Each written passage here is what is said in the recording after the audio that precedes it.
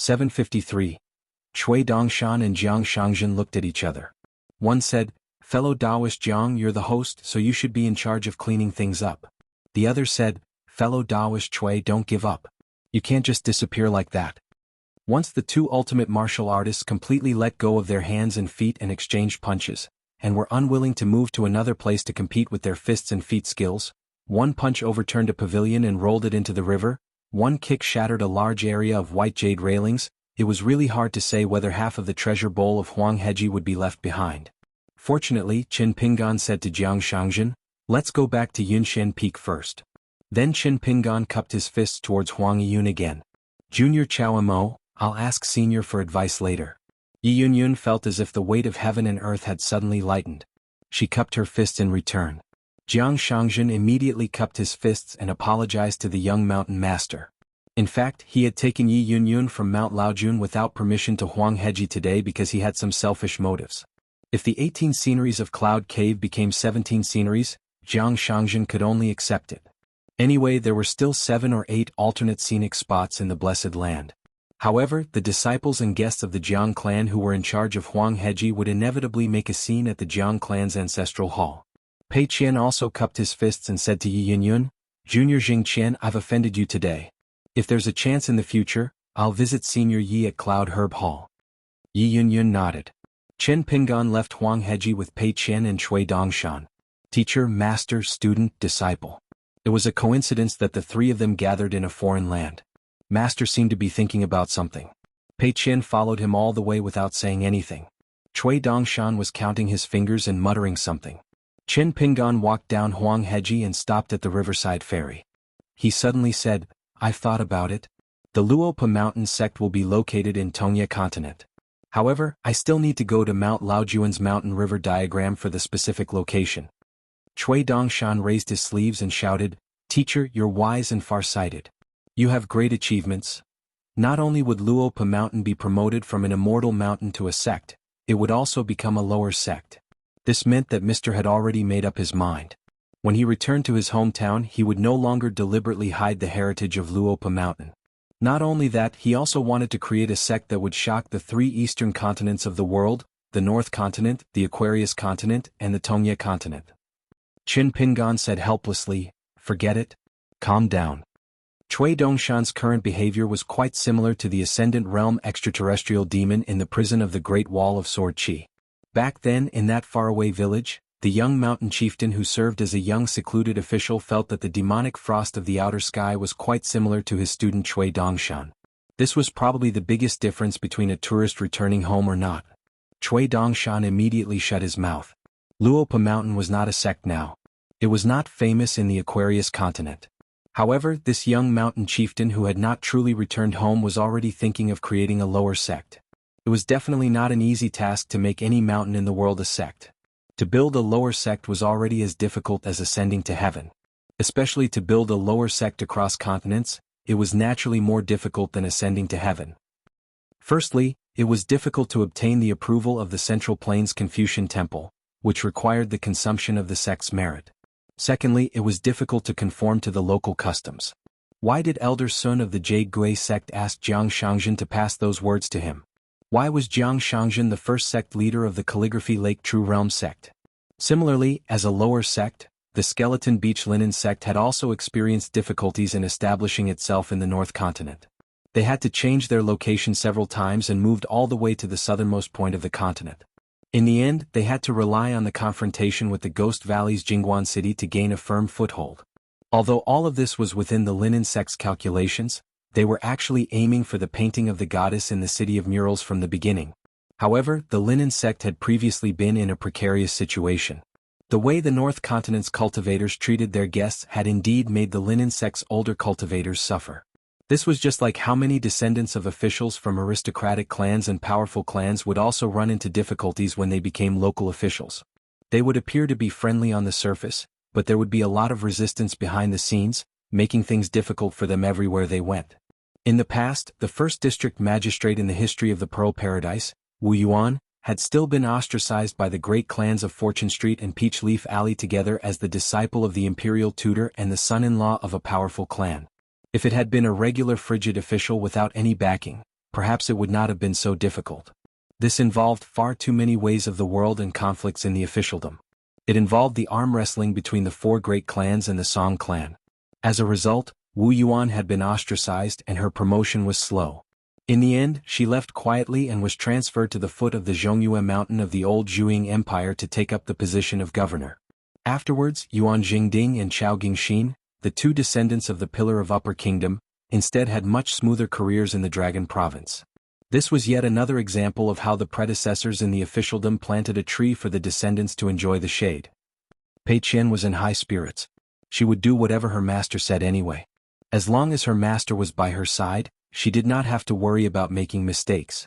She did not have to worry about whether her punch was right or wrong. She did not have to think so much. As long as her master was here, she would be very at ease. She was fearless. Pei Qian subconsciously extended her hand to grab her master's sleeve. However, Pei Qian immediately stopped and pulled her hand back. I have to make up for it in the future. Alright, you did not fall behind in copying books all these years, did you? Pei Qian smiled and said, no. Qin Pingan thought for a moment and said, as for the pressure fist, forget it. Not long after I broke through the realm, I took a solid punch and was seriously injured. You see, Huang Yun and I did not dare to accept the 1 quan, right? Pei Qian's face was bitter, but his eyes were holding back a smile. Qin Pingan stretched out his thumb and wiped away the tears in the corner of Pei Qian's eyes that he was unaware of. He said softly, you still like to cry just like when you were young. Cui Dongshan complained, teacher, in fact I also have a lot of bitter tears. They can be held in the palm of my hand to reflect the bright moon. Get out. Okay. Before the ferry reached the shore, the old boatman used the bamboo stick in his hand to stop the ferry from reaching the shore. He said angrily, crossing the river by boat each person has to spend a piece of snow. Are you not willing to spend this money? Qin Pingan clasped his hands and said, I apologize for my rude behavior before. If my words are not sincere enough, then I will spend money as an apology. Pei Qian followed her master to apologize, but she was far less eloquent than her teacher, so she did not speak. The old boatman immediately beamed with joy and hurriedly let go of the bamboo stick. The ferry gently bumped into the dock. The Jiang family's way of making money is too black-hearted. They already have that cloud bridge over the river, yet they still go against their conscience and ask me to ferry them. If it weren't for the fact that we're living under someone else's roof and have rules, I wouldn't have let you pay for the ferry today. Qin Pingan gave 3 snow as money. The old boatman put it in his sleeve and turned the bow to the shore. The old man stood at the bow of the small boat. The 3 of them boarded the boat. Qin Pingan sat at the bow. Pei Qian and his master sat side by side. Cui Dongshan sat alone in the middle of the boat. He tossed one of his sleeves into the water as if he was fishing with his sleeve. The boat slowly reached the center of the river. The old boatman suddenly turned his head and said, you look like a scholar with a full stomach. With all due respect, may I ask what is meditation? Qin Pingan smiled and said, what is Buddha's heart? I don't know what meditation is. The old boatman thought carefully and nodded his head in praise. Teacher is so knowledgeable. Your words are true. I have been boating here for many years and have asked many scholars, but none of them could give me such a good answer. To ask one's heart is to have a thought. Thinking from this is to cultivate. Not knowing is to have a calm heart. If one can ask one's heart continuously, it is to gradually cultivate Buddhism and go to Spirited Mountain. Finally, one's heart will have Spirited Mountain. Qin Pingan added, I borrowed the answer from the sages in the books. Cui Dongshan quickly raised his head and clarified, no, no, no. There is no such thing in the ancient books. It is my teacher's idea. There is no need for you to be so modest. The old boatman nodded and said, I believe that you have figured out the answer yourself. You have the answer in your heart long ago. You are just waiting to ask tonight. Qin Pingan smiled and said, my name is Chao Mo.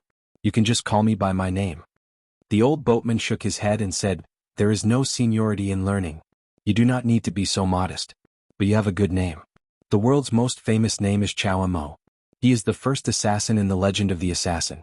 The key is that he can win after losing. Since you have the same name as him, I believe that you will achieve great things in the future. Qin Pingan quickly said that he did not dare to think about it. He secretly glanced at Cui Dongshan. Cui Dongshan immediately gave him a look, hinting that he was thinking too much. Qin Pingan was relieved. He almost thought that the boatman in front of him was Chao Mo. Wouldn't that be awkward? Some people resign and return to their hometown. Some people rush to the examination hall at night. Life is so busy. Why bother? The old boatman sighed and could not help but turn his head and ask, Teacher, do you know what Su Xian said about the 16th day of life? Chen Pingan nodded and said, sailing with friends under the moonlight at the bottom of the cliff, with the breeze blowing gently and the waves still. This is what Su Xian said about the first day of life. The old boatman used all his strength to prop up a bamboo wormwood. The boat moved slightly faster in the water and said, Su Xian is heroic. I feel that the 16th day of life is not as good as nothing happens today. Chen Pingan smiled and said, You are right. But the Tao is in the tiles. Being busy is cultivation. Rest is cultivation. There is progress every day. Speaking of which, if I can turn the busy day into nothing, then I am a cultivator who cultivates Tao both inside and outside. I am a Taoist master on earth. The old boatman gently propped up the bamboo wormwood and paddled the water. The small boat swayed and rippled. Teacher, your words are wonderful. All Jindan practitioners and Taoists on earth should listen to your words. In the scorching heat of the summer, you can get a dose of cooling powder. Chen Pingan cupped his hands and smiled, You are too serious. Pei Qian did not say a word. She sat beside her master. The breeze on the river brushed her face and the moon shone brightly in the sky. Pei Qian listened to the conversation between her master and the outsiders. Her mind was peaceful and her mind was clear. She gradually relaxed. The Aquarius continent, the North continent, the White Jade continent, the Central continent, the Xianxia continent, and the Tongye continent. The young female martial artist who had walked through the 6 continents by herself closed her eyes slightly, as if she was sleeping. She seemed to be able to rest peacefully for a while. Her fist quietly merged with the heaven and earth. When they reached the ferry on the other side, Chen Pingan and Pei Qian got off the boat and went ashore. Cui Dongshan said that he was not satisfied and wanted to take another ferry. He asked his master to wait for him for a while. Chen Pingan and Pei Qian took a stroll by the river. The old boatman laughed and took 2 snowflakes. Cui Dongshan stood at the bow of the boat and said with a cheeky smile, If you walk by the river often, be careful of the money. The old boatman did not seem to understand the strange words of the young man in white. He only cared about rowing the boat to earn money and went to the ferry at Huangheji. Cui Dongshan jumped and lightly stepped on the railing of the boat. What resignation and returning to his hometown. What assassin biography. In fact, they were all tactful words with hidden meanings. His teacher was open-minded and could not care at all. It was fate that brought them together and they parted on good terms. But as a student, how could he tolerate the old boatman talking nonsense over there? The key was that the old boatman left the old boatman to guard the Jindan. The Jindan was not an ordinary thing. It was hidden in the cliff of Yellow Crane Island. It was the Jindan left by an ancient crane ancestor. Cui Dongshan sneered, The Big Dipper is high up in the sky. My teacher carries a knife at night. Be careful not to chop you half to death. The old boatman named Ni Yuanzan laughed, There is no enmity between us. That teacher is not you. He would not hurt people for no reason. Cui Dongshan stretched out a hand and said, Let's not talk nonsense. Give me the Jindan. I will help you give it to the disciple of the Jindan who has not yet reached the nascent soul stage. The old boatman laughed and shook his head. The old boatman said that I should wait here for the fated person. If Sui dynasty can meet me, I will naturally take advantage of the situation and give him the Jindan. But since he is so close and we have not met, then he is not a fated person. At most we are not fated. Since we are not fated, it is not good to force anything. Don't make it difficult for me.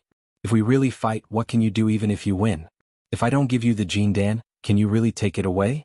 You are just an immortal. Since when did you have such great means? So what if you can kill me?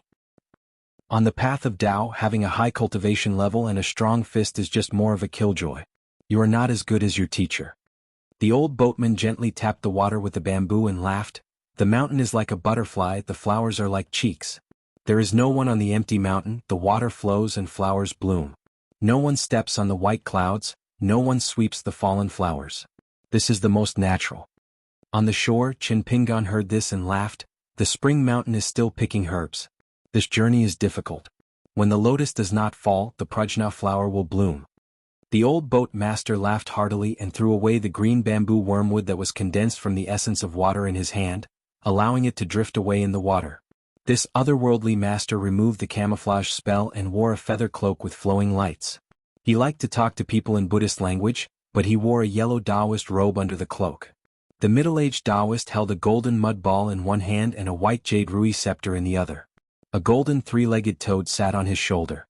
Meanwhile, Cui Dongshan quietly kept the green bamboo wormwood into his sleeve. This item was no ordinary item. It was equivalent to the condensation of many water cores. It was more than enough for the blessed land of lotus roots to have a golden body solidified into a river god. As for the rest, it doesn't benefit his martial arts much. It can even be said that it doesn't benefit him at all. Especially after the battle at the Great Wall of Sword Chi, the young hidden official, the not-so-young mountain lord, didn't have many people of the same age who could compare with him in terms of fighting. Jiang Shangzhen leaned on the railing and a pot of moonlight wine appeared in his hand. He held it with 2 fingers and shook it gently.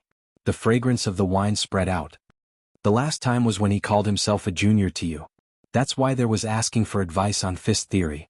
The first time he declined was out of consideration for you in the Cloud Herb Hall. The second time he declined was because he wanted to make himself comfortable. A pure martial practitioner who has learned fist techniques can not only spar with others, but also can refuse when others spar with him. The third time he declined was a reminder that he shouldn't do it more than 3 times. Yi Yunyun frowned slightly. Is he still a pure martial practitioner? How did he reach the martial practitioner of the same realm? Jiang Shangzhen smiled but didn't say anything. Isn't it? How is it? Aren't they all martial practitioners of the same realm? And he reached the 10 realms of martial arts with martial arts fate. Yi Yunyun sighed and said something from the bottom of her heart. No matter what, after hearing so much from you, this Chao Mo should be a person worth befriending. A person who could make Jiang Shangzhen act so stubbornly to speak for her was definitely not simple. When she sparred with others, she was first rejected by Chao Mo, who was her master, many times. Then she even said something harsh to a junior, Zheng Qian. Yi Yunyun naturally felt a bit aggrieved. As for Zheng Qian, Yi Yunyun had heard of him. A young martial practitioner who was extremely dazzling on the battlefields of the Gold Armor Continent and the Aquarius Continent, lost 4 rounds with Chao Ci on the city wall of the capital city of the Great Duan Dynasty. It didn't sound very good. He lost 4 rounds in a row. But which martial practitioner in the world didn't look askance? Although Chao Ci was easygoing, she definitely wouldn't accept anyone's challenge. Not to mention that Chao Ci was willing to accept 4 rounds in a row. The reason was very simple. Chao Ci had already regarded Zheng Qian as someone not far behind martial arts. So Yi Yunyun couldn't help but ask curiously, isn't this Zheng Qian from the Thunder God Temple of the Snow Mountain Continent? How did she become Chao Mo's disciple? As for some rumors on the mountain peak, saying that Zheng Qian was actually Chao Ci's junior sister and the last disciple of the female martial god Pei Bei, Yi Yunyun knew that was not the case. Jiang Shangzhen said with a smile, Sister Yi will naturally know in the future. My friend Chao Mo is an extremely interesting person. Don't worry, take your time. Yi Yunyun said, if you act like this, won't Chao Mo bear a grudge? Jiang Shangzhen leaned against the railing and said with a smile, I'm not a matchmaker. Chao Mo won't mind. Yi Yunyun said, I'll have to trouble old sect master Jiang to speak nicely. Our relationship is actually just SOSO, really SOSO. Jiang Shangzhen laughed heartily. To be able to talk with Sister Yi for so long, this is just SOSO, very extraordinary. As the 3 people gradually approached, Jiang Shangzhen stopped talking to Yi Yunyun. He leaned against the railing and took a sip of wine. Xuanhuan cupped his fists respectfully and said, Master. This level 8 martial artist was a scholarly old man with a thin face. He wore a silk headscarf on his head and had an ancient air about him. If one didn't know their identities, they would mistake him for Huang Yiyun's ancestor. Yi Xuanji reached out and grabbed Yi Yunyun's arm. She seemed to be acting coquettishly and said softly with a smile, Grandmaster, Grandmother. You don't know the sneaky eyes and dirty thoughts of some old men. Yi Xuanji blinked. This Zhou Fei, with a strange name, dared to speak so brazenly in front of their grandmaster. He was really impressive. But Zhou Fei said that Lu Ying was an old man? Then what about Zhou Fei himself? If they weren't of the same kind, how could he speak of his experience? Jiang Shangzhen seemed to have a telepathic connection and immediately said to the young lady with a smile, I, Zhou Fei, have never hidden my feelings when looking at women. If they're not pretty, I won't look at them. If they're pretty, I'll look at them more. My eyes are open and my heart is open. I'm very different from this licentious person who can strip people's clothes with his gaze. Miss Yi, you don't know how crafty this lecher's gaze was just now. It's fine if it's like looking at a mountain and disliking flat ground. But this guy has a strange hobby. His gaze went all the way down like a waterfall and in the end, it clearly stopped a little longer at Sister Ye's feet. Yi Xuanji was speechless. You Zhou can even see that. Aren't you of the same kind? Yi Yunyun still stayed out of it. She knew clearly what kind of person Jiang Shangzhen was. Lu Ying finally stopped being a coward and said with a smile, "Fellow Taoist Zhou, don't joke around. Meeting on the mountain is fate. It's good to cherish it." If he was still a cultivator from the mountains and lakes, he could say whatever he wanted. The mountain was big and the world was small. It was fine as long as he didn't meet them in private. But since he was the chief of the Golden Peak Monastery, he had to give the immortal master some face. After all, he was now outside and to a large extent represented the face of the Golden Peak Monastery. Yi Yunyun ignored Jiang Shangzhen's nonsense. She also didn't want the group of people to be led into a ditch by Jiang Shangzhen. She patted Jiang Shangzhen's shoulder with the back of her hand and asked Guobaimu, "When will your master return to Tongye continent?" No matter how frivolous Lu Ying was, he didn't have the guts. As a nascent soul cultivator, he dared to covet the beauty of an ultimate realm martial artist. It was tantamount to courting death. Since Lu Ying showed up and saluted, he was well behaved.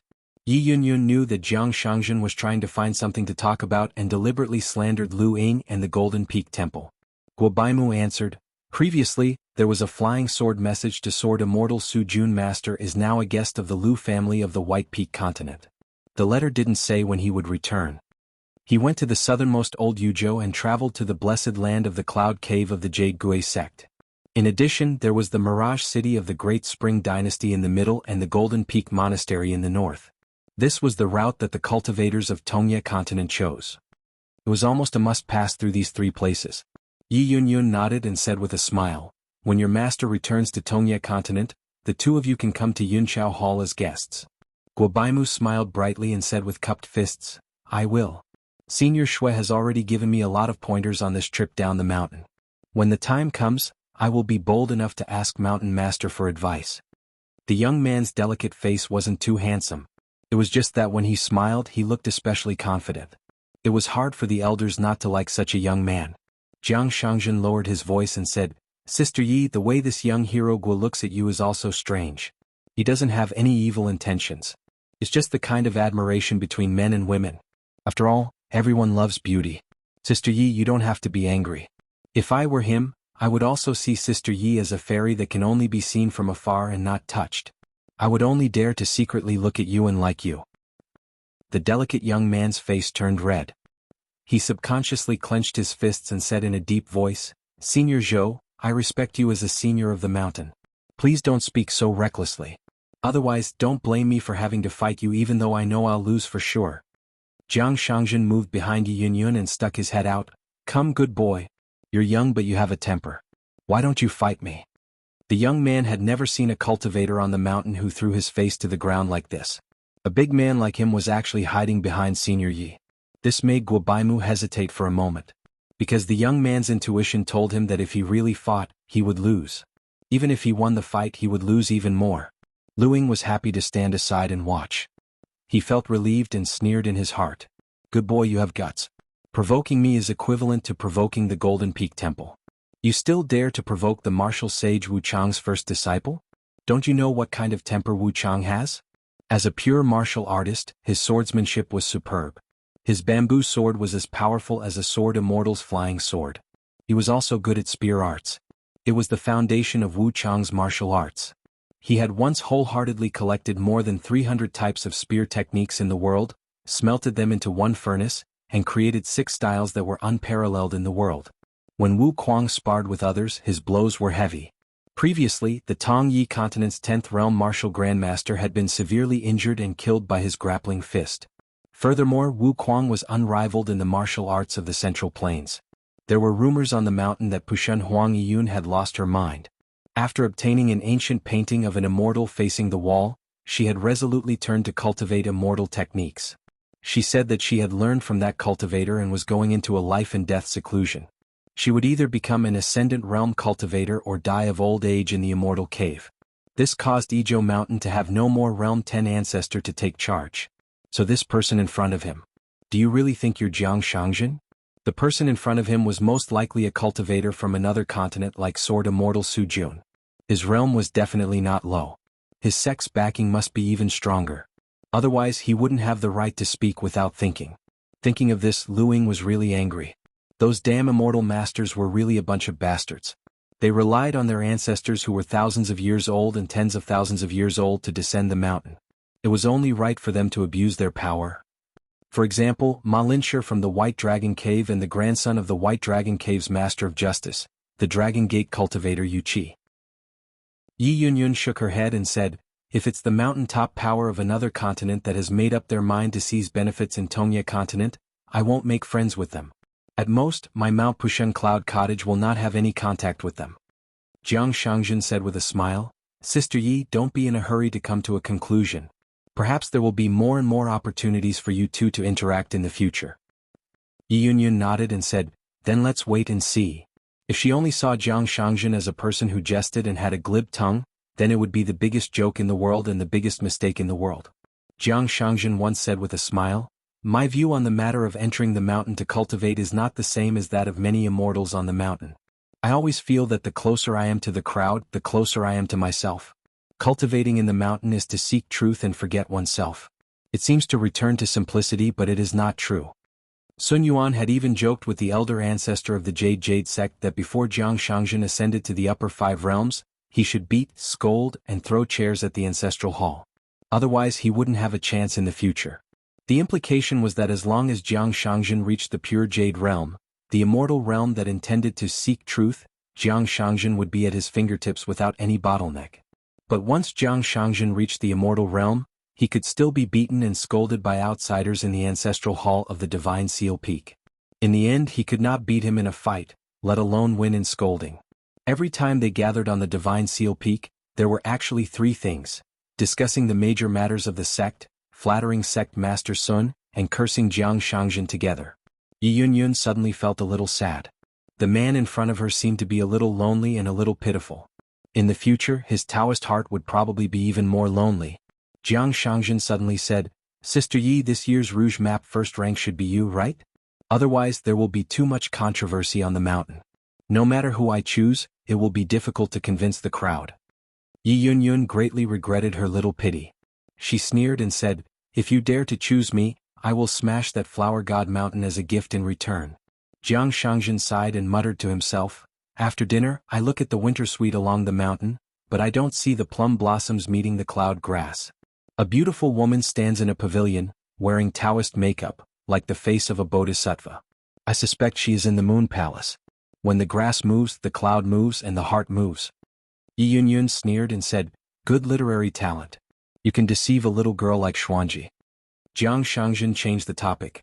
Didn't you find anything in the painting of Mount Laojun? Yi Yunyun nodded and said, the image of the sky and the shape of the earth. The Golden Peak Temple uses 7 mountains as the Big Dipper. Du Hanlin wants to use the image of heaven and earth to create a large formation of mountains and rivers. He is very ambitious. Jiang Shangzhen clapped his hands and laughed. Sister Yi has sharp eyes, but you can't see far enough. It should be 7 visible and 2 hidden. 9 furnaces to cook the sun and moon, iron ruler to punish thunder, refining the water of the 5 lakes at dawn, and frying the Big Dipper at night. With the Golden Peak Monastery as the heavenly pivot, the 3 carefully selected Crown Prince Mountains as support, and the rest of the vassal forces secretly set up a formation, all for him to use as a wedding dress. So now, only Peace Mountain and Heavenly Fault Peak are left. Naren Yuji's eyes lit up, but he deliberately yawned and pulled Yao Xiaoyan back to the house to have a private talk. Cheng Qiaolu moved a little slower and was slapped on the head by Bai Xian. Bai Xian said, little fatty, where's your cleverness in learning boxing? Don't delay Master Chao and Brother Dongshan's rest. After the children left, Qin Pingan moved a small bamboo chair and sat down. He put it in the middle of the bamboo recliner and said to Pei Qian and Shui Dongshan, you just lie down. It's better to sleep. There will be more things to do later, but don't worry. Take a rest first. Pei Qian was about to speak, but Shui Dongshan winked at him. Finally he and Pei Qian lay down on the long bamboo chair. Qin Pingan sat on the small bamboo chair in the middle. Shui Dongshan crossed his legs and stared at the round moon in the sky. Pei Qian gently folded his hands on his body and whispered, Master, when I wake up, you'll still be there, right? Qin Pingan nodded. Pei Qian whispered, you're not lying? Qin Pingan smiled and said, do you want to eat chestnuts? Pei Qian closed his eyes and fell asleep slowly. He fell into a deep sleep. Shui Dongshan also fell asleep soon. Qin Pingan put his hands in his sleeves. He hadn't kept vigil for a long time. The old master was right. The most difficult thing in the world was to have nothing to do today. Since he was so lucky, he could continue to practice swordsmanship and boxing tomorrow. 754. Jiang Shangzhen did not return to Yunding Peak directly to avoid disturbing Qin Pingan and the other two from catching up. Instead, he stayed in Huangheji and secretly went to Snail Shell. He stayed in the Jiang family's private residence that was only used to entertain distinguished guests in the Blessed Land. The maids and servants in the residence were all fox-skinned beauties similar to the Su family in Qingfeng City. Jiang Shangzhen took out a bunch of keys and opened the mountain and water restriction. After entering, he climbed up the railing and looked into the distance. The mystery of the Snail Shell residence was immediately revealed. The sea of clouds was surging, and only the residence under his feet was above the sea of clouds. It was like a lonely immortal island outside the sea of clouds. All the other residences were hidden in the clouds, faintly discernible. They were as small as mustard seeds floating in the water. Jiang Shangzhen held an old cattail leaf fan in one hand. The handle of the fan was covered with an old bamboo pipe from the green immortal mountain. He gently fanned the breeze. In his right hand, he held a half-moon teapot made from green taro paste. He slowly sipped his tea. His vision was wide and he could see the scenery around Huangheji at a glance. Jiang Shangzhen was waiting for an old friend to come and complain to him. However, the old man who was rowing the boat did not show up for a long time. He was very patient. Since he had nothing to do, he had to find something to do. Jiang Shangzhen muttered, "See no evil," as his vision wandered. He first found the residence where Huang Yiyun lived alone. He was worried that Huangheji did not treat Sister Yi well and neglected her. Jiang Shangzhen's original intention was to see what Sister Ye's residence was lacking so that he could get someone to prepare. However, he found that Sister Yi was practicing boxing in the courtyard with the Immortal's footwork diagram that was passed down from the ancestors of Mount Pu. Jiang Shangzhen stretched his neck and widened his eyes as if he wanted to stick his face on Huang Yiyun's fist. Huang Yiyun sensed it and frowned slightly. She extended her elbow and a majestic fist intent hung in the air like a white rainbow in the Snail Shell Mountain landscape's secret realm. Jiang Shangzhen quickly covered his face with his cattail leaf fan. The cattail leaf fan smashed hard on his face. Jiang Shangzhen staggered back a few steps and waved his cattail leaf fan gently to disperse the long rainbow condensed by the fist intent. Martial artist of the end was so difficult to deal with. His divine sense was too sharp. Jiang Shangzhen hurriedly looked elsewhere. A rather famous fairy sister who was expected to be listed in this year's Flower God Mountain's new book was currently using the yellow crane base mirror, flower, and moon in water. She was painting in front of a painting table, drawing a picture of a court lady with fine brushstrokes. She was also using the magic of the mountain, causing mist and clouds to rise from her brush. She was talking about how she met Huang Yiyun of the Cattail Fan Cloud Cottage today and how she was lucky enough to have a small chat with Lord Yellow Mountain. For a moment, the spiritual energy in her mansion rippled. It was obvious that she had spent a lot of money. It seemed that in addition to spending money on a pile of snow, there was also a rich guest who had thrown a small sum of money. Jiang Shangzhen waved his palm leaf fan, wanting to disperse some of the smoke rising from the painting. This was because when the fairy bent down to paint, especially when she had one hand placed horizontally in front of her and two fingers holding the sleeve of the hand holding the brush, the scenery was the most beautiful. Jiang Shangzhen took a sip of tea and was full of admiration for this elder sister Wei. She was actually able to have a small chat with Huang Yiyun, the number 2 martial artist of the continent. It was almost the same treatment as him. She really dared to say it and some people really believed her. The female cultivator in the archive was named Wei Xianxia. She came from a southern celestial school, which used to have a very good relationship with Yezigang. Thinking of Yezigang, Jiang Shangzhen also felt a little helpless. It was a mess, and it ended up the same as the female cultivators of the Unjust Sentence sect in the past. The Shizhu water viewing platform and the Thunder Hall on the mountain were all gone just like that. Regarding the reconstruction of Yezigang and the Unjust Sentence sect, the continuation of the incense in the Hall of Ancestors, and the reconstruction of the archive, besides the endless disputes on the mountain, the academy was still fighting a war of words. Perhaps it was because Huang Yiyun's appearance in Huangheji was too rare and hard to come by, and there was also a disturbance on the mountain that almost provoked Huang Yiyun's fist. So, there were so many illusions everywhere in the House of Sea of Clouds, which made Jiang Shangzhen a little dizzy. In the end, he saw a chubby girl wearing a mountain robe made by the female cultivators in the peach and plum garden. The robe was brighter in color, but the quality was not high. It belonged to the kind of clothes that the female cultivators in the archive might not be able to afford, but it was the entrance dress of the fairies in the illusions. She lived alone in a mansion that required the least amount of fairy money. She activated the illusions in Huangheji and kept talking to herself. She stuttered and often had to stop talking. After a long time, she finally said something that she thought was humorous. However, it seemed that no one was watching the illusions at all. The chubby girl persisted for 2 hours and her forehead was slightly sweaty. She was so nervous that she scared herself. In the end, she performed a blessing and quickly closed the illusions in Huangheji. She sat down on the stone bench in the small courtyard. She rubbed her hands together and secretly wiped the sweat off her palms. Then she raised her hand and rubbed her forehead. She took out a small piece of paper from her sleeve. The paper was full of poems and sentences that she had copied.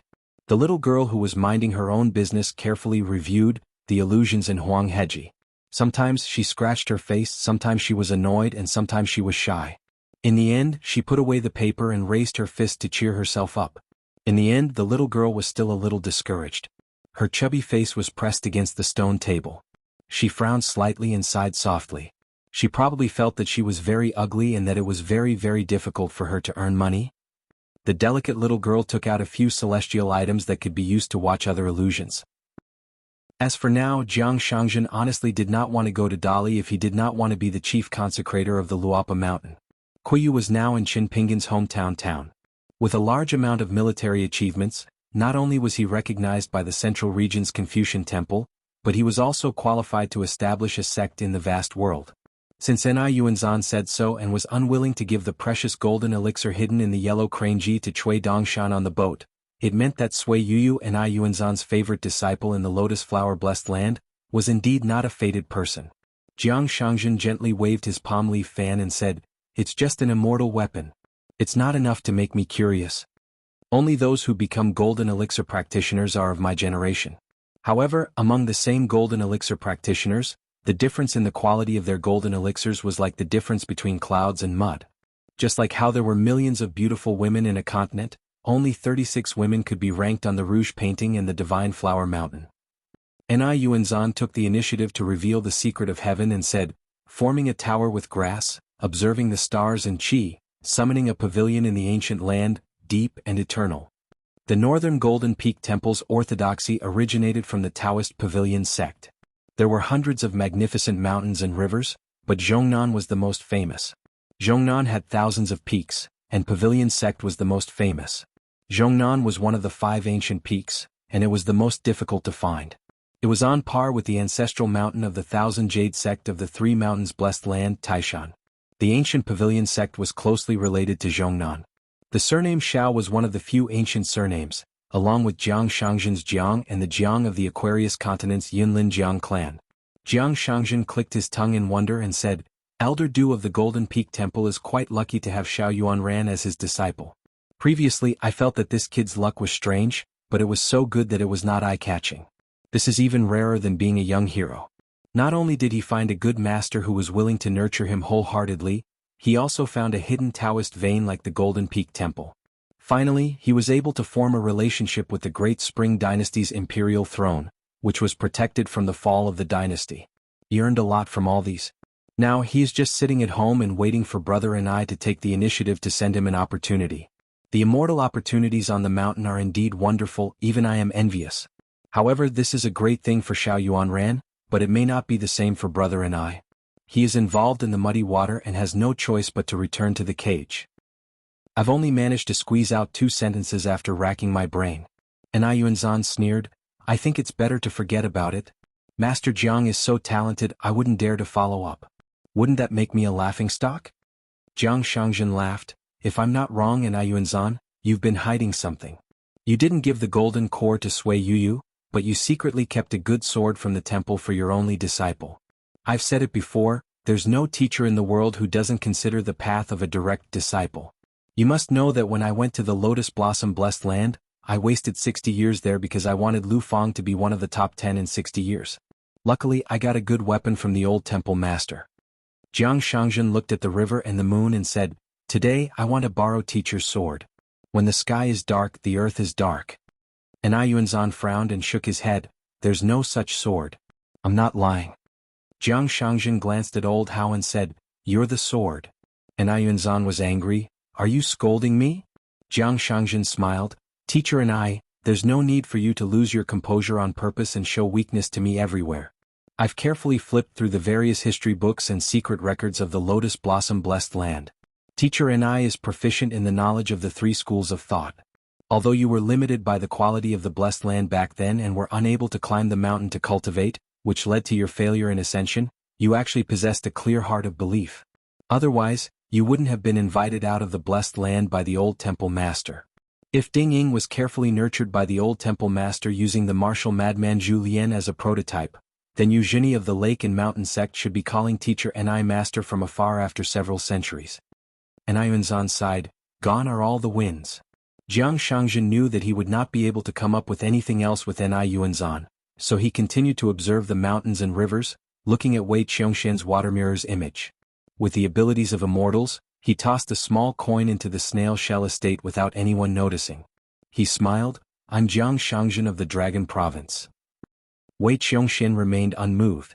She only continued to paint. A small coin was not enough to make a fairy who was likely to make it onto the painting of Rouge make a fuss. All the Qi practitioners watching the water mirror's image heard what Jiang Shangzhen said. Very soon, a cultivator tossed in a coin as well, laughing loudly, "I'm Jiang Shangzhen of the Scarlet Shirt Mountain." Another person tossed in a coin as well, "I'm Jiang Shangzhen of Poyang." "You fake Jiang Shangzhens, get out of Fairy Wei's water mirror's image." Currently, there were many water mirrors' image on the Tongya province mountain with the suffix, Jiang Shangzhen. When I showed myself, I discovered that the old bastard was utterly vicious and merciless, even tricking me. So now, other than my cultivation level, I actually have nothing left. The Great Li Imperial Court doesn't seem to have a person like Cui Dongshan at all. I've lost all of my identity in the Great Li dynasty, whether in the open or in the dark.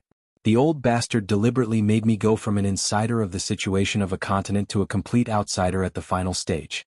Then, from half an outsider of Luapa Mountain, I became a true insider. "Mister, don't you think this guy has a screw loose?" Qin Pingan shook his head and said, "It is for your own good and also for Luopa Mountain. Otherwise, although you seem to have the upper hand in everything, in fact, you are involved with Dali everywhere. Will not be good. When the time comes, I will reason with Dali, Dali will talk to me about the incense, I will talk to Dali about right and wrong, and Dali will talk to me about the overall situation. That will be troublesome." Cui Dongshan said helplessly, "I know the reason. Before I came to see you, I also comforted myself like this. But when you mentioned Han Yushu of the Wanyao sect, I began to be worried again. An immortal who was willing to sacrifice his ancestral foundation and decided to fight you to the death in exchange for credit, what does it mean? It means that there are at least one or two Ascendant Realm cultivators behind Han Yushu. I am afraid that even the Confucian Temple in the central region can't get hold of their weakness. I can conclude that the old bastard was aware of this in the past few years, but he deliberately did not say anything to me. It's okay. We will settle this old score. Let's take it slow. We will unravel it bit by bit. There is no need to rush. Let's take it slow. Let's take it as an extremely dangerous puzzle. The reason why I had deliberately left the Clear Breeze City and the Upright Sun Mountain untouched was because I was worried about alerting the enemy too early.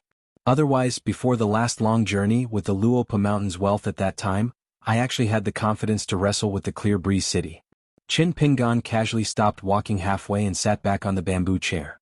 He raised his palm and tapped his fingers together.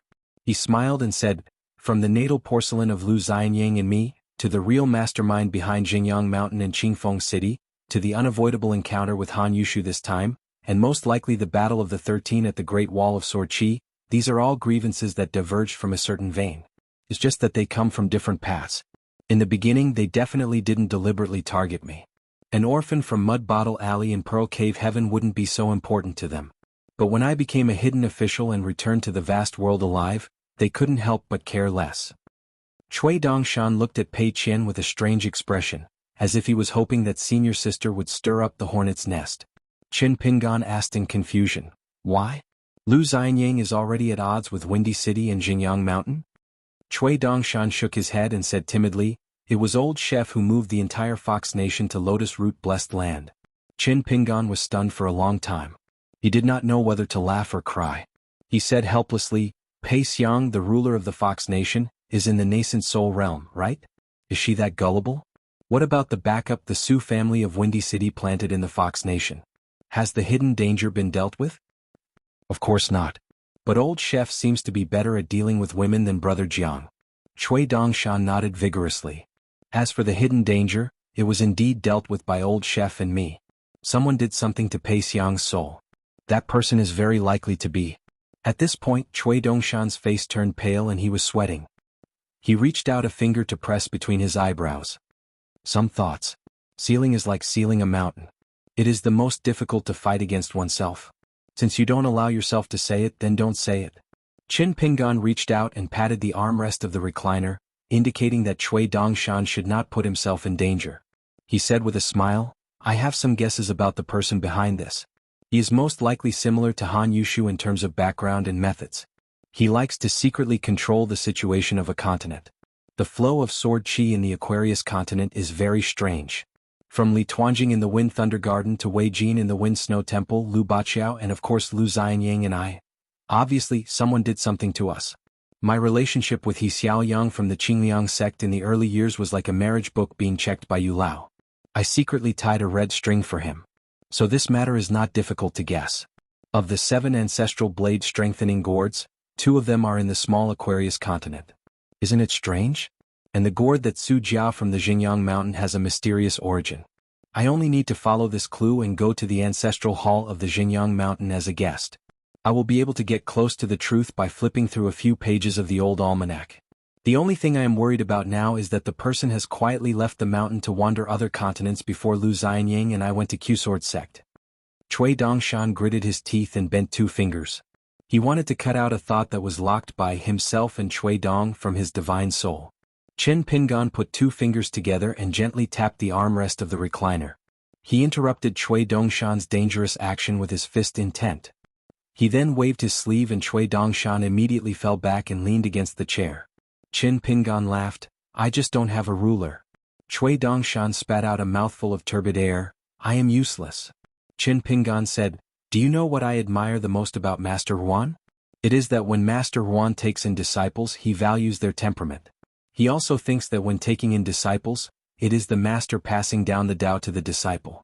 The disciple can practice the sword in peace and not quarrel with others for the sake of a sect or fight in groups. I feel that Master Huan is most worthy of admiration for this point. The master leads the way and the cultivation is up to the individual. The disciples who enter the sect to cultivate do not completely disregard the reputation of the ancestral hall. They do not need to care about the master and disciple status. In the end, cultivation is still human. On Luopa Mountain, I do not feel that Pei Qian has to be like anyone. He does not have to be like me. Luopa Mountain does not need everyone to be like me or Pei Qian.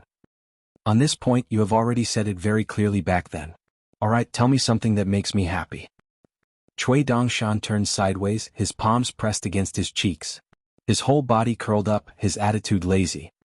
He laughed and said, Mr. Now Lotus Root Blessed Land is already at the bottleneck of a superior blessed land. The wealth is rolling in and the benefits are great. Although it is far from being comparable to Cloud Cave Blessed Land, but compared to the other superior blessed lands of the 72 blessed lands, it is definitely not at the bottom. As for all the intermediate blessed lands, even if they have been managed by the Zong family for hundreds or thousands of years, they still cannot be compared to Lotus Root Blessed Land. Qin Pingan on the other hand didn't feel too happy. Instead he felt a little uneasy. Cui Dongshan was very considerate and quickly handed over an account book written by Wei Wenlong. This is an old account book that I got before I was locked up in the temple. After Qin Pingan read through the history of how Lotus Root Blessed Land became a high-grade blessed land, he heaved a sigh of relief. It was the right time, right place and right people. It was just that he would inevitably owe a lot of favors. No matter, the favors on the mountain were not the same as below the mountain. There was no need to fuss over the passing of 10 to 20 years. Inside the blessed land there were mountain and mountain deities, ghost fox immortal monsters, flower demons, wood demons, heaven and earth treasures, martial and civil luck, immortal opportunities, all of them appeared one after another. Qin Pingan's eyes lit up, he carefully flipped through the account book and asked, Great blasphemy? Dali wanted to transform GQ into a dragon? Cui Dongshan said softly, the great blasphemy that runs through the center of the Aquarius continent is called Chi-Du. Qin Pingan stopped flipping through the book and nodded his head. His expression was calm as he continued flipping through the book. His tone did not fluctuate much. I remember that year Li Huai and the rest all obtained a copybook. If not, I would not have broken the contract with GQ so decisively at the Great Wall of Sword Qi. In order to break the contract, the price was not small. Cui Dongshan felt that it was a pity. If Mr. did not break the contract, you would be able to obtain an endless supply of water luck, and for the next 100 or 1,000 years, you would be able to stay on Luopa Mountain like a fisherman sitting on a fishing platform, and reaping the benefits every day. Even if GQ was not willing, she would have to give it to you. Qin Pingan did not mind and joked, logically speaking, being a good person actually requires people to pay an additional price. When I first found out about this, I found it hard to accept. The Grand Heavenly Master of Dragon Tiger Mountain also fell in the sky. The reason why the auxiliary star and the prime star were mysteriously hidden was that they were once one of the battlefields of the great cultivators and the ancient gods. Cui Dongshan squatted beside Qin Pingan's feet. The white-clothed youth was like a big white cloud that landed on the mountain peak to rest. This old Abbot Du, who I've heard of for a long time but never seen in person, is full of immortal aura. Qin Pingan smiled and said, the reason why little Longqiu didn't participate in the Alliance of Peach Leaves is to deduce the remnant Taoist rhyme of the ancient mirror and refine the bright moon mirror. It's both a real benefit and a smokescreen at the same time. Little Longqiu may have secretly contacted the Golden Peak Temple. Once little Longqiu successfully occupies Taiping Mountain and forms a mountain alliance with the Golden Peak Temple, she can obtain a certain promise and secretly seize a sum of benefits. The Golden Peak Temple will be the most profitable one. As long as this protective mountain formation is formed, it will cover half of the Tongyi continent. It's enough to be comparable to the mountain formation of Jade Gui sect, right? That's more or less the truth. Jiang Shangzhen nodded and said, if Taiping Mountain and the Heavenly Fault Peak are not included and replaced with the other two mountains, it can only be considered ordinary. Even if it forms the celestial phenomenon of the Big Dipper, it's still a little lacking. After all, there's only one Golden Peak Temple and its foundation is not strong enough. It's already very shocking. Du Hanliang is a nascent soul cultivator and a sect candidate of the Golden Peak Temple. He dares to think and do it, he's very impressive. Qin Pingan clicked his tongue and said, Du Hanliang is indeed the mountain monarch of your Tongyi continent. He's a hero in a chaotic world and can protect himself. He's also a hero in a peaceful world and can take advantage of the situation to rise. Taoist Baozhen and Xuanhuan are so lucky to have such a good abbot. Jiang Shangzhen sighed. Great minds think alike, Hill Master. Cui Dongshan rolled his eyes. Qin Pingan said slowly, Taiping Mountain, the Golden Peak Temple and little Longqiu can forget about them. As for the Green Tiger Palace of the Heavenly Fault Peak, will old immortal Lu take advantage of the situation and change to a bigger mountain? Jiang Shangzhen laughed and said, Lu Yong is an old friend of ours. He's a nostalgic person and is one of the few old immortals who can be considered to have returned home in glory from another continent. In the Aquarius continent, he has the support of the Dali cavalry and the vassal King Song Mu. It's unlikely that he will ally with the Golden Peak Temple. Cui Dongshan received his teacher's heartfelt reminder and suddenly said loudly, Teacher, a girl named Jiyue is now living in the blacksmith shop by the Dragon Whisker River. She seems to have a good relationship with Lu Xianyang. Qin Pingan turned his head and looked at Jiang Shangzhen. Qin Pingan originally thought that Jiyue had only gone to the vicinity of his hometown. He really did not expect it to be such a field. With Lu Xianyang's character, regardless of whether it had anything to do with Jiyue or not, when he returned to Luopa Mountain, would he feel good? Jiang Shangzhen pretended to be stupid. He waved his hand and said, Go up the mountain. I know of 2 old pits that contain extremely beautiful ink stones. Qin Pingan stretched out his hand. Jiang Shangzhen asked doubtfully, Mountain Master, what are you doing? Qin Pingan smiled and said, I want to borrow a few things from you. Jiang Shangzhen accepted his fate and began to check his sleeves. He did not expect Qin Pingan to suddenly say, East Mountain, isolate the world. Cui Dongshan immediately used his flying sword to draw a golden lightning pool. Qin Pingan threw out the immortal skin of Han Yushu from his sleeve. Jiang Shangzhen laughed loudly and kept it in his sleeve. It was an item that was close to him. In the future, when he roamed the jianghu, he would have another excellent skin bag. Qin Pingan reminded him, when you feel that the time is right, appear as Han Yushu once. Also, it must be within the blessed enclave. Do not appear in the vast world. As time passes, the ancestral hall of the Wanyao sect and Han Yushu will definitely become suspicious. Let me say this first. This matter is extremely risky. Take it that I owe you a favor. As for this immortal skin and the other half of the fist manual, just take it as payment. Xianxia smiled and said, I know what to do.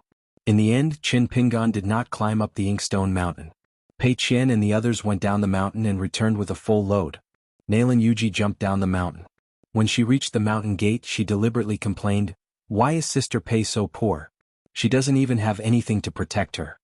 Pei Qian smiled and nodded. Xianxia was enlightened. Qin Pingan rubbed his eyebrows. The little girl was too superfluous. Her jianghu experience was still too little. They returned to the Yunming Peak together. Xianxia left and asked someone to copy the mountain river painting. Cui Dongshan followed to join in the fun. Qin Pingan looked at the bigger inkstone mountain on the ground and was speechless. Bai Xian saw that Cui Dongshan was gone and immediately put his hands behind his back. He swaggered out of the house and stood beside Qin Pingan. Diligent sword practice? With my aptitude and comprehension, do I need to do that? Qin Pingan called Qingqiaolu and waved to Pei Qian. Come and help him? Pei Qian scratched his head. Master should do it.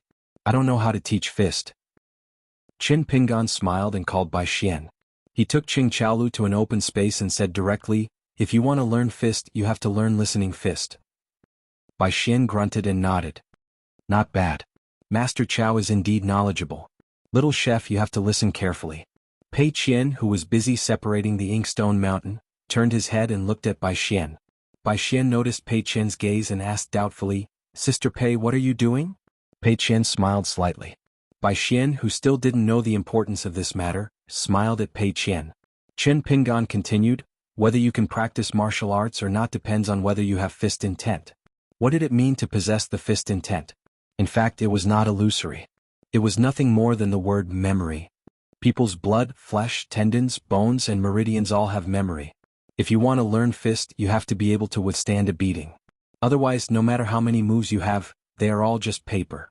So the worst thing when you practice fist is not remembering the beating. Nalan, you didn't have time to choose the inkstone. She quickly took out a pen and paper and began to copy. Pei Qian touched the little girl's head. Qin Pingan turned to look at Bai Xian. I will suppress. You only need to use your flying sword. Don't be afraid of hurting people. Bai Xian originally wanted to say that he was afraid of killing people with one blow. However, when he saw Master Qiao's smiling eyes, he immediately swallowed his words and obediently swallowed them back down. Qin Pingan moved his head and Bai Xian's flying sword swept past. Bai Xian's flying sword made a big arc and stabbed at Qin Pingan's forehead. Qin Pingan didn't move this time. Bai Xian frowned. How do you know I will stop the flying sword? Besides, aren't you afraid I will change my mind? Qin Pingan stretched out a finger and gently pushed aside the flying sword in front of him. He pointed at Bai Xian and then said to Qingqiaolu, The first level of listening to a fist is to determine the origin, weight, and power of the fist. The second level is to observe the person. Look at the person's arm, shoulder, stance, fist intent, eyes, face, and even his thoughts. The third level is to accurately calculate the timing, location, and people. You have to listen carefully. The little fatty said softly to Bai Xian, Even if you changed your mind, Master Qiao would know. But Master Qiao didn't move because he knew you didn't change your mind. Qin Pingan smiled. That's right. Bai Xian sneered and walked slowly with his hands behind his back. He copied Qin Pingan's words and said, By the same logic, learning martial arts and fighting with your life on the line is the same. Then it is the same in a battle with a sword. You can't just focus on the opponent's fists, legs, or flying sword. You have to divide your thoughts and fight in pairs to win. This is an extremely complicated chess game. You have to determine the opponent's background, skills, techniques, robes, offensive and defensive talismans, the level of your realm, the amount of spiritual qi, whether you cultivate unorthodox methods, whether you have used your trump cards, whether you have used them all or not, etc. These are all knowledge that needs to be carefully pondered. You have to think quickly and must be faster than your fists and swords. In the end, it is to let martial artists and sword cultivators reach the state of being able to predict the future. Qingqiaolu listened in a daze. Qin Pingan reached out and patted Bai Xian's head, praising, Not bad, you really have the ability to comprehend. You are much stronger than when I first learned the fist. Bai Xian waved his hand, average, not worth mentioning. Pei Qian smiled, It's a pity that you don't learn the fist. Bai Xian smiled and cupped his fists. If there is a chance, I would like to learn from Sister Pei. Pei Qian smiled and nodded, Sure. Qin Pingan did not stop Bai Xian. He kept jumping and leaving his name on a certain account book. He estimated that when Bai Xian came to Luapa Mountain, he would gradually understand how heroic he was now. Chen Pingan let Qing Chaolu walk back and forth and pointed out some details of the fist stance. Qing Chaolu was actually not slow in learning the fist. Chen Pingan let the little fatty continue to walk and went to the bamboo chair to lie down and rest. Pei Qian sat on a small bamboo chair and wanted to say something but stopped. Qin Pingan smiled and asked, "What's the matter?" Pei Qian's eyes were dark and unclear. He lowered his head and said, "I saw a replica of the Beko Kekyung building." Qin Pingan was puzzled. Then? Pei Qian clenched his fists. "Listen to master, I can't look at other people's state of mind. So I only saw the state of mind of the people close to me at most once. I also only saw the old chef's state of mind once. For example, Cui Dongshan's state of mind was a deep pool with golden books scattered on the shore. For example, the old chef Zhu Lian's bloody storm, only a tall building stood tall with people leaning against the railing. When Zhu Lian returned to his hometown, he once smiled and said to Pei Xiang, 'Who can tell me whether the world is real or not?' He once sighed, 'Waking up from a dream is like jumping off a cliff.' The noble young master Zhu Lian, in fact, when he first traveled in Jianghu outside the village's hotel, he saw a roadside dog and couldn't let it go in this life. It was like he didn't know he was a guest in a dream. The water flowed and the flowers flowed. Qin Pingan didn't know these things. Pei Qian didn't know either. Pei Qian only saw the replica of the Dali dynasty's Beko Kekyung building and couldn't feel at ease. Qin Pingan thought for a while and folded his hands in his sleeves. He looked up at the sky with a calm expression and said softly, "You have to believe in the old chef." "I will believe in Zhu Lian." Pei Qian was relieved. "I believe in master." Qin Pingan nodded. "Let's go home."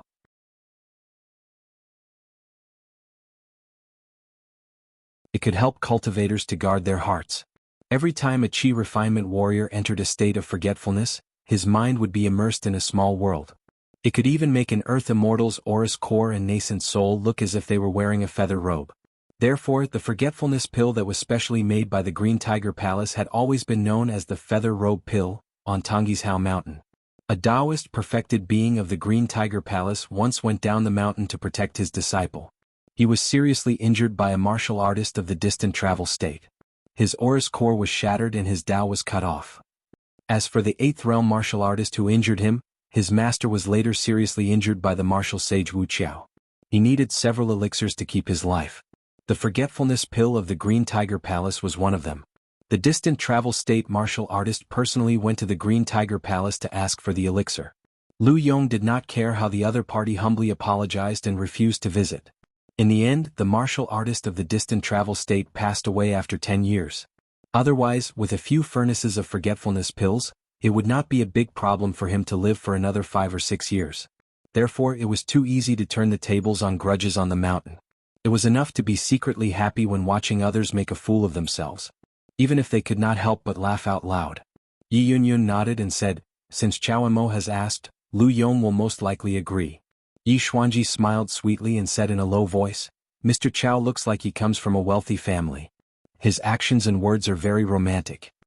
It was rare for Yi Yunyun to smile in front of the younger generation of Mount Pu.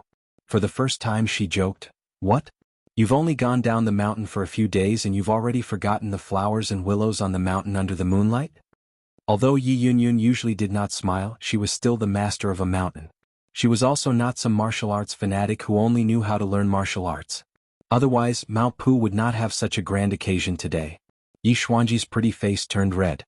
She asked tentatively, "Grandmaster grandmother, have you never met a man who made your heart beat in your life?" Yi Yunyun shook her head. "The love between a man and a woman is meaningless. It's better to learn martial arts and stand at the top of the mountain." After Qin Pingan left this mansion, he did not leave Huang Heji and return to Yunming Peak.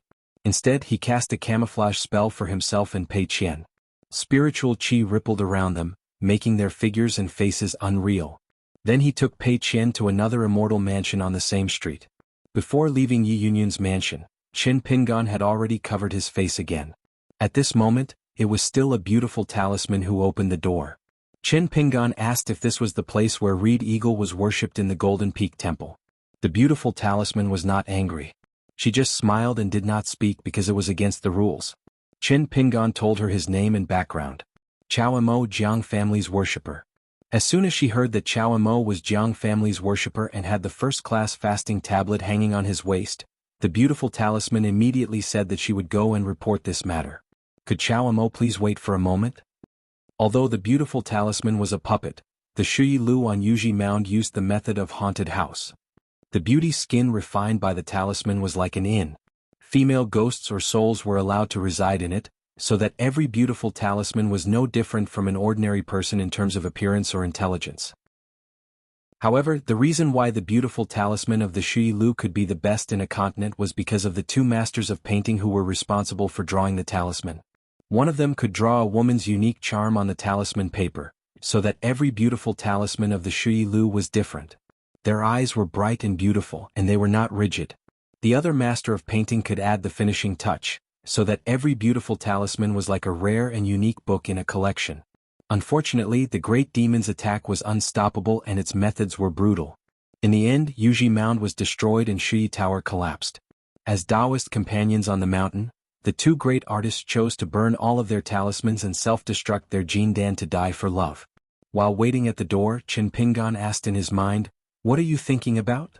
Pei Qian said, "It seems to be harder to give a favor than to receive a favor." Qin Pingan smiled and said, "I didn't go to Jianghu in vain." Pei Qian asked curiously, "Master, why are you looking for this reed eagle?"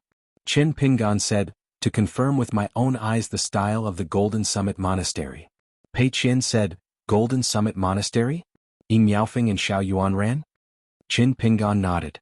"Those two great consecrators can be considered old acquaintances of ours."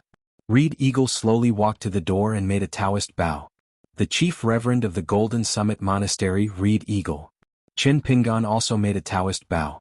Second-class reverend of the Jiang clan of the Cloud Cave, second-class honored guest of the Jiui Peak of the Jade sect, second-class honored guest of the Hall of Ancestral Masters of the Divine Seal Peak. Chao Mo Pei Qian kept a straight face and tried not to laugh. What was wrong with his master? He made up a series of titles. Was he purposely showing off his identity or was he purposely showing off his cowardice? Reed Eagle endured the discomfort in his heart and said with a kind expression, "I wonder why honored guest Chao is here today?" Qin Pingan smiled and said, "There was a misunderstanding earlier, so I had to pay a special visit to apologize to the Reverend."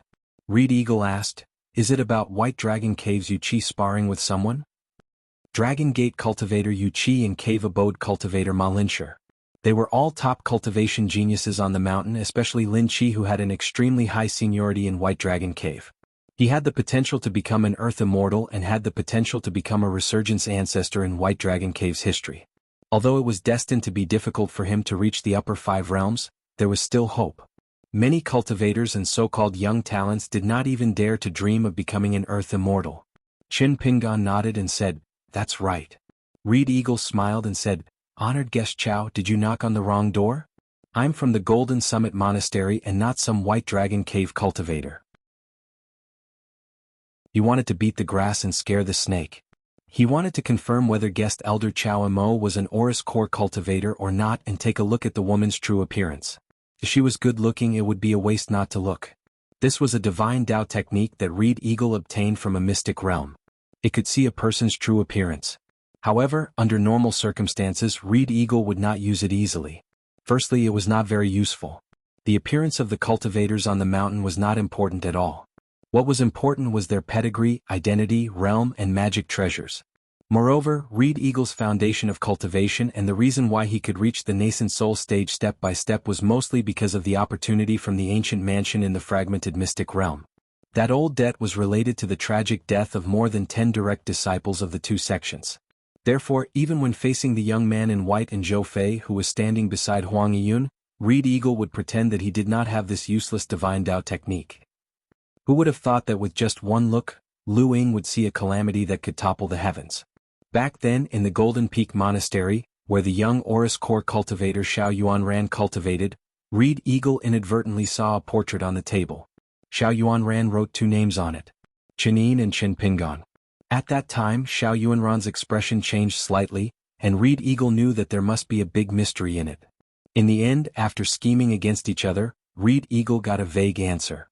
The identity of this person was unpredictable and his origin was strange. He had once stirred up trouble in the Great Spring Dynasty. However, Xuanhuan only said that he could be sure that the Great Spring Mirage City was surrounded but not attacked. The reason why it could be preserved was that this person had planned to take the capital city as his own. Xuanhuan was ruthless enough. Not only did he not need Reed Eagle to swear, but he also made Reed Eagle more useful than swearing to keep it a secret. Because Xuanhuan said that this person, Qin Pingan and Qin Pingan, was most likely one of the 10 young people, the leader of the 100 sword immortals in the moon-bearing mountain in the wilderness, Firen. Reed Eagle wiped the sweat on his forehead and exhaled a long breath. Firen. Qin Pingan. Qin Pingan. Chao Mo, the Jiang family's worshipper? The visiting professor of the Divine Seal Peak? Why did the Jade sect like the Great Spring Dynasty stand strong in the end? Was it inside here? Reed Eagle began to sweat again. He simply did not wipe it. His Tao heart was unstable. He only felt that he had walked through the gates of hell. Anyway, I didn't see anything and I don't know anything. Whether it is Chao Mo or Firen, just let them be. Even if Du Hanliang of the Golden Apex Temple hears about this, I won't say a word. Reed Eagle's movements were stiff. He slowly turned his head and looked at the door. A woman in black with her hair tied up in a bun was leaning against the door. She had her arms around her chest and seemed to be smiling. Just as Reed Eagle was about to stand up, a gentle voice behind him smiled and said, "Sit." A green-robed man stood behind the chair and gently pressed a finger against the back of the chair. Reed Eagle immediately put down the butt that he had just lifted and sat on the chair in a daze. He was like Yu Chi, who had been hit by the fixed body spell. He was an old nascent soul who had seen countless storms and waves. He did not move at all. Other than sweating, he did not dare to think casually. The person behind him folded his hands on the back of the chair and asked with a smile, "Junior came here without permission. Will the spiritual master be angry?" Reed Eagle did not dare to shake his head too much. He only dared to shake his head slightly. A wild cultivator who did not recognize his own family was like an immortal master who saw his own ancestor. He said firmly, No, Junior doesn't dare. It's impossible." After a moment, Reed Eagle's face was ashen and his lips were trembling. Because the old nascent soul who was unwilling to wait for death, he used another trump card to escape. He quietly condensed his Jindan and nascent soul on a piece of mind and suddenly disappeared. He wanted to leave the mansion and report to the only person he could trust now, Huang Yiyun. As for the Cloud Cave Blessed Lanjiang clan and the Jade sect's Divine Seal Peak, he did not dare to believe them. When the time came, he would pull Yi Yun and hide beside her. Then he would protect a spot of the mirror and quickly inform the Golden Peak Temple. Then he would have a chance of survival, and at most, it would be a real chance of survival. If he wanted to tell the world, forget it.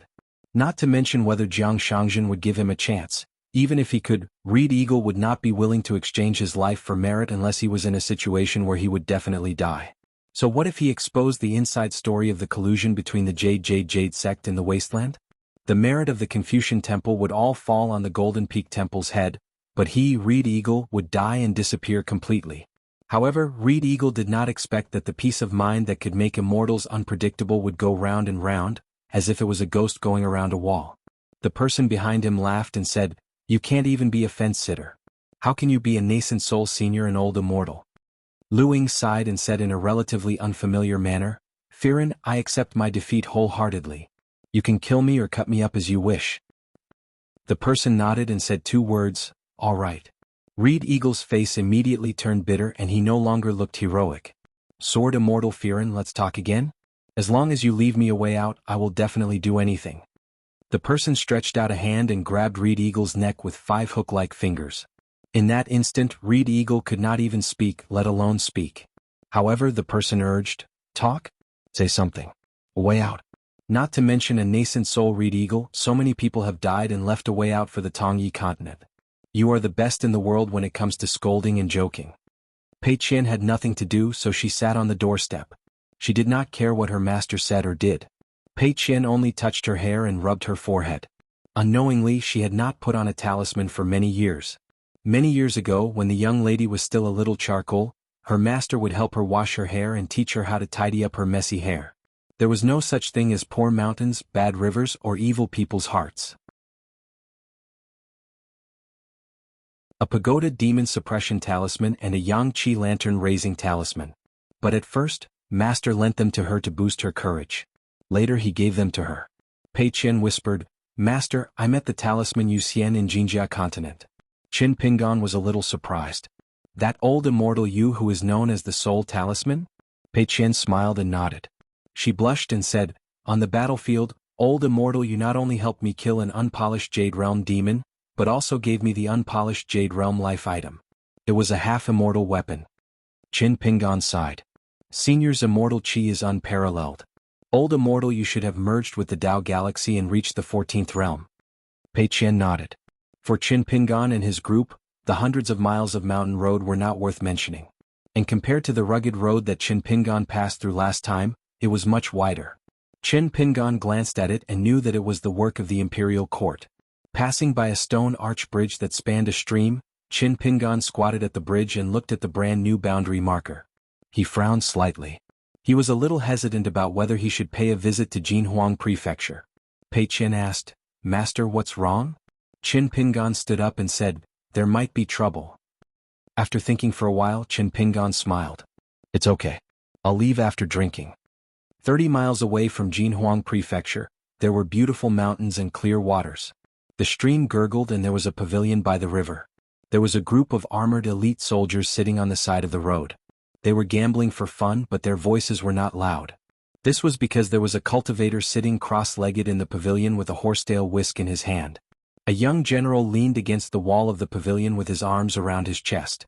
He closed his eyes and held his breath in concentration. Qin Pingan asked Pei Qian and the rest to stop and walked forward alone. There were 2 people inside and outside the pavilion, a sea-viewing cultivator and a 5th realm martial artist. The young general opened his eyes and said indifferently, if you are going to Jianghu Prefecture, you can go back. Now the mountains and rivers here are sealed. Qin Pingan turned his head and looked in a direction. In the deep green pool of the stream, a pale face appeared. Her hair spread out like water plants. It was a young girl wearing a pomegranate dress. Then she sat on a rock on the opposite bank. However, the embroidered shoes on her feet were still submerged in the stream. She seemed to be arguing with the young general on purpose. She smiled and said, sealed the mountain? How come our Jianghu Prefecture doesn't know about it? If you want to be a guest, I can lead the way. The old immortal in the pavilion snorted and waved his horsetail whisk. The stream outside the pavilion seemed to be blocked by a dam. The water level kept rising and no more water flowed into the small pool. The female ghost did not seem to mind. However, she was shorter and her legs were submerged in the water more. She seemed to remember something and said to the man in green, don't worry about going back the way you came. Some people will make things difficult for you. Our Jianghu Prefecture has a road that leads to Pine Needle Lake. The scenery is beautiful. If you want to go ashore, you don't have to worry about whether the ferry will be stolen by thieves. The lake monarch of Pine Needle Lake is the wife of our Jianghu Prefecture's husband. Qin Pingan smiled and said, then I'll have to trouble you. The old immortal who used the water spell to intercept the stream finally opened his eyes and sneered, little water ghost talking nonsense. Are you tired of living? The young general seemed to have changed his mind. He waved his hand and signaled the armored soldiers to let them pass. He said to the man in green, you'd better not stay in Jianghu Prefecture for too long. It's not a joke that the immortals will suffer when the immortals fight. As for touring Pine Needle Lake, you can do as you like. Qin Pingan cupped his hands and thanked him. The young general nodded. Qin Pingan walked on the path by the stream. The female ghost from Jianghu Prefecture walked on the water surface with her skirt in one hand.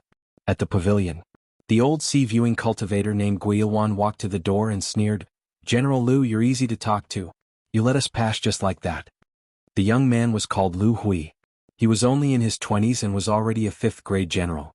Most importantly, he had the temporary identity of the 5 Mountains and Rivers Patrol Officer of the Northern Jin Prefecture. In other words, in the northern mountain and rivers of the Northern Jin Prefecture, he could command all the mountain and rivers deities below the Mountain Lord.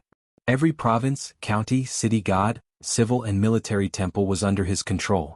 Liu Hui came from a large family in the Northern Jin Prefecture. However, he became a general by virtue of his military achievements. The reason was simple. His family had been destroyed in the catastrophe that destroyed a continent.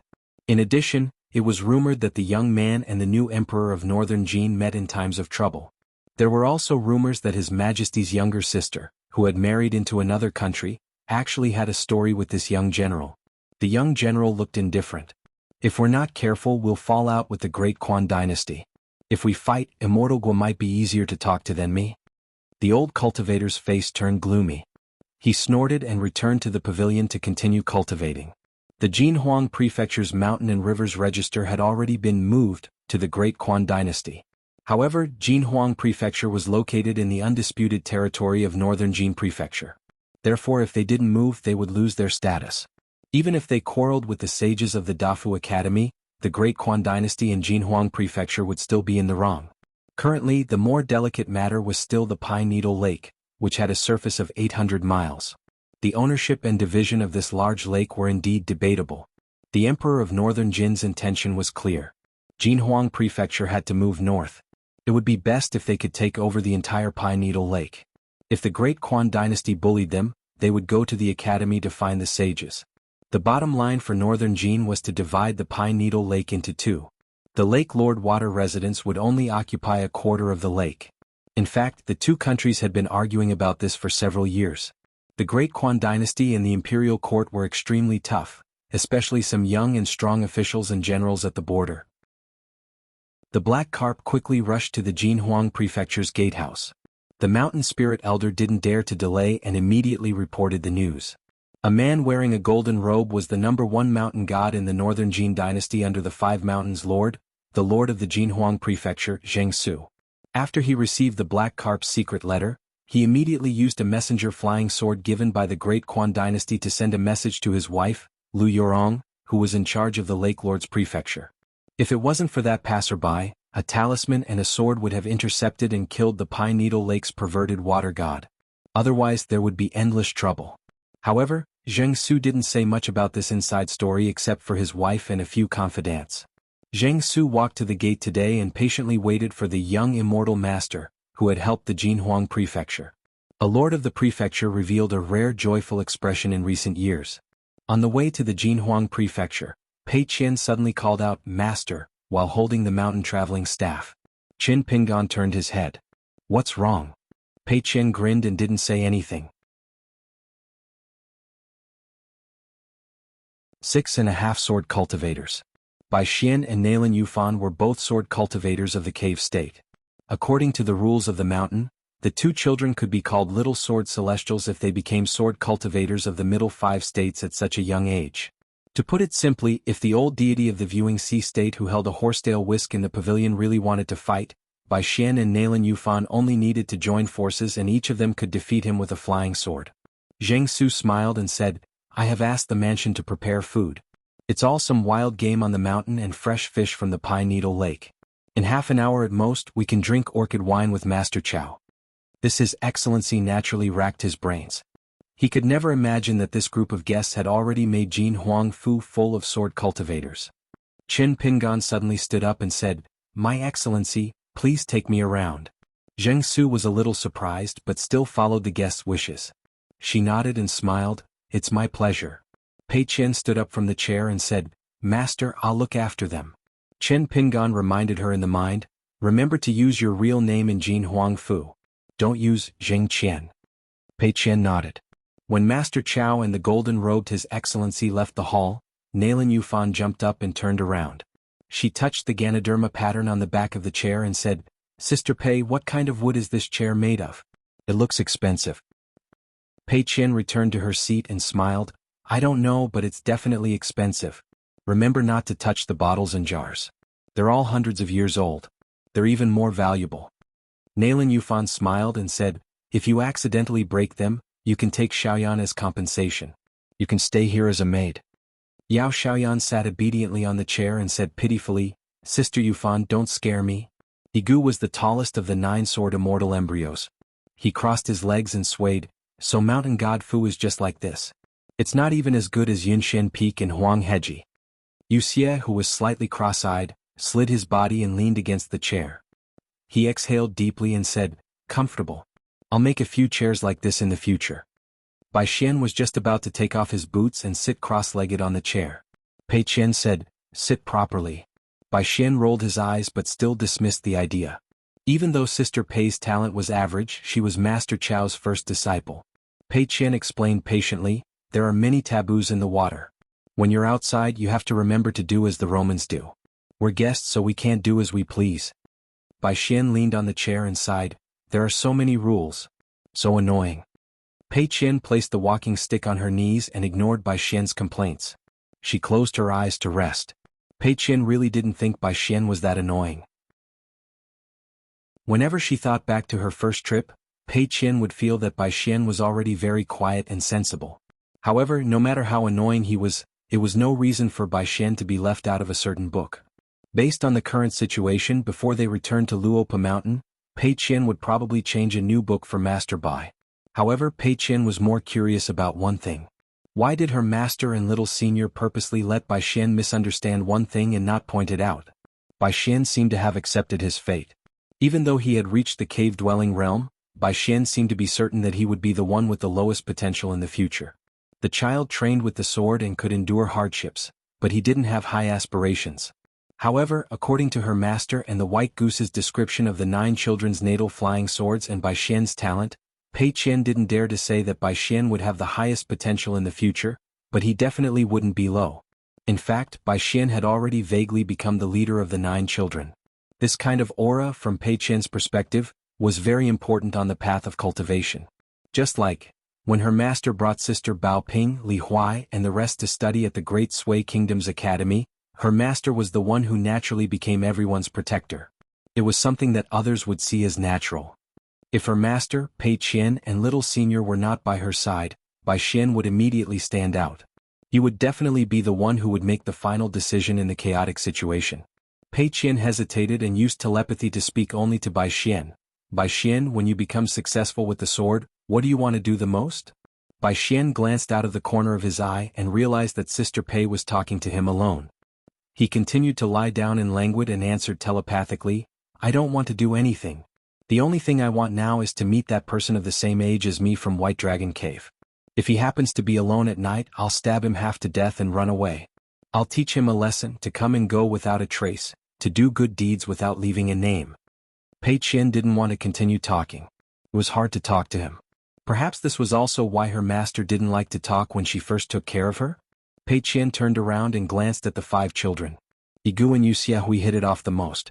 They were whispering in each other's ears, saying that the female ghost sister in the pomegranate dress was quite pretty and wasn't scary at all. She was indeed prettier than Sister Pei. Nailin Yuji was staring blankly at several precious calligraphy and paintings in the lobby of Jinhuang Mansion. Yao Xiaoyan was diligently nurturing her flying swords. Having 3 flying swords that were different from ordinary people always made Yao Xiaoyan a little flustered and a little annoyed. Most importantly, Yao Xiaoyan felt that she was too stupid and timid. She had too many flying swords and they were useless. Therefore, the young lady was worried that as she walked on the path of cultivation, she would become the most useless and annoying burden. Pei Qian whispered to Yao Xiaoyan, Xiaoyan, when you're resting you don't have to train so hard. Otherwise you'll be very tired for the rest of your life. Listen to Sister Pei. In the future, when you're focused, focus on training. You can never be too focused. When you're relaxed, relax and play. Don't be afraid of others saying that you're slacking off. Yao Xiaoyan heard this and immediately gathered her thoughts. She blushed slightly and quickly nodded lightly to Sister Pei. After Pei Qian finished speaking, he laughed involuntarily. He was a little self-deprecating. Was it because he had taken an man as an unofficial disciple that he actually knew how to reason with others? He wondered if the little mute man would be able to get along with this bunch of children in the future. When Pei Qian thought of this matter, he was a little worried. After all, man's identity was there. He was born as a mountain spirit and these sword immortal embryos came from the Great Wall of Sword Qi. It should be very difficult for them to get along. Forget it, there was no need to think too much. Anyway, Master was here. Bai Xian's natal flying sword was cloud travel. Once it was used, the flying sword was extremely fast. Moreover, it took the brutal path of exchanging injuries and even lives. Q-sword was like a chessboard. Bai Xian was extremely unreasonable. At the same time, it was very immortal. Nailin Yuji was the only sword immortal embryos among the 9 children who had 2 flying swords. One was apricot flower sky, and the other was flower lantern. Yao Xiaoyan was the only sword immortal of the lower 5 realms who had 3 flying swords. Spring shirt, spider web, and rainbow dress. The natal powers of these 3 flying swords were extremely similar. They did not focus on offense but were good at defense. It could be seen as a little girl wearing 3 magic treasure robes at the same time. Naturally, they could naturally nourish the body and the soul of the sword immortal. Logically speaking, Xuanhuan was blessed by the heavens and should have broken through the realms the fastest. However, Xuanhuan's personality was relatively soft. On the path of cultivation, she was held back by her acquired temperament. Higu's flying sword was flying peak. Wuxia's flying sword was shattering token. Especially Bai Xian's natal flying sword. It was actually the most suitable for catching and killing. It could even be said that it was the best natal flying sword for sword immortals and Q-sword. This was also why Bai Xian had the catchphrases of, "Please don't be left alone," and "If you have the ability to fight me one-on-one." However, ever since he entered Yuzizi to practice swordsmanship until now he was in Jinhuang Mansion in Tongyi State. Bai Xian had always thought that his talent in swordsmanship was the worst among the 9 children. It was very likely that he would be the one with the lowest achievements in the future because of his flying sword. It was not that the hidden official, who had been in the Summer Palace for many years, was purposely targeting a child like Bai Xian who did not even have the chance to enter the battlefield. It was just that the Great Wall of Sword Qi was a battlefield. Once a sword immortal was placed in a battlefield with enemies on all sides, even if Bai Xian succeeded in one strike, he would most likely need to retreat from the battlefield immediately. On the Great Wall of Sword Qi the battle was intense. The number of sword immortals and demons attacking the city was too great. Bai Xian's natal flying sword was destined to be extremely unsuitable for leaving the city to fight. It could even be said that Bai Xian was born to be unsuitable for the Great Wall of Sword Qi, the former Great Wall of Sword Qi. Therefore, in the child's hometown, the ranking of Bai Xian's flying sword was only C, according to the selection rules of the Summer Palace in the past. Moreover, in the Great Wall of Sword Qi Bai Xian possessed such a flying sword. Could it really allow this child to ascend to the Aurus Core stage or even the Nascent Soul stage? Perhaps after a great battle, or at most a few great battles, his flying sword would have been destroyed. He would not even be able to become a sword immortal. In fact, the children who were brought back to the vast world by sword immortals from other places were all excellent potential sword immortals. For example, the 2 potential sword immortals, Zhu Xing and Xiaomu, were brought back by the Snow Continent sword immortal Xianxia.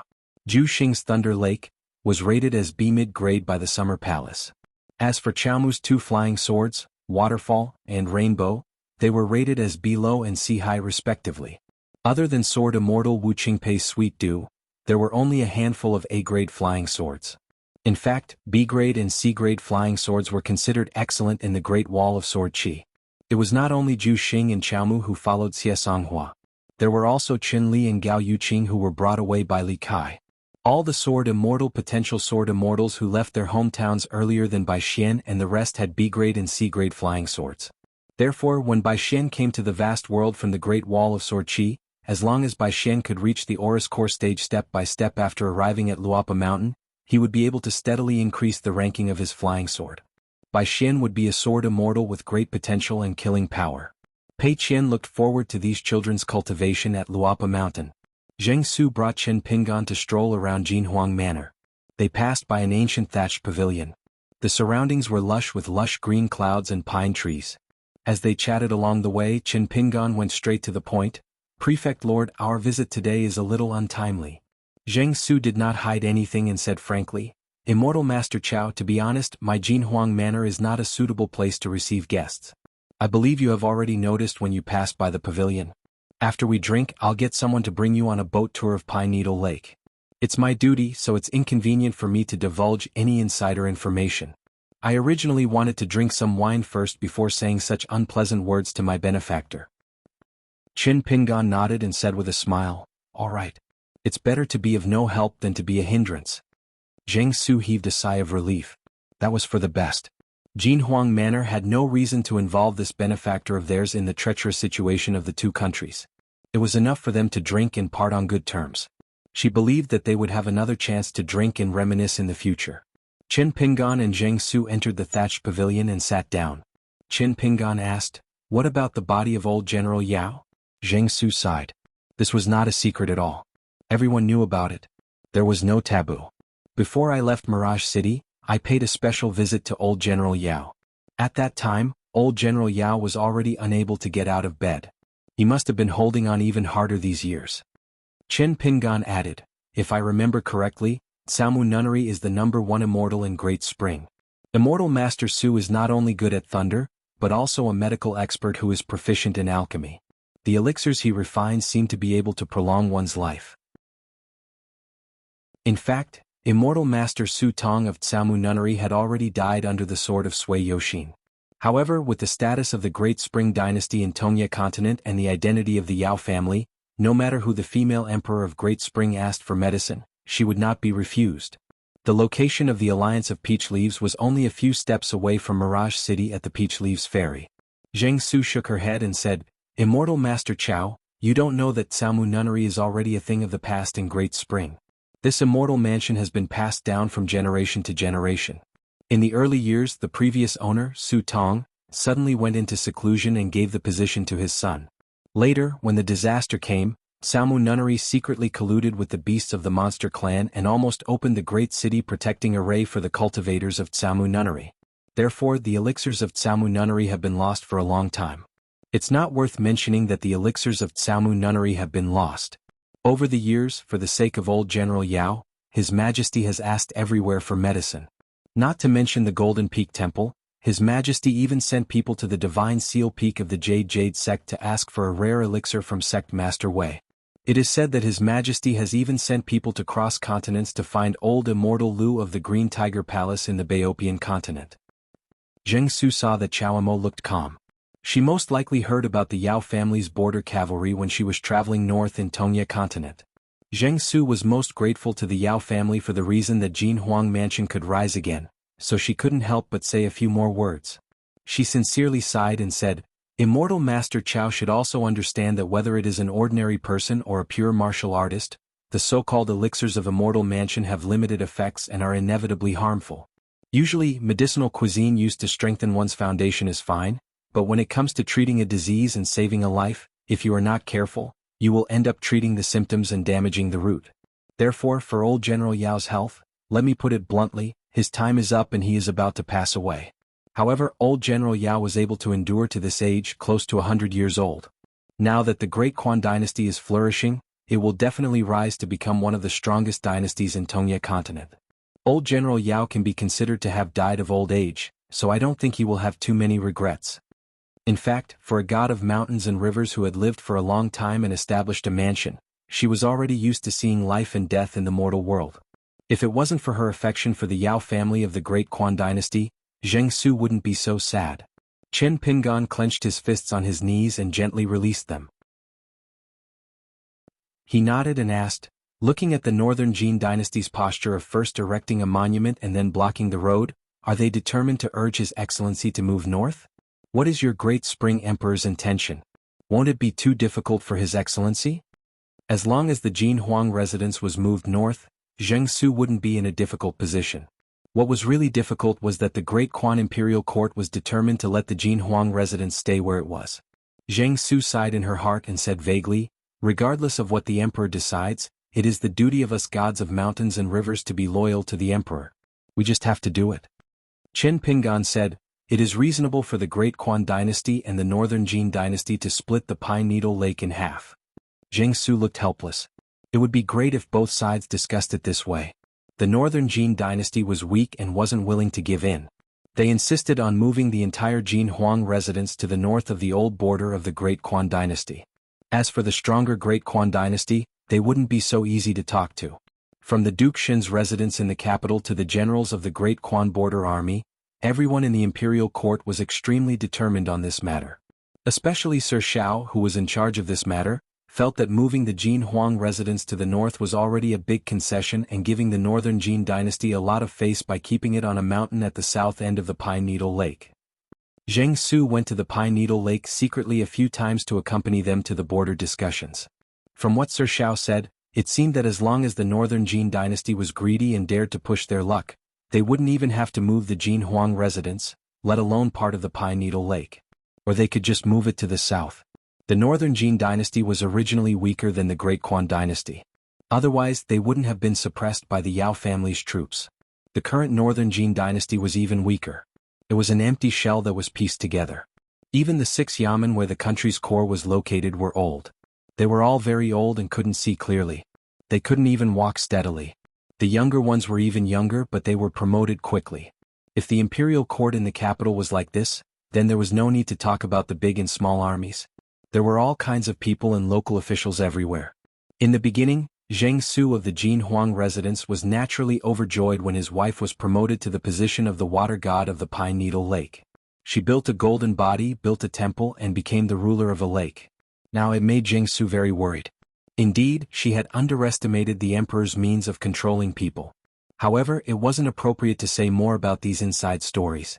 It didn't conform to the rules of officialdom, and there was also the suspicion of taking advantage of others. Since the Great Quan dynasty treated the Jinhuang residents so well, Zheng Su had no reason to shirk away no matter what decision the emperor made. Therefore, Zheng Su smiled and shook her head. I won't talk about this with my benefactor. His Excellency was still worried about implicating Chao Mo. If it was only the kind of dispute between the great Tao and the water god of the Pine Needle Lake and did not involve the imperial court and border situation of the two countries, Zheng Su felt that she and this sword immortal Chao were like-minded. She really didn't mind him lending a helping hand to the Jinhuang residents. After all, if they won they would drink and celebrate. Zheng Su believed that there would be a time when the Jinhuang residents would repay the favor. Even if they lost, it wouldn't make a young sword immortal stagnate and sink into the mud. After all, this young man was the most difficult swordsman to deal with on the mountain. When seeking revenge, there was rarely any overnight feud. It was not a boast that a swordsman could break all rules with one sword. Even if he couldn't kill with one sword, after 2 or 3 sword strikes, he would immediately escape with his sword and come back again. How could he guard against thieves for 1,000 days? Was it possible for an immortal sect to seal off the mountain? Not to mention the disciples going down the mountain to travel? However, if a chi cultivator wanted to seek revenge with a swordsman, it would be very troublesome. Swordsmen rarely cultivated in the mountains. Every mountain had a deep background and there were even more sword immortal ancestors. Chen Pingan said apologetically, I didn't go down the mountain for much experience. At most, I know the rules of the mountains. I don't know the rules of the officialdom. I shouldn't have asked. Zheng Su stood up and smiled, don't think too much. Let's drink. There's nothing in the world that can't be settled with a pot of orchid wine. Immortal Chao, drink as many pots as you can. If you can't finish 3 pots, bring a few more along for the journey. However, I think Immortal Chao doesn't look like someone who doesn't know how to drink. It's just 3 pots. It's nothing. His Excellency Jin Huang didn't know that he had met a well-deserved senior expert when it came to persuading him to drink. However, Qin Pingan suddenly said, My Excellency, I might have to leave the wine for now. I have something urgent to attend to and need to travel for 2 or 3 days. It's hard to say how long it will take. I'll rush back to Jin Huang Mansion as soon as possible. Zheng Su was stunned and didn't think too much about it. However, she wasn't sure if the children brought by Chao Mo should stay in the mansion or go to Pine Needle Lake. Of course, the latter was more appropriate and stable. However, if she did so, she would be suspected of driving them away. Chen Pingan smiled and said, My disciple Pei Qian and a few other children can stay in the mansion. I'll try to come back as soon as possible. Zheng Su nodded in agreement. Even though it was the border between Daquan and North Jin Kingdom and there were undercurrents, the Jinhuang Mountain Mansion and the Songjian Water Mansion were connected by mountains and rivers. There were also 2 hidden Daquan consecrators. Even if something happened, they would be able to protect a group of foreign children. After all, regardless of the disparity in power between Daquan and North Jin, they had to firmly adhere to the principle of righteousness. Otherwise, they would lose reason with the Academy of Fu. As long as they lost the support of the Academy, everything would be over. Chen Pingan walked out of the thatched pavilion and bid farewell to Zheng Su. He tiptoed and his figure rose from the ground. In a flash, he disappeared silently. Zheng Su was shocked. She was the Excellency of Earth Mountain. Not to mention the nearby ripples of spiritual qi, even the flow of qi of mountains and rivers within 100 miles was under her control. Chao Mo's departure wasn't caused by an earth immortal. If it weren't for the dust floating on the ground outside the pavilion, Zheng Su would have mistaken it for the art of concealment of a great cultivator in the upper 5 states. Qin Pingan went to the ferry first. Cui Dongshan shook his head. The answer was simple no. Although he knew the answer, Qin Pingan still felt a little sad. Indeed, when cultivating, one had to be careful and think of what if at the same time. After asking Cui Dongshan to take care of Jin Huang Mansion, Qin Pingan stomped on the ground and left the ferry in an instant. He rode the wind and traveled to Mirage City of Great Spring alone. He was as fast as lightning, but he still concealed his astonishing aura that was supposed to be like a rainbow. Since it was the master's order, Shui Dongshan sat on the railing obediently and stared at Jinhuang Mansion and the Pine Needle Lake in the immortal's vision. Shui Dongshan took out a folding fan and looked down at the earth. He casually performed the Qi observation spell. In his eyes, although it was daytime in the human world, lanterns of different sizes lit up as if they had received an edict. Some of them were swaying and were extremely blurry. Some of them were as small as mustard seeds and seemed to be extinguished by the mountain wind. Some of them were condensed and were as big as a fist. For example, the young military general of the northern Jin kingdom at the pavilion was unexpectedly a son of a general with martial arts fate. He also had a lot of entanglements with the northern Jin kingdom's emperor and the emperor of the kingdom. Therefore, as long as he didn't meet with any unexpected mishaps, he was destined to be a minister who supported the emperor of the northern Jin kingdom. The so-called accident was like a flood dragon entering the pond and setting off huge waves. Instead of avoiding it, it would be difficult for him to survive if he bumped into it head-on. However, judging from the young man's behavior when he met his master and senior sister, he didn't seem like a short-lived person who would die young because he cherished his fortune. On the contrary, the old immortal of the viewing sea state in the pavilion was more like a person who walked too freely and didn't want to live too long. As for His Excellency Xuanhuan, who was like a golden lantern in Shui Dongshan's eyes, it was because of the golden body deity position and the mountain deity had moved the landscape register to the Great Spring Mirage City. Therefore he was connected to the Great Spring Kingdom's emperor. Shui Dongshan's eyes lit up. He jumped up and stood on the railing shakily. He slowly walked to the bow of the ship and squinted his eyes to look. His line of sight moved from the Jinhuang Mansion to the Pine Needle Lake and then to the border between the two kingdoms. Finally it stopped at a place. Oh, what a strong dragon chi. No wonder he felt something was wrong before. There was actually a cultivator of the Jade Raw realm helping to cover it up? Nowadays, in the Tongyi continent, cultivators of the upper 5 realms were rarely seen. Most of them were little bastards of the Earth Immortal realm stirring up trouble. Could it be that the Great Spring Queen was patrolling the border? As expected, the communication between the Jinhuang Mansion and the Pine Needle Lake by flying sword was not reasonable. They should not have let a cultivator of the Jindan talisman to reply on behalf of them. It turned out that the water deity had left the territory under the order to secretly meet the emperor. As for intercepting the flying sword and peeking at the secret letter, there was no such thing. Shui Dongshan withdrew his line of sight and moved to the south because there was a group of carriages coming from afar. There was a sword cultivator of the Jindan realm in the carriage. There was also an official in the nearby carriage. There was no doubt that he came from the Yamen of the Ministry of Rites of the North Jin Kingdom. If he was not a talented and outstanding scholar, he should be the assistant minister of the Ministry of Rites. If his official rank was too high, it would make the Emperor of the North Jin Kingdom look weak. If his official rank was too low, it would be a slap to the face of the Great Spring Imperial Court. Therefore, the assistant minister of the Ministry of Rites, who was in charge of the landscape register of the country, came to discuss the relocation of the Jinhuang Mansion and the Pine Needle Mansion. However, the North Jin Kingdom did not expect the Great Spring Imperial Court to be so determined that even the emperor had personally come to the border of the two countries. Therefore, it was inevitable that they would be at a disadvantage. Shui Dongshan gently waved his fan with a playful expression. It seemed that teacher and senior sister had met the Great Spring Queen in the past and had a good relationship. Moreover, Shui Dongshan knew from chatting with Xiaomi that in Pei Qian's eyes, Sister Yao is very generous to me. However, Pei Qian's words had to be at least 20% off. After all, Pei Qian had accidentally mentioned it to a fairy sister from the North Continent named Sui Jingqing when they were hanging out together when he was a child. If there were no exceptions, after Pei Qian received Sui Jingqing's gift, he would definitely add a sentence at the end, something like, "That Miss Yao is generous and she's really pretty, but she's not as pretty as Sister Sui. I swear to God." It was not difficult to guess. The truth must be more or less like that.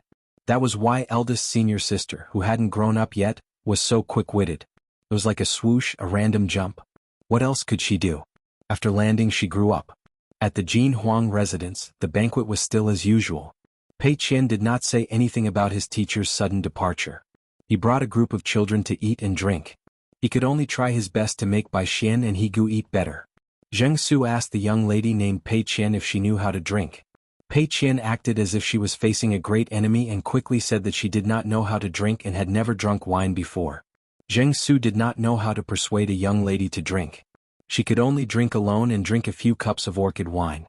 When Pei Qian suddenly lowered her head and picked up a dish with her chopsticks, she frowned. Zheng Su also looked a little unhappy. It wasn't because the children at the table were making a ruckus. In fact, it was very quiet. It was because Zheng Su noticed that there was a group of uninvited guests outside Jinhuang Manor. Zheng Su didn't expect them to come, but she didn't expect them to come so quickly. The key was that there was an earth immortal from the North Jin Kingdom. Although he did not show up in the carriage, his sword aura was strong and aggressive.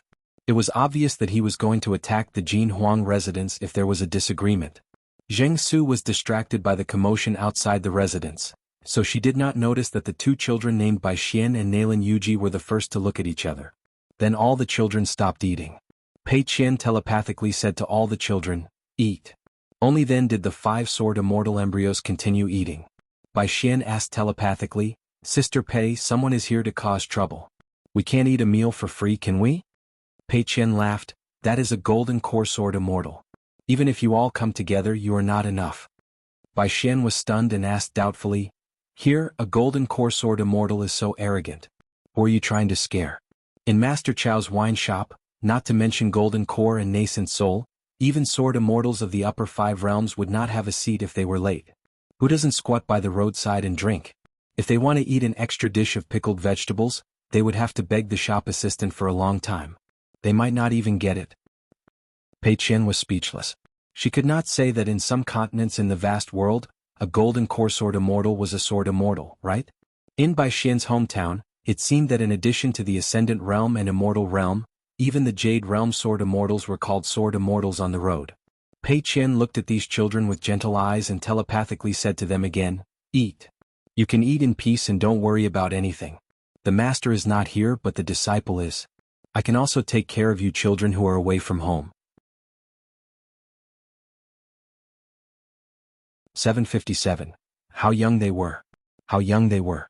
How young they were. The sloppy man Yao Xinji. The woman with the sword Yao Lingji. When they first met, one was still a young man with a bright smile, and the other was still a young girl with a sharp aura. Yao Xinji seemed a little shy. Her lips moved slightly but she couldn't say anything suitable. She didn't want to say anything polite, but she didn't know where to start. In the end she just kept silent. Yao Lingji was the daughter of Hu Town in Xuanhuan. She was more straightforward. It seemed that even after so many years of training, she still couldn't erase the edges of her personality. She looked at the man and nodded with a smile. "Young Master Qin, it's indeed been a long time." Qin Pingan asked, "Can you bring me to see old General Yao?" Yao Xinji nodded. Yao Lingji noticed that the surroundings of the Yao residence were strange. It seemed that Qin Pingan's arrival had caused a lot of commotion. It was normal. The Yao residence was no longer the minister residence of the past. The emperor wasn't in Mirage City now, and someone had barged in. Qin Pingan said apologetically, "I came in a hurry so I'll probably need your help to explain. Just say that someone is visiting the Yao residence and tell Mirage City not to be nervous. As for who I am, there's no need to say." Yao Lingji didn't hesitate and went to do it personally. She let her brother Yao Xinji bring Qin Pingan to visit their grandfather. Yao Xinji walked with a limp and there was an empty sleeve. The man wanted to hide it but it was futile. Qin Pingan smiled and asked, "You seem to be quarreling with your sister just now? What were you quarreling about?" Yao Xinji said softly, "The older my sister gets, the more long-winded she gets. She always wants me to find a wife. She's addicted to being a matchmaker and talking nonsense. It's not like she doesn't know what kind of person I am now. Even if a girl agrees to this marriage, what is she after? I'm not stupid. It can't be that she wants me to be young, promising and handsome, right? Mr. Qin, don't you think so?" Qin Pingan nodded. "It's normal. It's normal to persuade and annoy. That is, unless you meet a girl you like one day and then marry her. Before that, you should just stay put. There's no solution." Yao Xinji smiled. "Mr. Qin, I look much older than you now." Qin Pingan lightly slapped Yao Xinji's head. "Apart from looking old, he's also famous and has quite a temper. He can even fight with the White Dragon Cave's register master in the downtown area." Yao Xinji laughed after being slapped. To the current Duke Yao, laughing without drinking was a very rare thing. In a secluded courtyard, there were 2 painted door gods as tall as a person pasted on the courtyard door. They had already revealed their golden bodies and were guarding the door. This is not an ordinary divinity show. The 2 golden-bodied door gods in front of them carry the luck of the civil and military officials of the Great Spring Country. This can be regarded as the emperor's private gain under the guise of public office. However, this move is reasonable. This is because the person who helped the door gods paint is a country's Kintiangian. He is holding the standard handwriting of the emperor himself. Every stroke is within the rules. Qin Pingan could tell that the person who added the finishing touch to the two door gods was a personal handwriting of a certain academy's headmaster. It was the Confucian sage's advice. Obviously, the Confucian school has a whole new level of respect for the Yao family of the Great Spring Country, from the Confucian Temple to the Academy of the First Continent. From then on, the two door gods that appeared at the courtyard door would be connected to the Great Spring Country's fate. They would be soaked in the incense of the mortal world for hundreds or thousands of years. It was the most common type of painting on the path of Shinto. Previously, Qin Pingan had already sensed the abnormality of this place. He could conclude that the old General Yao Zhen was recuperating here. The reason why he did not directly land here was because it would be too rash. He was worried that his sword chi and fist will had not completely retracted. If he was too aggressive, he would offend the old general's fate. Moreover, Qin Pingan also wanted to calm down his state of mind by the brother and sister's side. The two door gods looked at the green-robed man with rapt attention. Then they cupped their fists and bowed at almost the same time. They looked respectful and took the initiative to make way for Qin Pingan. Yao Xianji was stunned. He thought that he would have to explain a little more before Mr. Chen could pass through the restriction. Qin Pingan cupped his fists and bowed back. He followed Yao Xianji into a room. There was a celestial incense burner on the table in the room. Purple smoke rose and the fragrance was pleasant. An old man with snow-white hair and beard was lying on the sickbed. His breathing was extremely soft. Yao Xianji's movements were extremely gentle. He helped Qin Pingan move a chair to the side of the bed, while he himself sat far away. Before Qin Pingan sat down, he took out several golden talismans from his sleeve and pasted them one by one on the door and window of the room. They were the top-grade talisman recorded in the true alchemy works. One of them was called the Fairy Talisman. It could calm the mind and soul and reduce the influence of the long river of time. However, this talisman consumed a lot of talisman paper. The key point was that refining this talisman consumed a lot of the cultivator's mental strength. In fact, it was far more than drawing the offensive talisman. Other than the Fairy Talisman, there was also an almost lost ox and horse temporary rest talisman on the door. It could not stop the ox and horse from coming to the door, but it could allow the Yin underworld messenger to see the divine talisman from afar and temporarily rest for a while. It was a mysterious and ancient ritual. This kind of custom was destined to not be recorded in the celestial books that were hidden at the top of the word sect. Yin and Yang had different paths and each went their own way. It was the same principle as birds had their own paths and mice had their own paths. If a cultivator did not open the third eye or enter the upper five states, it was not strange to meet the city god or the earth god. A cultivator who went down the mountain was like a celestial being who came down to the earth to ask about the land.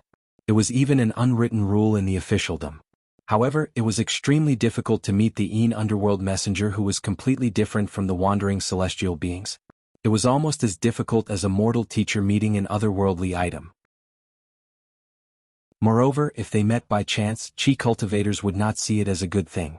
According to the obscure records of the Summer Palace, people, regardless of whether they were cultivators or not, and the Fengdu messenger of Ghost, were considered to be walking on two sides of the long river of time. Both sides had their own Tao of heaven and earth and did not interfere with each other. Therefore Qin Pingan had traveled a lot. Other than Zhong Kuei, who had increased his knowledge outside the Burial River Temple, he had not met any other Fengdu messenger of Ghost. Moreover, the unconventional meeting was because Qin Pingan was used to the stagnant relationship of the long river of time that he could see the rare appearance of the Fengdu messenger of Ghost. Otherwise, even if both sides were close to each other, they would have brushed past each other. After so many years of traveling, Qin Pingan had already used up all the golden talisman papers in his collection, whether he drew talismans or gave them away. These few rare talisman papers used to draw talismans had been temporarily borrowed from Cui Dongshan on the cloudboat ferry earlier. Drawing the crossing of time talisman would wear down a cultivator's mind. Drawing the ox and horse temporary rest talisman would reduce one's merit. These taboos were clearly written on the true alchemy works. Li Shixing had specially written 4 words beside the ox and horse talisman. Use this talisman with caution. Yao Xianji sat on the chair and watched Mr. Chen post the golden talisman papers one by one. Although he was curious, he did not ask. Apart from his curiosity, the man felt at ease for no reason. It seemed that Mr. Qin had finally arrived. Then he, the Prince of Grand Spring who had been reduced to a useless person, could slack off when it came to matters of effort, not to mention the matters at hand. Anyway, he would let Mr. Qin work hard. In the past, Yao Xinji was one of the 3 young Yaos at the border of Grand Spring. He admired the young sword deity who had the demeanor of a grandmaster the most. Back then he had wanted to be apprenticed to Mr. Qin, who was unparalleled in fist techniques. Unfortunately, he did not succeed. At that time he thought that there would be many opportunities in the future, so he was not in a hurry. Even if the time on the mountain had little to do with the weather of the mortal world, they would meet again after 10 years. Unexpectedly, 2 decades had passed in the blink of an eye. Moreover, Yao Xinji had no intention of practicing his fist techniques. Yao Xinji was not a chi cultivator, but he could tell that the golden talisman papers were priceless. Every time the immortal masters who served Grand Spring's imperial court used talisman papers made of such materials for the country, they would look as if their flesh was being cut off. It was to let the imperial court know that they had given their all. After Qin Pingan posted the talisman papers, he quietly walked to the side of the table. He reached out his palm to the incense burner and gently brushed it. He sniffed the fragrance and nodded. It was indeed the work of an expert. The amount of incense was just right. After doing all that, Qin Pingan sat on the chair that was closest to the bed. Other than the fairy talisman and the ox and horse talisman, the other talisman papers were relatively ordinary. They were all used to help old General Yao condense his qi and slightly slow down the process of his mental exhaustion and the decay of his skin. For example, the sweet dew earth connecting talisman was used to quietly nourish the old man's body with a wisp of water and soil qi. It only treated the symptoms but not the root cause. That was the only way.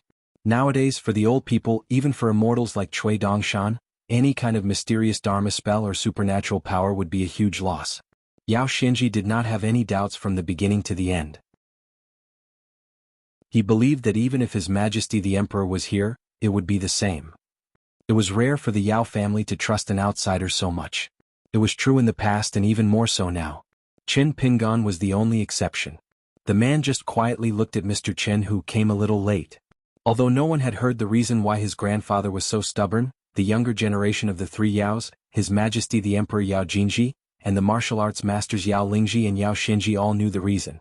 Grandfather hoped that in this life, he would be able to see his young benefactor again. Other than that, there was nothing else that his grandfather couldn't let go of. The Daquan Kingdom was preserved and even the Mirage City was intact. Every winter, it would snow heavily, and the capital would still be the beautiful scenery of the Glaze Wonderland. In the Tongyi continent where the mountains and rivers were shattered, such a lucky thing was unique in the Daquan Kingdom. After Qin Pingan sat down, he gently rubbed his palms together. Then, he reached out and gently held one of the old man's withered palms, rubbing his palms together to warm them up a little. A martial artist who had reached the ultimate level did not need to do such superfluous actions to be able to control the temperature of his hands. However, this was a subconscious action of Qin Pingan. After a while, the old man's eyelids moved, but he did not open them. He said hoarsely, "You're here really? Could it be that Jingji is deliberately fooling me? Who are you?" "It's me, Qin Pingan." Qin Pingan leaned forward, grabbing old General Yao's hand with both hands. He bent down and said softly, "So many years have passed, but I still think about the time when I was walking by the burial river with Grandfather Yao. We met an old farmer who occasionally fished up corpses. The old man said that his son had fished up someone who shouldn't have been fished up, so in a few days his son was gone. The old man finally said, I should have stopped him. I have always wondered whether it was because too much time had passed that the old man was not so sad when he talked about this matter with us outsiders, or whether there was some other reason that persuaded the old man to not be so sad. Or is it that when ordinary people live their lives, some heart-wrenching sad things fall into the pit of the world? When people fall, they have to get up and continue to move forward. When sad things fall, they can't get up. When people get through it, the matter is over. According to the customs of Qin Pingan's hometown, there was no need to avoid talking about life and death when talking to old people who were healthy. The old man murmured, "Sure enough, little Pingan is here. If it weren't for you, I wouldn't be able to talk about these old things. If it weren't for you, I wouldn't think about these things." And on this matter, it was very likely that old General Yao Zhen and his granddaughter, the current Empress Yao Jingji, would have some kind of disagreement. It could even be said that old General Yao's thoughts would run counter to the hopes of the entire Yao family, especially the youngest one. Yao Xinji didn't know whether she should be happy or sad. Today her grandfather was very energetic, so much so that he had the strength and spirit to speak a lot. He spoke more than he had in the past 6 months combined. Qin Pingan suddenly turned his head and said to Yao Xinji, "Go and call your elder sisters over. Both of them should come." Yao Xinji had a bitter expression. His Majesty the Emperor is not in Mirage City right now. He went to the Yao family's old mansion in the southern border. Qin Pingan froze on the spot. With the help of Qin Pingan, the old man slowly sat up. He even had a smile on his face as he joked, "Is it because I didn't discuss it with you? That's right, this is life." Just sitting up made old General Yao tired. He could only move his fingers slightly as a gesture to signal Qin Pingan not to think too much. The funeral has already been arranged. The children of the Yao family are all used to life and death. Who doesn't need to be too pretentious? There are so many people who die on the battlefield at such a young age. It doesn't make sense that someone who has lived to my age would leave such a big and messy house. If they cry, I'll find it noisy. If I don't cry, I'll seem unfilial. What do you think? Qin Pingan asked. What can I do? Old General Yao smiled. You don't need to do anything. As long as you don't leave without any news, it will be fine. Even if we are separated by an entire continent, we can still use flying swords to communicate. Don't meddle in the affairs of the Yao family and the Great Spring Kingdom. Do you really think you are our Yao family's son-in-law? What were you doing all those years ago? If you didn't pretend to be a fool back then and were willing to take a step or two, perhaps, forget it. Yao Xinji secretly grinned. If this matter were to be spread out, it would make the court and the commoners question it as if they had been injected with chicken blood. Those private engraved books that could not be stopped despite repeated prohibitions, the endless stream of unofficial histories of the officials, and the erotic books of the palace would probably make even more money. And these books that damaged the foundation of the imperial court and the reputation of the Yao family were often pushed by those scholars who lived in seclusion. Before his sister Yao Jingji had become emperor, these books with unsightly contents had long been popular in the court. After becoming emperor, they could only be said to have been slightly restrained. However, they were still like weeds in the spring breeze. Every time the government banned one, another would pop up. Now, there were even many feudal officials and local officials who would secretly keep a few books. Qin Pingan felt a headache coming on and decided to keep quiet. The old man had indeed spoken a lot today, so he had no choice but to close his eyes and rest. After a long silence, he opened his eyes again and slowly said, "Our Yao family has never been good at dealing with scholars, especially those in the officialdom. They have too many tricks up their sleeves. One person can clearly state the pros and cons of a sentence, but still be able to claim that they are right. That's why it's more difficult to deal with them. If it weren't for Su Qingzhou, a group of martial artists who could carry a saber to court, and old Duke Xin who could help put in a few words, the Yao residence might not be guarded by the guards of the imperial court, but under house arrest." All of the officials and scholars who had lost their reputations and clean reputations in that battle had then luckily survived. Back then, they had successfully escaped into the borders of the capital to seek refuge. Now, they were unable to enter the core of the imperial court and important positions in the officialdom. These people would naturally oppose the matter of the Yao family taking control of the country. They would want to take the moral high ground and return the family name to the Liu family. It was inappropriate for a woman to rule the country. Qin Pingan said, "Su Qingzhou?" Yao Xinji nodded and said, "I know that he has a deep grudge against Mr. Qin, but I still want to say something for him. He has been in the court all these years and has taken responsibility." Su Qingzhou, an old general who was close to 70 years old, carried a sword called Da Qiao. Now he was the top general of Dequan and had made great achievements in the war. Back then, Su Qingzhou led all his direct troops to the border and fought and retreated with the Yao family's cavalry. They fought and retreated all the way and finally defended Mirage City. He won big in the gamble. He became one of the mainstays of the Dequan army after old General Yao. Back then, Su Qingzhou was just a young general who had placed all his bets on the first prince. Together with Wang Qi from the academy, Su Tong from the Caomu nunnery, and Gao Shizhen, Duke of Shun, they had all participated in the dangerous hunt to kill Qin Pingan. However, Su Qingzhou's choice was extremely decisive. He did not hesitate to fall out with the first prince, Lu Tsong, to make a prompt decision to withdraw from the bet. In the end, he caused his family to sit on the bench for many years. Qin Pingan smiled and said, "The grudge is not small, but I have a good impression of Su Qingzhou and old Duke Shen. Back then Qin Pingan had a deadly feud with two princes of Dequan. First it was the third prince, Lu Mao, and then the first prince, Lu Kang. Lu Tsong was the eldest son of the concubine of the old emperor of Dequan, Lu Zhen. There was a difference between the eldest son and the concubine. In the end, Emperor Lu Zhen chose the eldest son, who had a good reputation among the civil officials, to succeed the throne. As for the third prince, Lu Mao, he had long since turned to cultivation to seek immortality. He did not show up in the previous battle and only focused on studying xianxia and green chapters in a small Taoist temple.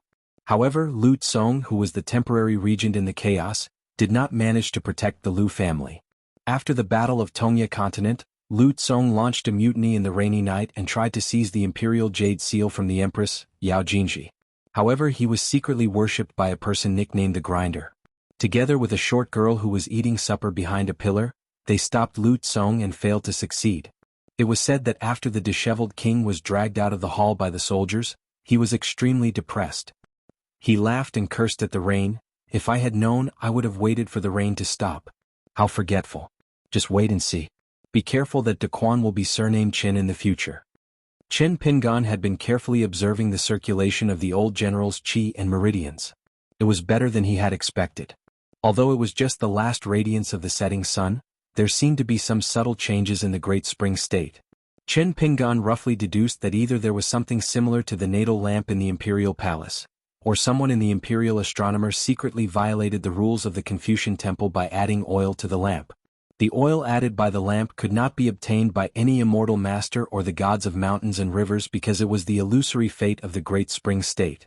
Did Yao Jingji do something in the old land of the Yao family at the border that was enough to continue the dynasty? For example, he successfully expanded the border of Dequan and finally negotiated the ownership of Pine Needle Lake with the North Jin Kingdom. The entire Pine Needle Lake was incorporated into Dequan's mountains and rivers. The woman with the saber gently pushed the door open. The old man said, "I'm a little tired. I'll take a nap. But I think I can still wake up. It's not like before when I closed my eyes I lost the confidence to open them." Yao Lingji carefully helped his grandfather up and let him lie down to rest. Qin Pingan did not leave the house immediately. Instead, Yao Xinji pulled her sister away first. The two of them stood in the corridor outside and whispered. Yao Lingji said, "Master was very strange. He asked me directly if the person's surname was Qin. Is he an old acquaintance of Child Qin?" Yao Lingji's martial arts master was the chief of Dequan, the sharpener from Lotus Flower Blessed Land, Lu Zong. However, this sharpener did not reveal his identity. He did not even mention his hometown to Yao Lingji. Yao Xinji was a little absent-minded. He suddenly asked a question. His Majesty is not a Taoist cultivator. Why did his appearance change so little after so many years? Mr. Qin is a sword immortal. How did he change so much? Yao Lingji suppressed his anger. Your Majesty, Your Majesty. It's fine if it's elsewhere, but in your own home, can you not be so distant? Do you know how sad Sister Jingji is every time she sees you purposely following the etiquette of a ruler and calling him Your Majesty? Yao Xinji's expression was indifferent. I'm already an emperor. What's a little sadness? Yao Lingji lowered his voice, but the anger on his face increased. He said angrily, "Isn't it just the morning court fight outside the palace? How long are you going to blame sister before you can let it go? You're a disciple of the Yao family. Can't you consider the overall situation of the imperial court? Don't you know how difficult it is to be fair to everyone? If sister really does things fairly, no matter how impartial she is in the eyes of others, she will only be biased towards the Yao family. Do you think it's so easy to be an emperor? Believe it or not, if Jingji is only the empress, not to mention you, even your fellow officials will be extremely biased by the imperial court. Moreover, Jingji has hinted to you many times in private to wait patiently and suffer some grievances first, because many of the present debts will be made up for in the long run. Think about it carefully. In order to carefully balance the imperial court, how many of the Yao family's direct descendants and allies in the imperial court will fail to be selected among the 24 meritorious services? Don't tell me that you, Yao Xinji, have suffered grievances? Yao Xinji crossed his arms.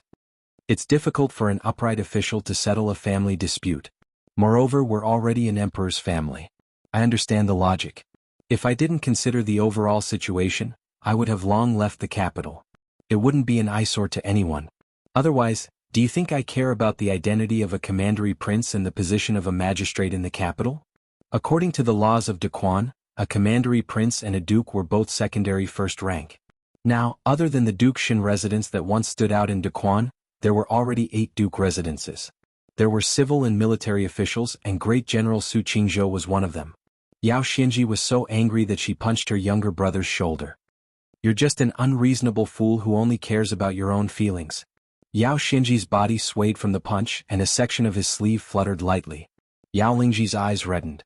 She wanted to say a few gentle words to her younger brother, but she was afraid that if she said it, Yao Xinji would be even more willful. For a moment, all sorts of feelings welled up in her heart. The woman who once did not hesitate to draw her sword against a king could only turn her head away and focus on wiping her tears. Dressed in a green robe, he gently opened and closed the door and walked into the corridor.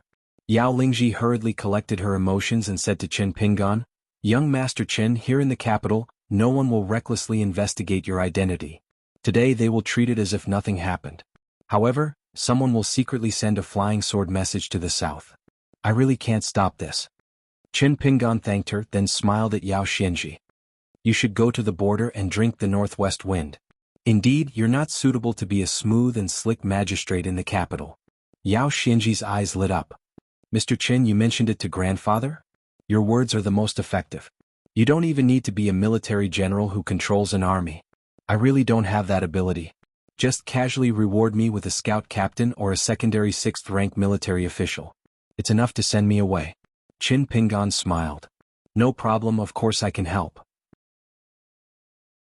However, the premise is that you really understand the principles that your sister told you just now. Only then can I let you go to the border to feed the horses. Otherwise, if something happens in the capital in the future, just the slightest movement of the wind and grass, you will only act on impulse. You think you're a scout captain, but in the eyes of others? I reckon that with just a few words of provocation, and some fellow brothers in the army have been wronged in the officialdom, you'll probably dare to lead a few hundred elite cavalrymen all the way to Mirage City. If I were His Majesty the Emperor, it would be the easiest for you to be the Taiping commandery prince behind closed doors. Who cares if you can still stand up for those brothers who have retired from the battlefield? Fighting outside the palace gate in the Imperial Assembly? How many civil officials did you kick over? Tell me about it. TSK good fellow. Do you think you're a martial artist who is invincible under the mountains of a continent, or a 5th-level immortal master on the peak of the mountains who knows how to cast spells? You're young and ignorant. You're impulsive, aren't you? Didn't you learn all this from Mr. Qin? When you encounter injustice, you don't care if it's there or not, you should just punch first." Yao Xinji was rather dejected at first, but the more he listened, the happier he became. He chuckled and said, "Mr. Qin, you didn't see that scene. If it weren't for Su Qingzhou who stopped me, I would have been able to overturn all of those weak civil officials on my own. Now, I don't have such a chance anymore. I can't even scold or hit a minister-counselor of the Ministry of Revenue, let alone an assistant minister. He's very precious. If I had known, I would have kicked a few more when it was dark." Yao Lingji listened helplessly, but he breathed a sigh of relief. In any case, with Child Qin around, this younger brother of his would not say those sarcastic words that would only make those close to him feel sad. Qin Pingan stretched out his hand and shook the lame man's empty sleeve. Instead of comforting him, he teased, "It's a good thing that you're the prefectural magistrate and didn't roam Jianghu alone. Otherwise, you'd be known as the one-armed divine fist for being a 5th-tier martial arts grandmaster. What's going on? Were you attacked by a demon of the upper 5 levels? If not, then don't talk to me. There's nothing to talk about." Yao Lingji carefully glanced at his younger brother. Unexpectedly, not only did Yao Xinji not feel uncomfortable, he said with a proud face, "On the battlefield, it was dangerous after dangerous. It was a demon beast of the earth immortal realm, a sword cultivator. It hid here and there and attacked me sneakily. A sword light flashed past. Good fellow, I didn't feel any pain at first." Qin Pingan looked at the woman with the saber. Yao Lingji smiled, "Don't listen to his nonsense. In the chaos, I don't know how someone chopped off my arm. However, there was indeed a demon sword immortal near the immortal realm. His sword was sharp and there were many sword lights." Qin Pingan nodded, "Then let's just say it was chopped off by a sword immortal. Otherwise, there won't be anything to brag about." Yao Xinji's face was full of anticipation. He asked softly, "Mr. Qin, the war in your hometown was even more ruthless. I heard that they fought from Old Dragon City all the way to the capital of Central Dali. Did you meet any real demons on the battlefield? Qin Pingan thought for a while, then answered with a smile, I met a few. I fought with some of them, but there were some that were neither close nor far. It could only be said that I met them face to face. Yao Xinji continued, Mr. Qin, I'm talking about demons of the upper 5 levels. How many are there? Can you count them with one hand? If you don't, my admiration for Mr. Chen would be reduced by half.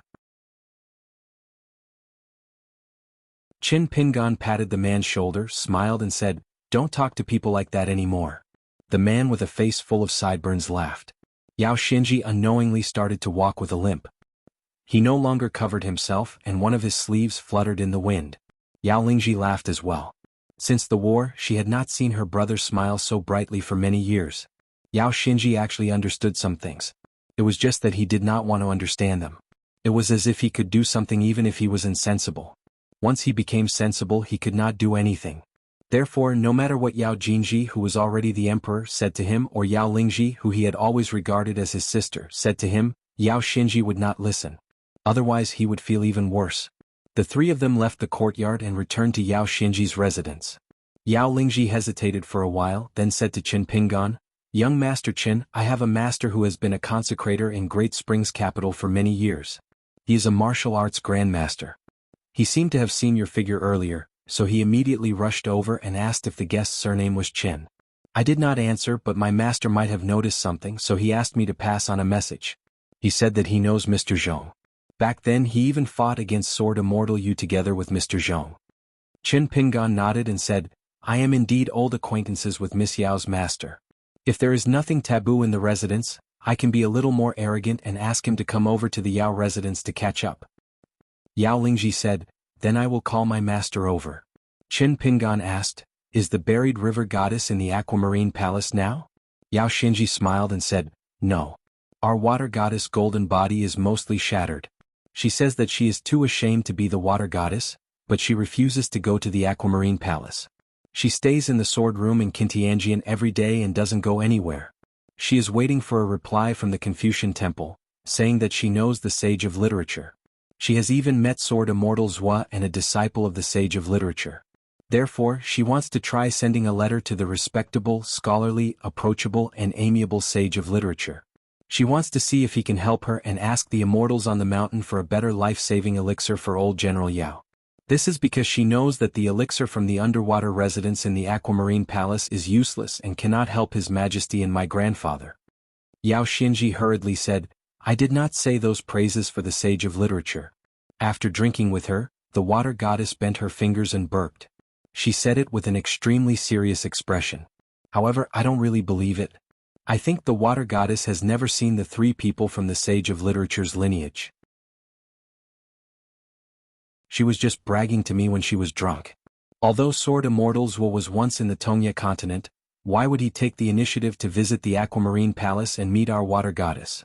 This doesn't make sense. Qin Pingan stood up and said to Yao Lingji, who had not gone far, May I trouble Miss Yao to greet the water goddess again? Just say that I am Qin Pingan. Yao Lingji left to deliver the letter. Qin Pingan asked Yao Xinji about the details of the Battle of the Great Spring. Lu Zong soon came to visit. The old man should not have left the Yao manor too far. Qin Pingan stood up and clasped his fists. Senior Lu. Yao Xinji stood up and clenched her fist to lightly knock on her chest. Greetings, Abbot Lu. The sharpener, Lu Zong, nodded at the sloppy man. Then he rubbed his chin and looked at Qin Pingan in a daze. He sighed. Young Master Qin is becoming more and more handsome like an immortal. It's easy for me to think of myself in the past. Yao Xinji was confused. It seemed that Mr. Qin had an extremely good relationship with Abbot Lu. The three of them sat down. After a few words, a short woman hurriedly flew over and landed in the courtyard. Her eyes widened. After confirming Qin Pingan's identity, she stamped her foot. The water flower wine and eel noodles are gone. What do we do?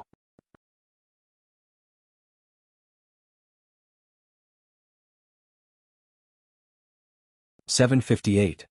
On the border between Great Spring and North Jin Kingdom, dozens of riders were escorting a woman, the Great Spring Empress Yao Jinji. One of the two riders closest to Yao Jinji was an Upper Five Realms cultivator. She was a middle-aged woman from the Central Divine Continent and was a temporary guest elder of the Great Spring invited by his aunt. There was also the water god of Pine Needle Lake, Lu Yurong, who was temporarily summoned by Yao Jinji. This was also why Lu Yurong did not personally reply to the secret letter sent by the flying sword of Jinhuang Mansion. Among the 3 riders behind them, 2 of them were generals with real power at the border who did not wear armor. One was old and the other was in his prime. They had outstanding military achievements and were now high-ranking officials of the border. There was also another rider, a young man with a graceful bearing. He wore Taoist robes and had a golden crown on his head. He was Xuanhuan, a Taoist high truth from the Golden Apex Monastery. He was a young golden pill expert and even more so, the one who pulled the strings behind the scenes of the Peachleaf Alliance. Xuanhuan and his master, Taoist Baozhen, had known the Yao family at the border for a long time. If it was not for Lu Zong, Xuanhuan could have become the chief of the Yao family of Great Spring. Dozens of riders bypassed the rebuilt Hure town. Anyway, there were only a few yellow mud walls and the government office was like a haystack. It was as sloppy as before and it was not difficult to rebuild it. Only the outside Hure town was left with broken walls and ruins. Yao Jinji stopped her horse and did not move forward. Her Majesty, who was 40 years old but still beautiful, did not withdraw her gaze for a long time. In the past there was her aunt, Jianyang, who was a shopkeeper, the 3rd master who was a cook, the little cripple who was a waiter, and the academy's gentleman, Zhong who had been an accountant for a long time. Yao Jinji sighed faintly. Things were still the same but people had changed. Xianxia seemed to have become an impulsive young man after leaving the border and the battlefield. However, how could she rest assured that the position of magistrate in the capital city would be given to others? The children in Lingji now knew how to address her as Your Majesty. They no longer called her Auntie in their childish voices. They had grown up and were sensible. However, she was not happy. She still preferred the 2 children who liked to wipe their saliva with the sleeves of her dragon robe. In the end, the cavalry went to a difficult place. Yao Jinji stopped her horse at the top of a hill and squinted her eyes. It was as if the river of time was flowing backward and she was witnessing a thrilling battle with her own eyes. Back then, it was here that there was a sinister attack on the Yao family. There were only 2 assassins. One was a sword cultivator, and the other was a martial artist wearing the Du armor. Both of them relied on a flying sword in their master realm to kill people like they were cutting grass. Their methods were extremely cruel. In the early years, everyone thought that the 2 assassins were mountain killers hired by the North Jin Kingdom to make the Yao family lose their backbone. Later, it was proven that the 2 assassins were indeed in high positions in the North Jin Kingdom. One of them was even on the official road of the North Jin Kingdom to the Jinhuang Mansion. However, at that time Yao Jinji felt that it did not make sense. In the North Jin Kingdom, there was no need for the former emperor to do this. At that time, her grandfather was about to rush to the Mirage City to be the Minister of War. He could be considered to have retired. The spies of the North Jin Kingdom must have known about their methods. However, Yao Jinji did not dare to think further. For example, if the assassins succeeded in killing her grandfather and the Yao family's cavalry, then the 3rd Prince Lu Mao and Gao Shui, as well as a large number of deities of the North Jin Kingdom, including His Excellency of the Jinhuang Mansion, would have a good reason to attack. At that time, the husband of the 2nd prince, who later became the emperor of the Great Spring, was at the border to meet up with his younger brother, the 3rd Prince Lu Mao. As for Lu Huang, who had become the former emperor of the Great Spring, compared to his brother Lu Tsong, who had outstanding military achievements, he had always lacked the support of the military. The balance between the 2 sides in those years was due to the civil and military affairs of the country. The 2 princes each occupied half of the country. No one could cross the line. Lu Tsong was too arrogant in the eyes of the scholars. The 2nd Prince Lu Huang was the son of the first wife. He was also brilliant in literary talent and was famous for being polite to the scholars. Lu Huang and Yao Jinji's uncle Li Shiling had always been close. Li Shiling was from the Hanlin Academy and had served as a lecturer. Therefore he was both a teacher and a friend to Lu Huang. In the early years, there was a saying in the imperial court that the crown prince and the prime minister were compatible. In reality, the old emperor Lu Zhen had long made up his mind. He hoped that his legitimate son Lu Huang would inherit the throne and let his eldest son Lu Tsong become the vassal of the country. However, Lu Zhen's illness was too sudden. It happened too suddenly and broke Lu Zhen's original plan of gradual progress. The old emperor had to let his legitimate son Lu Huang quickly take control of a group of soldiers and horses to hold back the rebellious border army iron cavalry in the north and south. When the old emperor was on his deathbed, when he looked at his legitimate son Lu Huang, he actually smiled and Lu Huang panicked for no reason. At that moment Yao Jingji seemed to understand everything. However, she immediately lowered her head and pretended that she did not know anything. At this moment, the Empress of the Great Spring dismounted from the horse skillfully. The descendants of the Yao family had always been familiar with bows and horses. Although Yao Jingji was not a martial artist, she could still draw a bow and knew some fighting skills. Compared to the common jianghu warriors who made a living in the streets, she was not inferior. When the Yao family became the emperor, in the end, except for a few key positions in the imperial court and the military, the rest of the Yao family's trusted and direct descendants seemed to be inferior. This kind of thing sounded ridiculous, but it was the truth and it had to be so. Sometimes she had to assume that if Lu Mao, who had been sneakily practicing some immortal magic and calling himself Taoist Long Zhou, became the emperor, the Yao family's reputation in the history books of the Great Spring Dynasty, and the benefits that the Yao family's descendants could get, would be better, and their official titles would be bigger and more numerous? As for whether there would still be people with the surname Yao in the Duke's mansion after several generations, Yao Jingji was a weak woman. What could she do? The Lu family had established the country for 200 years. In the end, there was only the Duke Xin's mansion left. Yao Jingji narrowed her pair of charming peach blossom eyes. As for the vassal Prince Lu Tsong, forget it. This person pretended to be crazy in the water prison and could not last for more than a few years. Back in the palace, this bastard Lu Tsong could be said to be extremely arrogant. If Yao Lingji had not been with her all the time, Yao Jingji could not imagine how miserable she would be in the end. That would not be as lucky as a few filthy palace secret books that were circulated in the streets. After getting off the horse, Yao Jingji held the reins with one hand and was silent for a long time. Suddenly she asked, Lord Lu, I heard that the Jindan sword cultivator who was the chief of the northern Jin dynasty used to be a friend of the Xuanhuan mansion? Lu Yorong, who inexplicably became the water god of Pine Needle Lake, was naturally timid. She said in a trembling voice, Your Majesty, back then, my husband did not know this person's true identity and mistook him for a jianghu hero with good swordsmanship. That was why he gave him a few pots of orchid wine. When Lu Yorong was alive, she was only born in a scholarly family in the northern Jin dynasty's county city. She was not a real lady of a noble family. The boldest thing this pretty girl did in her life was to fall in love at first sight with the mountain god official Zheng Su, who was traveling in disguise. Then she made up her mind and gave up her life to marry the king of Jinhuang mansion. Yao Jingji smiled and said, A person is selfless and the world is broad. Yorong, don't think too much. If I didn't trust you and your husband, I wouldn't have let the two of you return to your old home. Lu Yorong did not know what the emperor was thinking and did not understand the rules of the officialdom. She only knew that the emperor called her Yorong more affectionate than the previous Lord Lu Hu, so she was relieved. Moreover, this water god did not know how to hide her feelings. She hurriedly worded her words carefully and said a few polite words to the emperor. It was nothing more than gratitude and the like. It was stiff and stiff. In fact, during the most dangerous years in the Mirage City in the early years, the emperor gave her a different feeling. At that time, Yao Jingji would often frown slightly and lean against the railing alone. He was a little absent-minded. Therefore, in Lu Yorong's eyes, Yao Jingji looked better at that time.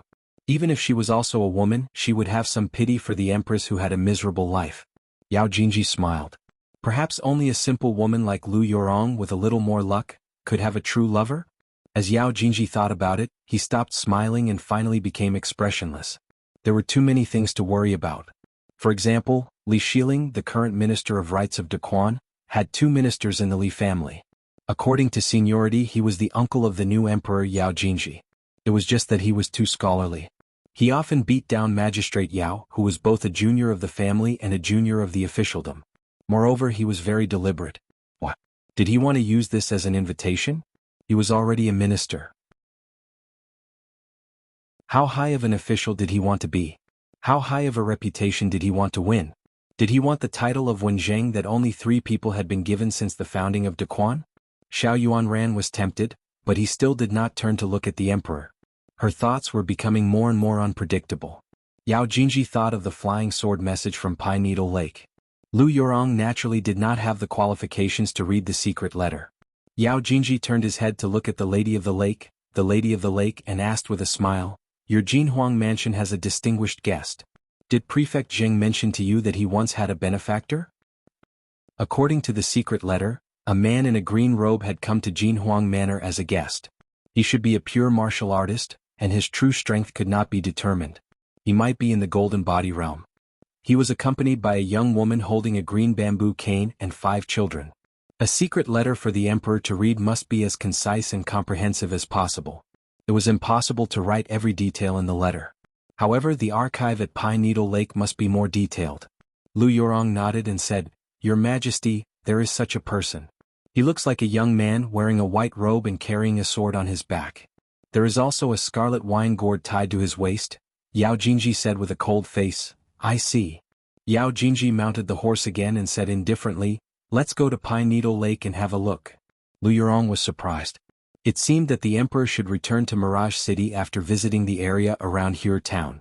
However, she was just a little lady of the lake. How could she dare to question it? Yao Jingji looked up at the sky. Who said that the sun, moon and heaven and earth were not worth a cup of water? Who said that the road of life was narrow and the cup of wine was wide? She had not been to Xiaoping Peak, which was close to the capital, for many years. She could not remember it clearly. Yao Jingji's movements were gentle. She raised her fingers and rubbed her temples. She did not dare to touch the corners of her eyes. She was a little sad, but her eyebrows and eyes were flying. Yao Jingji told herself that she would stop at Pine Needle Lake after she went to Pine Needle Lake. She would not go to Jinhuang Mansion to meet anyone. If they were to meet, it would be him who came to meet her. Yao Jingji suddenly said to Lu Yurong with a smile, "When you arrive at Pine Needle Lake, write a letter in person so that Prefect Zheng will not worry."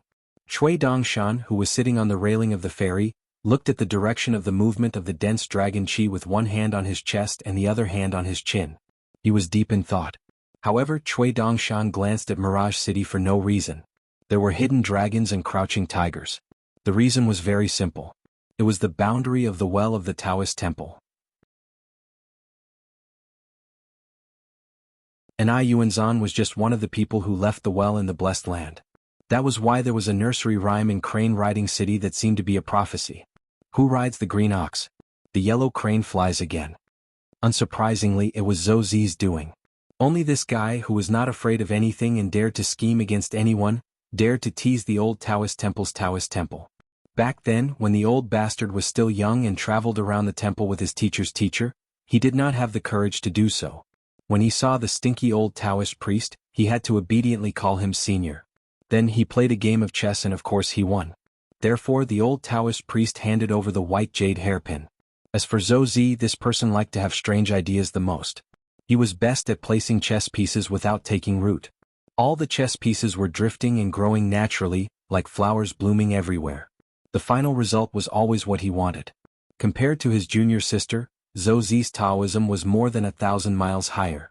Cui Dongshan turned his head and looked at the little fatty who was still practicing the walking stance. He asked, "Invincible divine fist, let's make a bet?" Cheng Chaolu finished a 6-step walking stance and asked, "Bet on what?" Cui Dongshan said angrily, "You won't bet with me. Why are you asking?" The little fatty scratched his head. "You're like a worm in your stomach." Cui Dongshan laughed and scolded, "Your fist technique is not bad. You're a good cook. If you're not a good cook, then you're not a good sword cultivator." The little fatty had a headache and continued to walk. Master Chow was still the best. He never said strange things. Cui Dongshan patted his knee. "Even if you walk early, there will be people who walk early. If you walk high, there will be a path for you." The white-robed youth turned his head and looked further north. Cui Dongshan suddenly raised his hand and pinched with 2 fingers. He caught a messenger flying sword that had returned from the Divine Seal Peak. Previously, he had asked Jiang Shangzhen if Old Sun had secretly looked for anyone when he entered the Mirage City back then. The flying sword replied that he had indeed looked for someone, but Jiang Shangzhen was kept in the dark. It was probably because Old Sun was too shy to say that he had gone to look for his lover. Cui Dongshan rolled his eyes and put away the flying sword. Forget it, there was no need to think too much. Master's chess skills were superb and had reached perfection. As his proud disciple, it would be difficult for him to give Master 12 chess pieces. This was not Cui Dongshan trying to flatter him. It was the teacher who had a card up his sleeve. He said that he wanted to play a game of chess and then pulled him to the chessboard. The teacher's demeanor was peerless. He placed the pieces smoothly on the chessboard. In the end, he placed 12 pieces on the chessboard. 4 worryless central Tianyuan and 3 lines. Cui Dongshan admitted defeat on the spot. In the end, eldest senior sister, who was watching from the side, said, "Master has already given you 12 chess pieces. You still admit defeat?" Nalan Yuji was even more amazed. So Master Chao's chess skills are also very good. He's talented in both civil and martial arts. Master smiled and nodded when he heard that. He began to clean up the chessboard very quickly. Cui Dongshan glanced at Master and then glanced at eldest senior sister, who had a slightly slanted eyes and a golden smile. He did not dare to say anything. At the mountain river ferry of the Jade sect, a group of people left the Cloud Cave blessed land and continued south to the Mountain Drive ferry. As for Yi Yunyun, who had the reputation of Huang Yun, she left the blessed land alone and returned to Mount Pu's cloud cottage. Yi Yunyun did not care if the Great Spring Empress was in the latest rouge painting of the Flower God Mountain. Anyway, she was fine without her. The chief consecrator of the Golden Peak Monastery, Lu Ying, sat in a private room on a ferry with a complicated expression. Previously, in Immortal Huang Heji's residence, a young woman with her hair tied into a bun was sitting at the threshold. Lu Ying was sitting opposite a young man facing the window. The sunlight shone through the window and fell on the side of the young man's face, one bright and one dark. In addition to asking a lot of questions, the man even started to chat with Lu Ying as if it were a family affair. He said that the life of a mountain cultivator without a backer was not easy. The path of climbing a mountain was narrow and winding. Which cultivator in the world was not like them? They were working hard to find a way to survive. Therefore, when the days were better, they should at least leave a way out for others. After all, they were all immortal masters. It was time for them to talk about small things. Therefore, they did not need Lu Ying to endure humiliation, betray the Golden Peak Monastery, and fall out with Du Hanliang. It was completely unnecessary. Now that the two of us are sitting here and chatting, to put it bluntly, it was almost the worst situation for a consecrator. After leaving the sect, living for one more day would be a gain. It was not like they made you swear or anything. You have to cherish your fortune. Even if you don't cherish your fortune, you have to cherish your life. Anyway, at that time Lu Ying was like a little chick pecking rice. It was more or less the same as a child listening to the teacher's teachings. Lu Ying really listened to him. If he did not care about his life, he would have gone all out. Of course, the young man with an amiable expression and a faint smile had been playing with a dagger in his hand. The flashing light of the dagger was also a more important reason. In a secret water prison in the Mirage City of the Great Spring capital, a man with disheveled hair and filthy body was in the prison. The stench in the prison was overwhelming. The former Great Spring Kingdom Protector Prince had fallen into such a miserable situation. Lu Tsong, who was leaning against the wall and curled up, raised his head and looked at a stooped old man outside the prison. Beside him was an old butler in a black robe. Lu Tsong struggled to stand up and said with a smile, "Oh, isn't this the old Duke Xin who has many children and grandchildren? What? You just got off the bed of Yao Jinji, that woman, and you walk softly without any movement. Is this still the old but vigorous Gao Shizhen in my memory? Could it be that the little whore's bed skills have improved again? Unfortunately, the Duke has the heart to kill the thief, but he is really powerless to kill the thief. Since you don't have the fortune to enjoy it, why don't you talk to that vixen Yao Jinji and let me do it for you?" The old Duke Gao Shizhen with snow-white hair just bent down silently and looked at the protector prince who could not die even if he wanted to. "You are indeed not as smart as Lu Mao."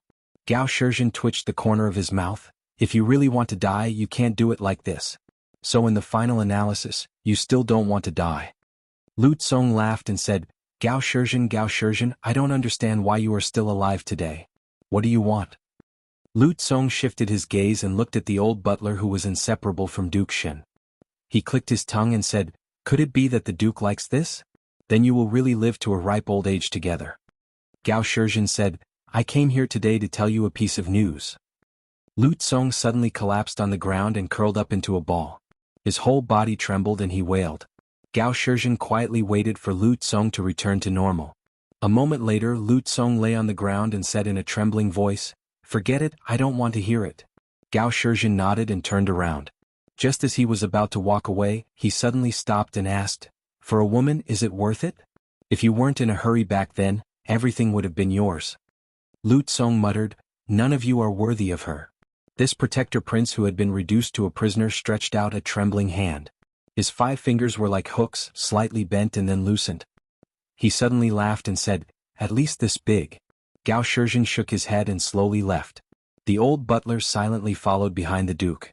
After Gao Shizhen walked out of the water prison, he subconsciously narrowed his eyes to avoid the dazzling sunlight. He said, "Come with me to the Taoist temple and see that Taoist Longzhou." Then leave the city and go to the heavenly palace temple to copy scriptures. The old butler hesitated but still nodded in agreement. Yao Manor. The goddess of the buried river seemed to remember something. Facing the line of the sage of literature, she seemed to be muddle-headed every time. She could not be disrespectful again. She immediately imitated the scholar and bowed. She lowered her head and said, Lu Ro of the Bayou Palace greets little teacher Chen. Chen Pingon did not expect such etiquette. He could only return the greeting and said, Chen Pingon of the Luapa Mountain greets the water goddess. Luapa Mountain? The Luapa Mountain that lost his soul? Lu Zong, who was standing to the side, was a little confused. Which mountain would have such an unfestive name? After leaving the lotus flower-blessed land, especially due to fate, he became the great spring consecrator. His role was similar to the palace guard scholar tree of the past. Lu Zong had tried to find out more about Chen Pingon's background.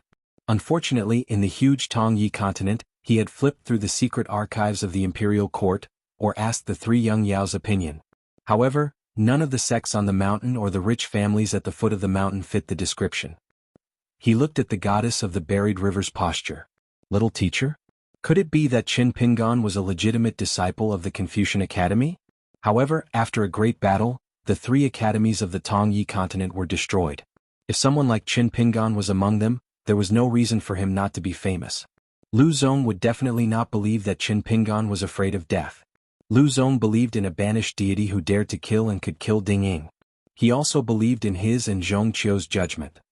In Lu Zong's 2 lives, there were 2 things that made him itch the most. The first was that the sage of arms, Qing Yuanshan, once said in his hometown that he would not change his convenient boning knife if he did not obtain a celestial knife refinement master. The second was that Chen Pingon and Zhong Qiu turned from enemies to friends and chose to fight side by side. A martial artist did not care about life and death and valued the righteousness of the jianghu. The water goddess asked curiously, Little teacher came from the Tongyi continent from the Confucian temple in the Central Plains. Could it be that the sage of literature received my flying sword message? Without waiting for Chen Pingon's reply, and without seeing the little teacher blinking his eyes at her, she stomped her foot again and said, I must have been out of my mind at that time. It snows heavily every year in the Mirage City. I have never experienced such a situation. It snows as if it costs money. The sage of literature is knowledgeable, capable, and has heavy responsibilities. I should not have disturbed the sage of literature when he was concentrating on his studies. The key is that the wording in the letter did not sound like one asking for help at all. It was too unyielding and did not follow the rules. It was like a woman making a scene. When the flying sword left, I knew that I was wrong and regretted it so much that my intestines turned green. I followed the flying sword for hundreds of miles. How could I catch up with it? I am not Mr. Zhua who owns half of the world's swordsmanship. Therefore, since last year until now, my conscience has been uneasy. Every day, I reflect on my mistakes in Qintianjian and drink punishment wine by myself every day. So this was how the water flower wine of the roaming jade palace was drunk by the water goddess. The water goddess who did not return to her home was really Lu Ro. Whether it was her surname or her name, it did not seem to be related to her temperament. Previously, according to Yao Xianji in the Mirage City, she hit it off with Lu Yorong, the water goddess's Tao companion of excellency Jianhuan Zhengsu. When she heard that Zhengsu's surname was also Lu, the water goddess jumped up and slapped Lu Yorong's shoulder. Coincidentally, the two of them even became sworn sisters in the end. Zhengsu, who was once a prisoner in the water prison of the Mirage City, was able to establish himself in the Mirage City in the early years without being looked down upon. In the eyes of the nobles and immortals, it was naturally the Xuanhuan residents that had climbed up the social ladder of the roaming jade palace. Since the water goddess had spilled the beans and said whether it was suitable or not, Chen Pingon did not deliberately hide his identity. He smiled and explained to her, I rushed over from the Cave of Fortune to the Tongyi continent and did not go to the Central Divine Continent. Therefore, I am actually not clear about the matter of the water goddess's flying sword message to the Merit Forest. The water goddess stomped her foot again. How annoying. Sooner or later I will be stabbed. I can't blame old Master Wensheng for scolding me. I asked for it. However, this knife is placed on my head and it can't fall. It's not a good thing. I have to count the days with my fingers again and slowly wait. I might as well reply to old Master Wensheng and scold him so that I can scram back to the roaming jade palace. Chen Pingon said helplessly, Why would my husband scold you? As for whether he can find a suitable water pill, whether he succeeds or not, he will definitely give you an answer in the letter. The water goddess had a guilty and suspicious look on her face. Qin Pingan smiled, "Don't forget that I am his last disciple. If he really wants to scold you, I will help you write a letter." That was good too. If Qintianjian could receive a reply from the Merit Forest in the near future, he could get the water goddess to add a few words in the reply. According to Jiang Shangzhen and Cui Dongshan, the teacher was now at the Merit Forest and had not cared about the affairs of the world for many years. She felt relieved at first, then she said in annoyance, "Little teacher, you were the first to be a guest." Then Mr. Zhuo worked hard. Finally, old Master Wensheng came personally. "Why didn't you eat supper when you were a guest in the roaming Jade Palace? Now the fried eel noodles are gone. I can't treat you even if I wanted to. I had already plundered all the waterflower wine back then and there wasn't even a jug left. It's troublesome to brew it. Can it be brewed for 3 to 5 years be considered wine? Without a cellar of 100 years, how can it be called aged wine? How can I have the face to entertain little teacher and old Master Wensheng?" Seeing that the little teacher was in a daze, the water goddess felt even more guilty. Alright, it would be difficult for the roaming Jade Palace to trick the teachers of the Wensheng lineage to be guests. Qin Pingan quickly snapped back to his senses and smiled. "As long as it's waterflower wine, it's fine. It's a few years or decades old. I don't care about that. As for the eel noodles, I won't force it. Water goddess, let's sit down and talk." No one would dare to eat a bowl of eel noodles and half a bowl of chili peppers. This was similar to the logic of Qi refinement warriors drinking at the table. They could tolerate a small bowl of red eel noodles, but how could they eat a basin? To eat or not to eat? What was the matter if they ate or not? Therefore it was wise to be polite to the end and not eat. Qin Pingan knew that his senior brother did not like to drink. As for his senior brother's inability to eat spicy food, Mr. had said it in the wine shop back then. Alliance had once been naughty.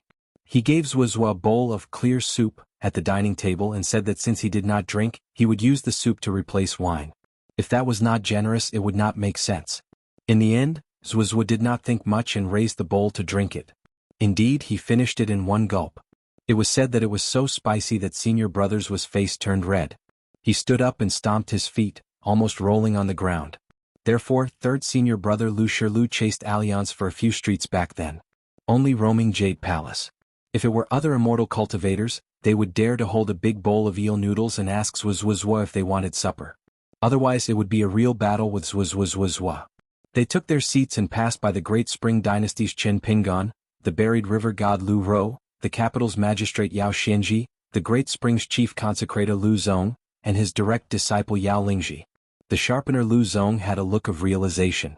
Good fellow, so he was the direct disciple of the Confucian Wensheng. Wasn't he the Great Sword Immortal's junior brother? Tong Yezhou was full of admiration for the Great Sword Immortal Zhua. Everything made sense now.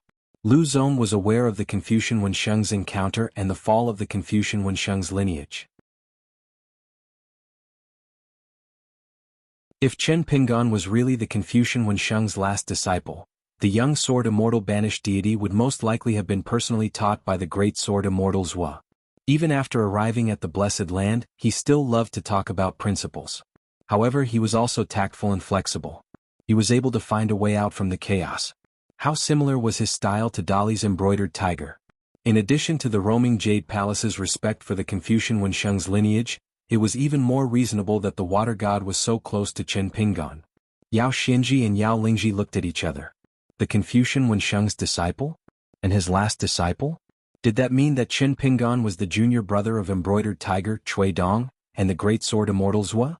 Yao Lingji couldn't help but look at the young man in green with a jade hairpin on his head. He still seemed to be in disbelief. Qin Pingan said to the siblings, "Other than Grandpa Yao, even if it's His Majesty's side, remember to keep my identity a secret for the time being." Yao Xianji was about to make a joke when Yao Lingji stepped on his foot and said in a deep voice, "Young Master Qin, don't worry. Even if it's my sister's side, we will keep it a secret." Lu Zong nodded and was rather satisfied. This first disciple that he had taken in was actually not too outstanding in terms of martial arts in the vast world. However, he was well trained in the ways of the world. Guarding the mouth when it was lively and guarding the heart when it was quiet. This was cultivation. Be it the Qi refinement warrior's attainment of Tao and longevity or the martial arts of martial arts, the logic behind their different paths was actually the same. Qin Pingan looked at Yao Lingji. The woman with the saber smiled. Young Master Qin, don't you trust me? Qin Pingan nodded and smiled. Of course I trust you. It's just that it's hard to overlap the image of the Miss Yao in front of me with the Miss Yao that I met at the inn back then. Yao Xinji joked. What Miss Yao? Sounds so awkward. My sister has been married for many years. Mr. Qin, you can just call her Big Sister Yao. Qin Pingan said, I was on a Liuxia continent ferry that passed by the Rain Dragon sect in Luhua Island.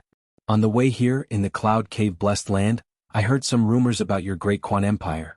It didn't seem to be very pleasant to hear. Yao Lingji was a little silent. Yao Xinji sneered. What do you mean it's not good? Of course it's not good. They are jealous of our Daquan dynasty's alliance of peach leaves, and they despise us for not being able to conquer the Daquan dynasty in the past. Mr. Qin, if you stay at the Immortal Ferry in the north of the Mirage City for a few more days, you will hear a few baskets full of nonsense. Some people are talking about our emperor, some people are saying that our Yao family is usurping the throne, and some people are saying that the entire Daquan dynasty is colluding with the monster army. Anyway, they just don't want others to live a good life. You have the ability to wait for death and be easily destroyed by the beasts of the demon clan. But you don't have the ability to admit that more than half of our great spring border army has been killed or injured, and that we have successfully defended the capital city. Those heroes and immortals on the mountain who are lying on the ground waiting for death really make me admire them very much. So every time I see one of them over the years, I can't help but ask them to drink a toast. Yao Lingji smiled bitterly and glared at this brother of his who spoke without thinking. You've said a lot of strange things yourself. Don't you know how you were chased away by Big Sister during the Alliance of Peach Leaves?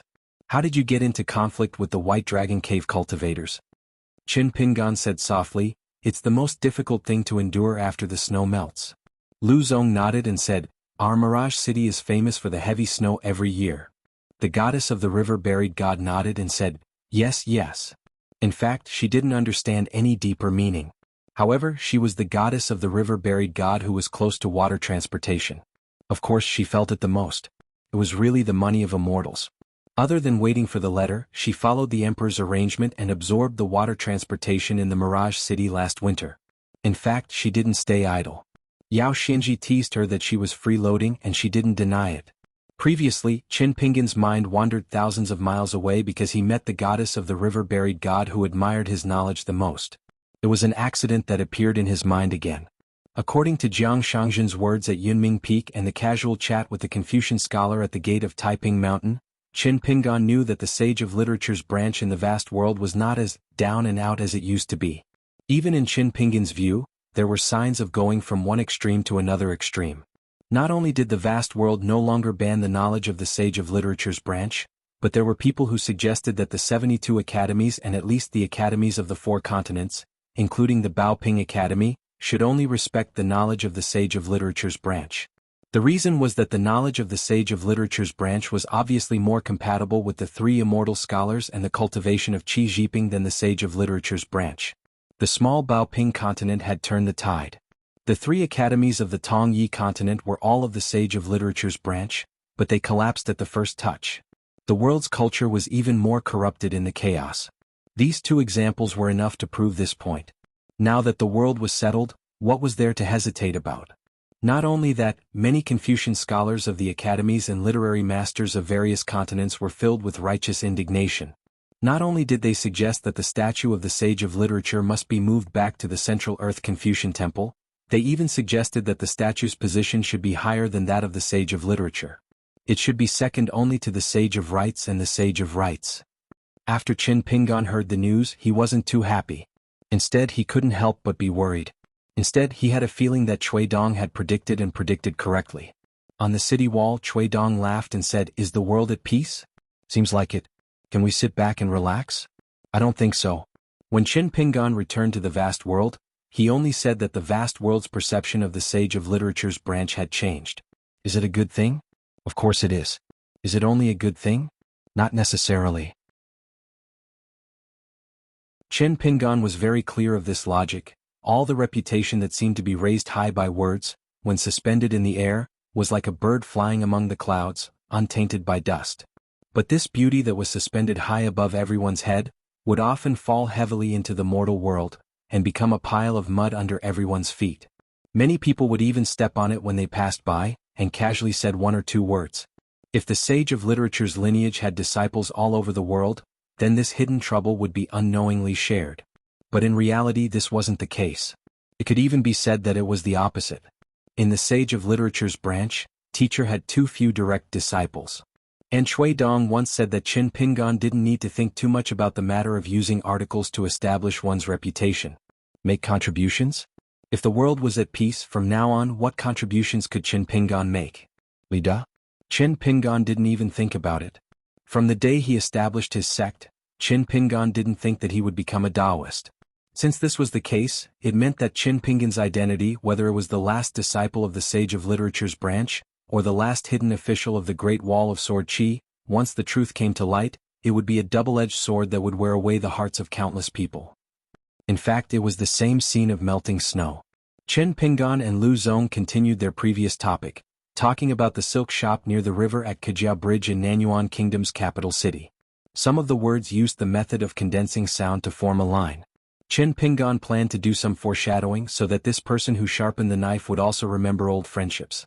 In the future, Qin Pingan would have the face to encourage this senior to become an anonymous consecrator of the Luopa mountain sect in the future. Every pure martial artist who could walk out of the blessed land, whether it was martial arts, temperament, or jianghu experience, was not easy to deal with. Back then, Lu Zong asked the imperial tutor Zhongqiu to help sell the shop, so that those anonymous disciples could share the silver, so that they would not lose the protection of their master and wander in the jianghu embarrassingly. And those young people of Nanyuan Kingdom did not know that old Lu, who was a martial artist, was actually one of the top 10 people in the world at that time. Their master was not around, but at least they had a few hundred taels of silver in their pockets, and now they were doing well. As for the matter of the white soul, for the authorities of each blessed land divided into 4, in fact the temporary impact had not been seen. When they realized this, martial artists needed to reach the Jinshan realm, and Qi cultivators needed to reach the Jindan realm. At that time they would not be at a loss. Especially in the lotus root blessed land of Luopa Mountain, whether it was martial arts or spiritual energy of the mountains and rivers, it was enough for both parties to continue to climb the mountain, and repaint their white bodies with gold. When Lu Zong learned that one of the disciples who was not outstanding in terms of aptitude, had taken the lead to become a martial artist of the 5 states, the old man sighed with emotion. He only said that one's fate was made by heaven, and one had to seek for one's own fortune. As for the 4 blessed lands of Lotus Flower Blessed Land, Qin Pingan could occupy one of them. Lu Zong would not ask why the old Abbey Dean did this and how Qin Pingan got it. He did not care about it, but the old man could not help but feel a little homesick. When both parties talked about the old Abbey Dean, they were both silent. No one dared to comment on the god of Lotus Flower Blessed Land. The more Lu Zong jumped out of the well, and came into contact with the vast world, the more he feared the old Abbey Dean. In addition, he finally landed in the Great Spring. Especially when Lu Zong saw a portrait in the Imperial Ancestral Temple, he felt as if he had been in another world for a long time. Qin Pingan was truly impressed by the old temple head of the East Sea Temple, but he still had lingering fears. It was not as simple as the old Abbey Dean being a grand cultivator of the 14 states. The word reverence was too ingenious. The key was that the word reverence came first and fear came later. It was even more ingenious.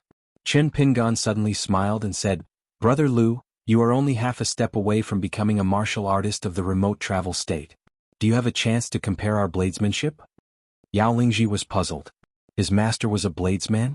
When his master fought, whether it was retreating from the enemy in the palace or fighting on the battlefield outside the capital city, he had always practiced both internal and external martial arts. He never used weapons. Last year, a man in black from North Jin Kingdom sneaked into the palace with the intention of assassinating him. His martial arts state was so high that he could travel with the wind. At first, Yao Lingji mistook him for a Qi cultivator. As a result, when he got close to him and unsheathed his blade, his internal organs were injured by his opponent's punch. He fell to the ground and could not get up. It was his master who stopped him and forced him to take out a military armor pill. Wearing the sweet dew armor, he tied with him despite the difference of one state. Lu Zong was in high spirits. "Brother Qin, since when did you switch to using blades?" This bladesman's weapon was a bone-paring knife. In the battle with Yu Jini, who was like a sword deity, the bone-paring knife was badly damaged. It was chipped by a glass sword left behind by an immortal's. Therefore all these years Lu Zong always fought with both hands. He was reluctant to take out his bone-paring knife. After all, the vast world was not like the lotus flower-blessed land. There were too many spiritual weapons and treasures on the mountain. The immortal spells were even stranger. If he was not careful, his old partner would be gone forever. Back then, on the city wall of Nanyuan Kingdom, the bladesman Lu Zong, who ascended after hearing the heavenly drum, left his physical body in the lotus flower-blessed land. He came to Tongya continent and changed his appearance. Now he still looked like an old man. However, he looked similar to one of the ancestors of the Lu family of Great Spring. The descendants of the Lu family of Great Spring were famous for their handsomeness. From the old Emperor Lu Zhen to Lu Tsong, the three princes were all recognized as handsome men. It was difficult to break through the bottleneck of the Golden Body realm. It was not that Lu Zong's martial talent was not good and could only stop at the Golden Body realm. It was that the new physique given to him by the Taoist temple was too strong. Lu Zong concealed his identity in the Nanyuan Kingdom's capital. His face was that of the shopkeeper of the riverside shop. He had sparse hair and a crooked face. It was better when he did not smile. Once he smiled, he looked like a lecherous old bachelor. When he was young, his appearance was not much better. Therefore, when Lu Zong said that when he was young, his bearing was similar to that of sword immortal Qin Pingan. Even if Qin Pingan did not care about his appearance, he could not be bothered to agree. When out in the world, one had to treat others with sincerity. Qin Pingan said, "A few years ago when I had nothing to do, I happened to get 2 good daggers.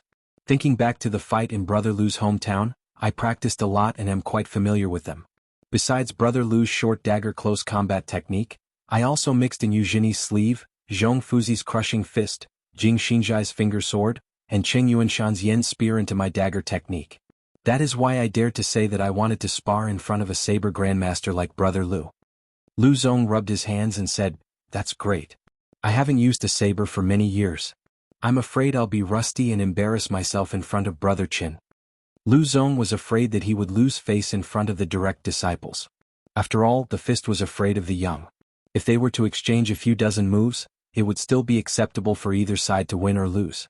But if Sword Immortal Chen had only been practicing the saber for a few days and didn't know when to stop, Lu Zong didn't think that he would have any chance of winning if Sword Immortal Qin Pingan, who was young and impetuous, ended up treating him like Ding Ying.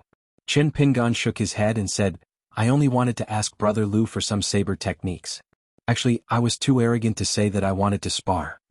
The old man glanced at Yao Lingji's saber. He was indeed tempted by the idea of a spar. The sharpener, Lu Zong, was a martial arts fanatic to begin with. Furthermore, during that fight with Qin Pingan, he was not satisfied and ended up with a draw. After that, he was bullied by Yu Jinyi, who cultivated immortal techniques, which made Lu Zong even more aggrieved. His direct disciple Yao Lingji's saber had a great origin. It was made of wood and wrapped with a yellow silk ribbon. The handle and guard were made of copper and gold-plated leaves. It was extremely heavy and the handle was embedded with red coral and lapis lazuli. The scabbard was also made of wood and covered with a layer of green shark skin. There were 2 copper and gold-plated hoops. They were all made by the Great Spring Workshop. This was a famous spring that had been kept in the Great Spring Secret Vault for 200 years. Although its name was a bit coppery, it was a genuine treasure. It was once used by the founding emperor of the Lu family to kill the last emperor. Therefore, it naturally contained a part of the Great Spring martial fate and an extremely strong dragon aura. No matter if it was against a pure martial artist or an immortal master, it wouldn't be at a disadvantage in terms of weapons. Especially when it was used to defeat mountain spirits, water monsters, and ghosts, it was even more powerful. Yao Lingji advised, "Master, Mr. Qin just arrived at the Mirage City and traveled with the wind. It must be very tiring. You two shouldn't be in such a hurry to spar." Lu Zong nodded and said that there was indeed no such way to treat a guest. This was because this person who was sharpening the saber finally remembered that Qin Pingan had made a big noise when he opened the door with a punch. Lu Zong pondered for a moment and felt that this Qin Pingan, who was both a sword immortal and martial artist, regardless of whether he was a true sword immortal or not, was probably at least a martial artist in the far travel realm. At the very least, he was at the peak realm. Otherwise, he couldn't possibly be at the legendary limitless realm. In the Tongyi continent, there were only Wu Kuang and Yi Yinyun who were in the 10 states. If Qin Pingan's appearance and age were not too different, according to the estimation of the lotus flower-blessed land, a peak state who was less than 50 years old was already shocking enough. Lu Zong couldn't help but glance at the young man in a green robe. When he was young, he already had the demeanor of a sword immortal. Now he was still a pure martial artist who was at least in the far travel state. He was also the last disciple of the sage of literature. Looking at him, he looked quite handsome. His speech and behavior were calm and composed, and he had the temperament of a master. The more Lu Zong looked at him, the angrier he became. No, the more Lu Zong looked at him, the more he looked like a young Lu Zong. Let's talk about sword techniques in the future. Lu Zong chuckled and said, "It's just that Brother Qin is chatting with me about such trivial matters. Wouldn't it be demeaning? If you're impatient, don't hide it. Remember to say it directly." Qin Pingan smiled and said, "When people walk to higher places, it's about realms, cultivation and martial arts. When water flows to the lower places, it's about the human heart, nostalgia and affection." Lu Zong clapped his hands and said, "The old saying is new. It's new and interesting. It's worth drinking a pot of waterflower wine." Water Goddess grumbled, "Didn't I say that there's no more waterflower wine? Don't mention it. Little Lu, aren't you annoying? If there's really wine for you to drink until you're full, your hands will start to tremble every time you drink before you finish 2 pots of wine. 1 bowl can cause you to spill half a bowl of wine. You still want to play with your sword? What's there to play with? Just admit defeat to little teacher. After all, if you admit defeat, you'll lose half of it." At Lu Zong's place, she was used to calling him Little Lu. He was not good at drinking and he couldn't eat spicy food. He also liked to learn from her chef and stutter. Every time they met, he would stutter. "Mother, mother, mother, your mother's mother." Lu Zong, who was exposed, left resentfully. Now, in the capital city of Great Spring, he needed to keep an eye on at least half of the Mirage City. There were good and bad people mixed together. Immortal masters from all over the continent who went down the mountain to gain experience all liked to stay here, so he needed to establish relationships in all aspects. Just like that time when the little bastard Yao Xinji became enemies with the White Dragon Cave, Lu Zong had to come forward to settle it. Fortunately, xuanhuan and Guobaimu, the 2 martial artists, were easy to talk to. Otherwise, Lu Ying, the old nascent soul cultivator of the Golden Peak Temple, and Yu Qi, the few immortal masters of the registry, who were all people who wanted to see the world in chaos, would not have been punished by Yao Manor's magistrate for a year. This was Yao Xinji's residence, and the magistrate of the capital city had a lot to talk to Mr. Chen. The goddess of the buried river was also about to get up and leave. In the capital city of Qintianjian, Lu Ro, in addition to waiting for Lord Wensheng's reply, actually had one more thing to do, which was to ask her to refine a moat to stabilize the mountain and river array of the Mirage City. After all, Lu Ro was the first orthodox water god in the Great Spring Dynasty. In terms of mountains and rivers of the country's Ministry of Rights, she was not inferior to the Lord of the 5 Mountains. Qin Pingan also got up and said that he wanted to send the water god off. Lu Ro thought about it and understood that some things were indeed not suitable to talk about in a crowded place. Therefore, as soon as she walked out of the courtyard, she said in her mind, "Little teacher, let's not talk about other things. Praying for rain is actually my job. Anyway, I did whatever the imperial court said in the past, and it will be the same in the future. But praying for children at my ancestral temple is really effective. I don't even know that I have this ability. Anyway, it's very effective. Little teacher?" Qin Pingan was speechless. The water god laughed loudly. As expected, she was very quick-witted. She tiptoed. She patted the little teacher's shoulder and continued, "Don't worry. The next time you go to the ancestral temple to burn incense, little teacher, tell me in advance. I will definitely take it seriously. Don't talk about manifesting even if I kowtow with little teacher. Little teacher, you don't know that the golden statue in the ancestral temple is extremely handsome. It can only be described as beautiful." Qin Pingan could only interrupt the water god's words and explain, "I'm not asking for that. I want to talk about the Tao formula recorded in the Jade Scroll." Lu Ro asked doubtfully, "Did something go wrong on the path of cultivation?" She stomped her foot. "Damn it, that blasphemous old Dragon King, he just had to leave that Jade Scroll behind and caused a lot of harm. Later on, he didn't come when he should have and set up that rain-praying tablet for others. Little teacher, don't worry. It seems that I've done something bad with good intentions, but I'm not the kind of person who likes to shirk responsibility. If there's any side effects, I'll take responsibility. If I can't afford it even if I sell everything I have, I'll write you an IOU first. I'll write an IOU as I please. Little teacher, please don't tell Master Wensheng about this." Qin Pingan covered his sleeves with both hands and said helplessly, "It's not about that. Water god, why don't you listen to me slowly? She made a no sound and said with grievance, "I'm just panicking. Don't you think it's strange? I've never seen Lord Wensheng before, so I begged my grandpa and grandma, saying that I would be satisfied after seeing him once in my whole life. When I really saw him, how could it be enough? Then, I wanted to see Lord Wensheng for the second time. Of course, even if there was a third time, I wouldn't complain about it. Alas, Lord Wensheng is really a sage. His temperament is like a lantern in the big sun, which brings light to my humble dwelling. The moment I saw him, I identified him immediately. I knew that it was Lord Wensheng who came to my mansion personally. Indeed, Lord Wensheng's grand and unique aura could never be hidden. When I saw Left Sword Immortal for the first time, I didn't have a good eyesight until the second time I saw him. Qin Pingon had already accepted his fate. It was better to wait for the water god to finish speaking first. The buried river was once the main river channel of the Tongyi continent that entered the sea. However, with the passage of time, the scale of the great blasphemy had shrunk greatly. In the end, only a small section of the buried river remained. The predecessor of the Bayou Manor was the former site of the dragon palace of the great blasphemy Dragon King. The jade slip that condensed the water into a substance was the proof of the Lord of Blasphemy. It was obtained by the buried river goddess by luck. She then engraved the inscription of "All things can be refined" on the jade slip. The annotations were detailed and meticulous. After a great battle, more than half of the water god's golden body was broken. Just by relying on the heavy snow in the Mirage City every year, it was estimated that it might not be able to be restored to perfection without 300 years of sowing. And the Lu family of the Great Spring had only established the country for more than 200 years. Unless the imperial court could help the buried river widen the river channel, and at the same time absorb more streams and rivers that originally flowed differently. However, Qin Pingon knew that the Yao family of the Great Spring, whether it was for public or private reasons, it was impossible for them to lean the power of the country so much towards the buried river. It was definitely not a good thing for the Yao family and the buried river. The big and small gods of the mountains and rivers, from the Lord of Mount Weiwei to the Earth God and Granny He, were also a big officialdom. The water god finally came back to her senses. The young master had been walking beside her for a long time in silence. He had started to daydream again, so much so that he had forgotten to speak. When she stopped talking, Qin Pingon finally said in his heart, "Back then the water god gave me both the jade slip and the Tao formula. The benefits were so great that it was beyond my imagination.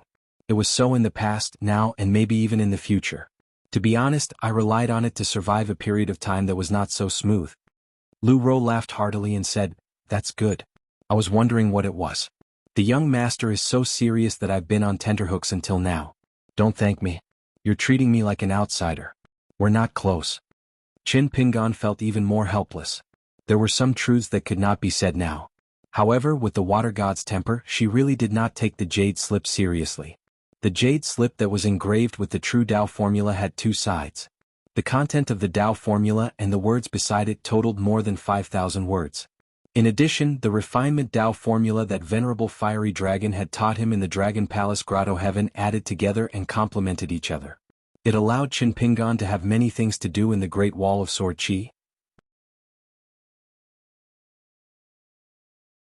The cultivation method seemed to be refining items, but in fact, it explained the operating principles of the Tao of the five elements. It was extremely suitable for Qin Pingon. In addition, the Tao formula's definition of the human body's meridians was extremely mysterious and precise. A drop of golden water from the heavens could fly in the air as if it was a machine. From the Aurus Core stage to the nascent soul stage, and then to the peak of the martial arts, it was simply tailor-made for Qin Pingon. It was extremely beneficial. The most important and mysterious thing was that the Tao formula involved the fourth city of the 5 cities and 12 buildings of the Beko Keikyung building. The person who obtained the jade slip only needed to deduce slightly and would be able to discover that it contained 4 paths. Each path could allow one to have a chance of ascending to the heavens of the upper 5 realms. Furthermore, one would not be led astray and one's Tao heart would not be easily disturbed by one's mental demons. Of course, the mental demons were still there. It was impossible for them to disappear into thin air. However, the power of the mental demons decreased sharply, as if they had been suppressed by the Tao formula. This was the so-called turning the 4 heavens into coolness and sweeping away the heat of the world, in the Tao formula. It made cultivators feel as if they were in a cool and refreshing place. The mental demons were excluded. If they wanted to cause trouble, it was as if they had to break through a small world that was guarded by a saint. If a Qi refinement warrior at the nascent soul stage faced the mental demons, It was as if a nascent soul stage cultivator was facing a pure Jade Realm cultivator. Then, with the protection of this Tao formula and the heavenly official of the Taoist sect as the door god who guarded the door for the Qi refinement warrior, it was equivalent to pulling an unparalleled mental demon back to the nascent soul stage. Qin Pingan roughly explained the situation. Lu Ro was confused. Then she was a little embarrassed and said honestly, "There are 4 paths to ascension to heaven hidden in the Jade Slip? So many? Why didn't I know? I thought that there was only one step to immortality." It was just like a Confucian sage who had written a book that had been interpreted countless times by later generations. In the end, the sage, who did not think too much when he picked up the brush, was stunned by the interpretation books. Qin Pingan raised his hand and rubbed his glabella. He said, "It's fine if you don't know, goddess water god. Anyway, what I mean by saying all this is that this gift is too heavy. It's so big that I can't repay it." Lu Ro waved her hand. "You're too polite. You're distant. Good things are not afraid of being late. You don't mind it too much. Otherwise you'll lose some of your heroism." Although she said that, when the water god walked, she raised her head high and looked very heroic. Qin Pingan said, "I have a suggestion." Goddess water god, you can use this Tao Sutra to make a deal with an immortal family that is pleasing to the eye. For example, with the Jade sect's divine seal peak, the Cloud Cave blessed land, the Fuyao sect and Taiping Mountain, which will continue the incense of the ancestral hall in the future. If you think that a girl can't marry into 2 families, I personally suggest that you sell her to Xianxia of the Cloud Cave blessed land. As for Taiping Mountain, he still had to wait for 70 to 80 years. The water god would most likely be embarrassed and would do it for him. However, it would definitely be a favor to the Green Turing Palace. He would only send a message to the future mountain master of Taiping Mountain. This Tao Sutra was suitable for every earth immortal. Regardless of whether it was the immortal master of the archives or the cultivators of the mountains and lakes, no matter how tough their Tao hearts were and how they were not moved by external objects, they would still be overjoyed. They would have 4 more chances to ascend to heaven for free. It was as if they had the protection of the heavenly official of the Tao sect to help reduce the influence of their mental demons. Who would not be happy? It was also coveted by any sect with a deep foundation. The reason was very simple. A sect had enough earth immortals. As long as there was an earth immortal's path of cultivation, it was the path of the 5 elements. For example, Qin Pingan or the black-robed scholar from the Chongqing Bureau of the North Continent, cultivating this sutra would yield twice the results with half the effort. Even if there were none for the time being, the sect could specially open up this path for the direct disciples of the ancestral hall with the best qualifications. If the cultivators carefully and patiently cultivated, coupled with the sect's meticulous nurturing and careful protection, then in the next 100 or 1,000 years, the number of earth immortals and even the upper 5 realms would be far more than before. If he had to meet old General Yao on this trip to the capital of the Great Spring, he would either have to make a trip to the Jinhuang mansion first and then pay a visit to the Green Turing Palace, or Qin Pingan would have to thank the goddess of the buried river. Qin Pingan was able to decide early on to open up a subsect for the Luapa Mountain and finally chose the location of the Tongya continent. This jade scroll was of great merit. There was no hurry to name the subsect. When it came to naming, it was his forte. There were too many good names, so it was more worrying. As for the subsect's first sect master, it would be Chao Qinglang. Cui Dongshan and Pei Qian might need to come to the Tongya continent to help Chao Qinglang. Chao Qinglang was very likely to be the youngest sect master in the history of World, or one of them. In addition, the sword cultivator Cui Wei, who was already in the nascent soul realm, and of course the sword cultivator Sui Yuyu, who was still in the golden core realm, would come from the Luapa mountain to settle down. If Great Sword Immortal Me was willing, he could also come to the Tongya continent. After all, the subsect was closer to the Cloud Cave blessed lands Mount Huashan. However, other than Chao Qinglang, the subsect master, whether the others would leave the Luapa mountain depended on their own wishes. Qin Pingan told Jiangxia that the Luapa mountain was not a place where one person's words were spoken. In fact, it was not empty words. Lu Ro shook her head vigorously. "Sell my hammer. If I don't sell it, the item that I give away will not be mine. Although that old sect master Jiang can indeed be considered an old hero, if it were other things I would be happy to be able to befriend him. But if it's business, forget it. I don't like it. Friends who rely on business won't last long.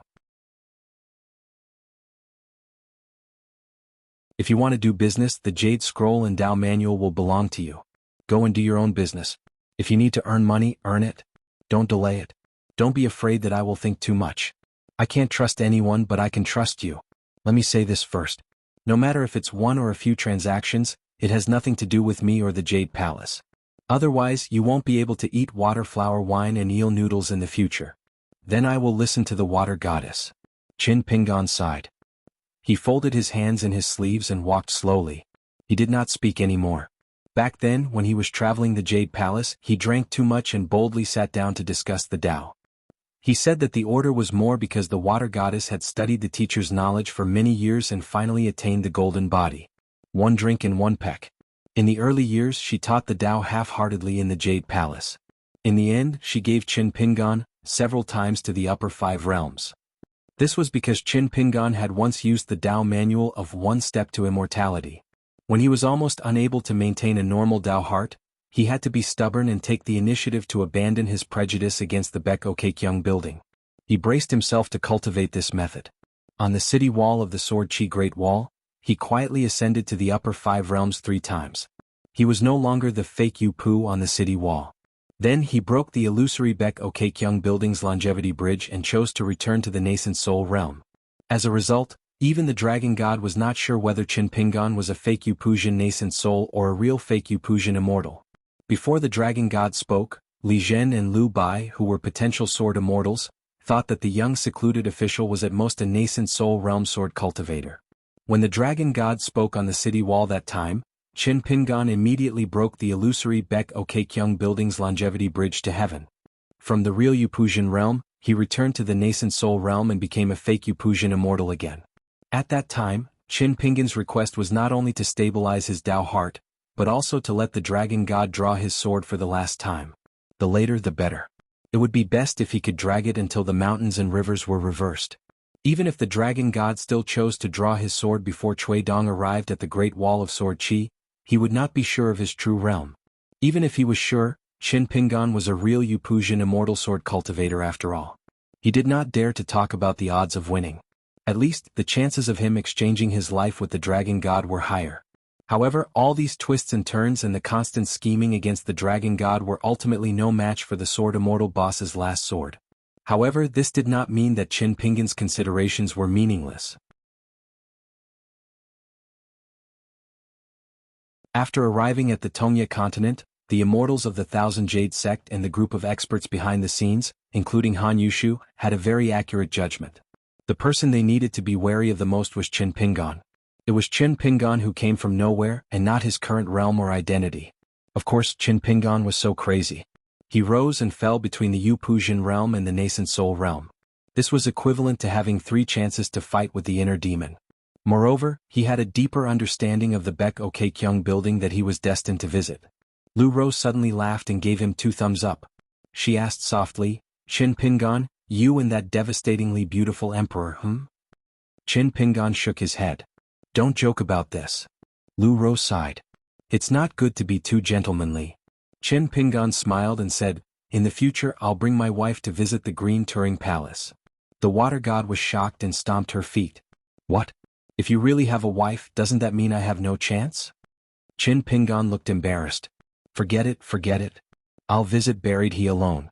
She jumped up and slapped Qin Pingan on the shoulder. She laughed and said, "You're still the same as before. You're thin-skinned and can't be teased. Look at how scared you are." Qin Pingan reminded her seriously, "You can't joke about this." "Really?"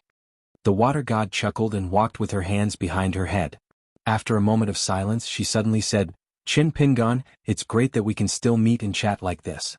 We're not worried that we'll be gone tomorrow." "Really?" Qin Pingan nodded. Not only did Yao Lingji send his master out of the mansion, he even sat in the carriage. The master and disciple sat opposite each other. Lu Zong asked, "Is there something on your mind?" Yao Lingji shook his head and smiled. "I've reunited with my benefactor. This benefactor happens to be my master's old friend. What could I have on my mind?" Lu Zong smiled and did not say anything. He closed his eyes and started to rest, nourishing his fist intent bit by bit. In fact, the higher-ups of the Great Spring Imperial Palace, as well as the insides of some wealthy families, had always been well aware of the fact that the surname of the Great Spring Empire would never have been changed from Lu to Yao if it had not been for the series of changes caused by a single person. At the border, If the young outsider had not passed by and saved the old general Yao Zhen from the assassins of the North Jin Kingdom, he would not have entered the capital to become the Minister of War, and Yao Jingji would not have married into the emperor's family. In the inn of Hur town, the third prince, Lu Mao, suffered a great loss. His biggest loss was the sudden death of Li Li, the head of the Imperial Horse Directorate. This caused Lu Mao to lose the secret support of half of the Great Spring Jianghu. Without Li Li's coordination, Lu Mao would not have been able to convince the public. As a result, the power of Jianghu was completely taken over by a stranger named Lu Zong. More importantly, because of the death of his only son, Gao Shuyi, the Duke of Shen, Gao Shizhen, and Lu Mao gradually drifted apart. No matter why Gao Shuyi died, he died under Lu Mao's nose. The Duke of Shen's mansion thus closed the door to Lu Mao. In addition, after the assassination, the Academy's gentleman Wang Qi, who used to be the leader of the literary circle of the Great Spring Dynasty, disappeared. He was also the first Prince Lu Tsong's only ally in the Mirage City. In addition, the Caomu nunnery and the Su family in the Mirage City, where Su Qingzhou was from, all began to part ways with the first Prince Lu Tsong after that. Everything was linked, and in the end, the second prince successfully ascended the throne. That was why the vassal king Lu Tsong said those strange words in the rainy night.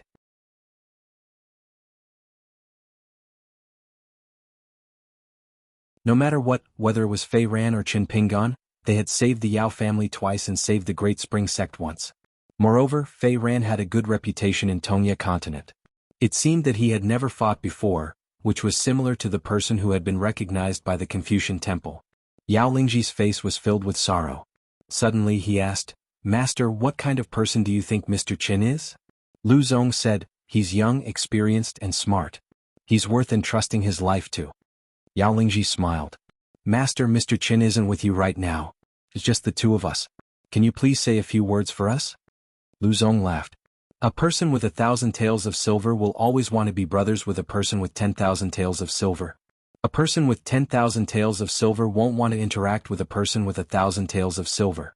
A person with 100,000 taels of silver won't mind interacting with a person with 1,000 taels of silver, or even 100 or 10 taels of silver. He's kind and approachable." Yao Lingji was confused.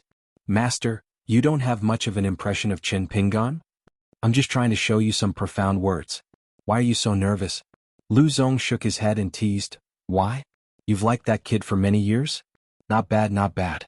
I have good taste in disciples and my disciple has good taste in men. No wonder we can be master and disciple." Yao Lingji was so angry that he laughed. "Master, how old are you? Can you be more serious?" Lu Zong stroked his beard and smiled. "Qin Pingan has already seen through your thoughts. This kid's ability to observe people's body language and figure out the overall situation from small details is excellent. Master has personally experienced it before. Stealing a punch is just a matter of showing him a few glances. It's as easy as eating a meal." Yao Lingji's face immediately turned pale. Lu Zong's expression turned solemn. His first disciple had never been so flustered when it came to matters between men and women. He was very straightforward about who he liked and who he disliked. Therefore, Lu Zong lowered his voice and asked, "What's going on?" A moment later, Lu Zong said in a deep voice, "I'll immediately send a flying sword to His Majesty. This letter must be clearer and can't be as vague as your previous letter. Also, you must remember that this matter must not be made public. It's not easy to confirm Qin Pingan's identity. Other than Lu Ro from the roaming Jade Palace, no one else can be counted. De Quan only needs to find someone who has seen the Sage of Literature and the Great Sword Immortal Zhua.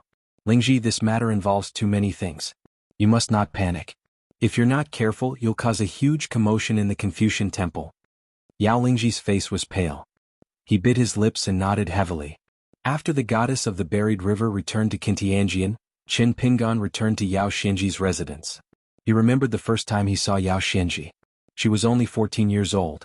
Qin Pingan returned to his hometown this time because he wanted to make use of the Tong Yi continent's weather to confirm the authenticity of the dream. Jiang Shangzhen, Cui Dongshan, and Pei Qian had appeared one after another. Coupled with the secret letter from the Heart Lake, he had already confirmed it. Since Luopa Mountain was fine, it was fine to wait a few more days for the young hill master to return. However, some things would not wait for anyone. The children were anxious to grow up. It seemed like they could not be rushed. The elders were in a hurry to grow old. It was impossible to stop them. Tong Yi continent's De Quan dynasty's old general Yao Zhen, Aquarius continent's beautiful clothes nation's old granny, and Comb nation's old senior Song Yuxian. Of course, there was also the bearded wanderer xianxia who was like an elder brother to him. Yao Xinji was also curious.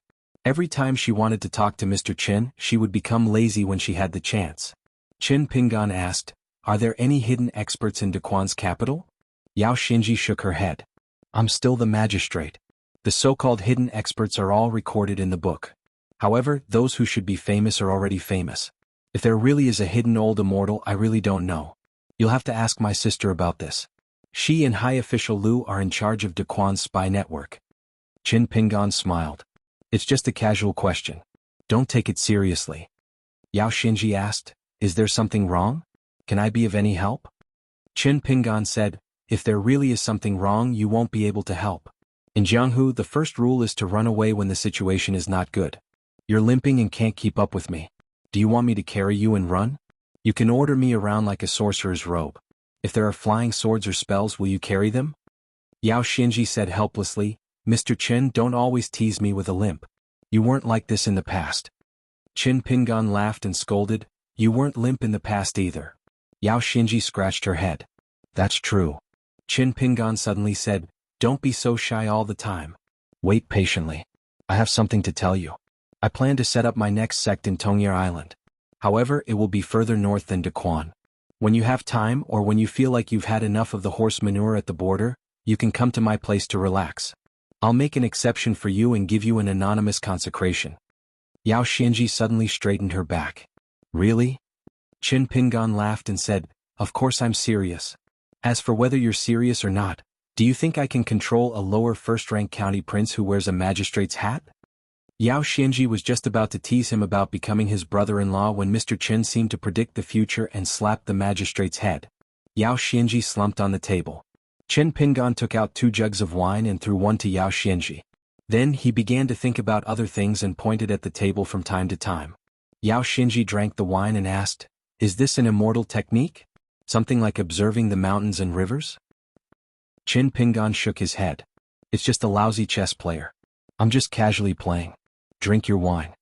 Yao Xinji looked for a while and couldn't figure out what was going on. She focused on drinking and didn't think about anything else. Instead, she felt a little sleepy. Qin Pingan said, "If you're sleepy, go back to your room and sleep." Yao Xinji shook her head. "What sleep? There's no woman to warm my bed." Qin Pingan glanced sideways at the unkempt man with a full beard. Yao Xinji blushed slightly. "Mr. Qin, I'm not young anymore. There are no outsiders here. You won't let me say a few dirty words." Qin Pingan laughed. "Then do you know how it feels to be single?" Yao Xinji sighed and continued to drink. Mr. Qin wasn't like this in the past. Qin Pingan continued to stare at the empty table. Although he was a lousy chess player, he still knew a thing or two about chess. During his years at the Great Wall of Sword Qi, he had thought about it a lot. His sect chose the Tongye continent, protected Taiping Mountain, and then searched for Tianke Peak. He occupied the Tianquan position and interrupted the Jinding Monastery. According to chess theory, this was the starting star position. It was high on the chessboard and focused on taking advantage of the situation. He inadvertently found Lu Zong of the Great Spring Dynasty and took the initiative to make friends with Mount Pu's Cloud Cottage. He released Little Longqiu and Nascent Soul Consecrator, as well as Jindan Dai Yuan. At the same time, he asked Jiang Shangzhen for help. This made both sides cherish their lives even more. They might even mistakenly think that he had formed a connection with the Jade sect. These were all the starting points in chess theory and were suitable for taking advantage of the position. Stars or small points, both were suitable for the golden horn silver edge grass belly. What a chess player wanted in the end was to take advantage of the situation. The head consecrator of the Jinding Monastery, Lu Ying, was a Qin Pingan's go with the flow. According to normal chess theory, it could be said that enemies met on a narrow path, close combat and killing intent was revealed. It was just that Qin Pingan used it secretly. Hence, Qin Pingan did not need to make any requests of Lu Ying. When there was a need, he would naturally find Lu Ying. As long as Lu Ying did not go crazy and seek death, Qin Pingan could use this as an excuse to survive on the chessboard. However, the Yao family of the Great Spring Dynasty needed Qin Pingan to make a certain degree of cuts and delineation for the future of the Luapa Mountains Tongye continent. Only Yao Xinji beside him was an exception. As for the rest, friendship was friendship and friends were friends. Benefits were benefits and business was business. Some friendships could actually be used to do business, or even make the relationship even better. However, Qin Pingan still hoped that the relationship between the Yao family of Great Spring would be more pure. Of course, if the Emperor of Great Spring was Yao Xinji and not the female Yao Jinji or even Yao Lingji, it would be a different story. Back then, Qin Pingan was ignorant and muddle-headed. He did not know how powerful Yao Jinji was. In fact, later on he walked further into jianghu, especially at the table of the Great Wall of Sword Qi. When the second shopkeeper drank enough, he became more and more afraid. Qin Pingan waved his sleeve as if he was dispersing the chess game. He hesitated for a moment. Xinji, Lu Tsong and Lu Mao, who can I see? Yao Xinji said, you can't see Lu Kang. Without His Majesty's permission, even my sister can't go to the water prison. But as for Taoist Longzhou with me leading the way, you can see him as you wish. Qin Pingan nodded and said, then let's go and meet the third prince, who is concentrating on cultivating and becoming an immortal. Yao Xinji shook the wine pot. We're going now? Qin Pingan looked at the sky. We'll talk about it when it's nighttime. Yao Xinji asked curiously, is there a rule on the mountain? Qin Pingan said unhappily, it's easy to run into ghosts when walking at night. Is that a rule? Yao Xinji raised the wine pot. Qin Pingan stood up and began the six-step stance walk. In reality, Qin Pingan was far from as relaxed as he appeared. He was worried that after the 3 dreams in the Cave of Fortune, his first dream would be the questioning heart trap after waking up. He had already unknowingly fallen into the trap, and the Yao family of the Great Spring was the key. For example, the worst-case scenario was that Cui Dong had come into contact with the swordsman Firen, and Firen had set up a trap in Mirage City. It would be even more troublesome and unsolvable. For example, the Great Spring Empress Yao Jinji had come into contact with Firen in private. They even had a secret alliance that was recorded in a military tent. Then, the reputation of the Great Spring Empire and the Yao family today would be the reputation of the future sage of literature's last disciple. Duke Xin, Gao Shizhen, the 2 vassal kings, or any of the hidden experts, who were still hibernating could become a variable. They could become a variable for Qin Pingan, and then be transformed into a variable for the entire sage of literature's last disciple. Once Cui Dong chose to play chess with someone, what could he not do? Cui Dong's so-called Dao protector, helping to sharpen the Dao heart, who would be willing to take the initiative to do it a second time. In Cui Dong's words, this was the level of the questioning heart trap. This kind of simple chess game could not be passed and could not be solved? How did Qin Pingan become the last disciple of the sage of literature's last disciple? Damn it, Xianhu, why don't you ask yourself, is there anyone in the world who can be the eldest martial brother like you? Teacher's effort, merging the mountains and rivers of the 3 continents. Senior Cui Dong's plan for the sake of Howren, reversing the collapse of the heavens. Senior martial brother unsheathed his sword left and right, the sword light chilling the heavens. All of these, Qin Pingan as the most idle junior martial brother, after he appeared in this peaceful world, all the extra benefits of the literary lineage would be implicated because of Qin Pingan's carelessness, causing the entire literary lineage to fall into the mud again. Even if there were no suspicions at the Confucian temple, he was destined to be questioned on the mountain and the foot of the mountain. It would only be worse than a carelessly compiled travel book of mountains and rivers, and a Qin Pingan who liked to be protective of women and was good at fishing for compliments. Qin Pingan would definitely not allow himself to be hidden under the light again. Actually, Qin Pingan had seen the subtle change in Yao Lingji's state of mind, but he did not point it out. Therefore, the matter of Yao Lingji's flying sword sending a message to the southern border was definitely not simple. The reason why Qin Pingan did not stop the goddess of the burying river from revealing his identity of the literary lineage was actually a kind of test. Yao Lingji was even more worried. He could hide it, but he did not hide it well. What did this mean? It meant that Yao Lingji or even Yao Jinji had a secret in his heart that was bigger than Qin Pingan's new identity as the last disciple of the sage of literature. Cui Dong's heart questioning would cause Qin Pingan to fall into a desperate situation, but it would definitely not cause Qin Pingan to die. Therefore, on the trip to Tongye continent, there would be a Jianghu and a self-cultivator on Taiping Mountain. If Qin Pingan arrived at Tongye continent and still did not ask about it, he would directly pass by Taiping Mountain, Jinhuang Mansion, Bayou Palace and Dequan Mirage City. Then, Han Jianshu of Wanyao sect, Immortal Han Yushu, Dharma astronomical phenomenon of Jinding Mountain View Mountain Formation, goddess of the burying river, old General Yao Luing, and Yao Lingji would all miss it. Chen Pingan was distracted by his thoughts as he practiced his stance. He even muttered to himself, "Everything can be refined, everything can be solved." Yao Xinji looked at Mr. Chen, who was practicing his fist techniques, and felt that it was a pity that the handsome Mr. Chen was not his brother-in-law. In the Dequan dynasty, the most senior duke, Gao Shizhen, was now old and clumsy. After a trip to the small Taoist temple, a carriage drove out of Mirage City and headed to the Heavenly Palace temple outside the city. At dusk, dark clouds covered the sky. When the carriage arrived at the gate of the ancient temple, there were signs of rain. The old butler was the coachman. He carried an oil paper umbrella on his back and helped the Duke get off the carriage. All these years, the Duke would come here every few months to copy the scriptures and listen to the teachings of the eminent monks. When Yao Jingji was still the empress, she used to pray for rain here. As for the old butler of the Duke's mansion, his name was Pei Wenyue. He used to be Gao Shuyi's fist technique master. According to the records of Dequan, he was a hidden golden body martial artist. Along the way, there were no monks to receive them because this was the rule set by the Duke. He was just a pilgrim when he entered the temple to burn incense and copy scriptures. Gao Shizhen staggered and asked with a smile, "Is it because she is sincere, or did the former emperor do it on purpose to give her an excuse to go out and relax?" The old butler said, "It's both." Gao Shizhen stretched out her finger and pointed at the butler. "Old Pei, I've known you for so many years, but I just realized that you don't seem to have done anything wrong or said anything wrong. How did you do it?" The old butler said, "Do less and say less. Only do what you have to do and only say what you should say." The Duke sighed with emotion.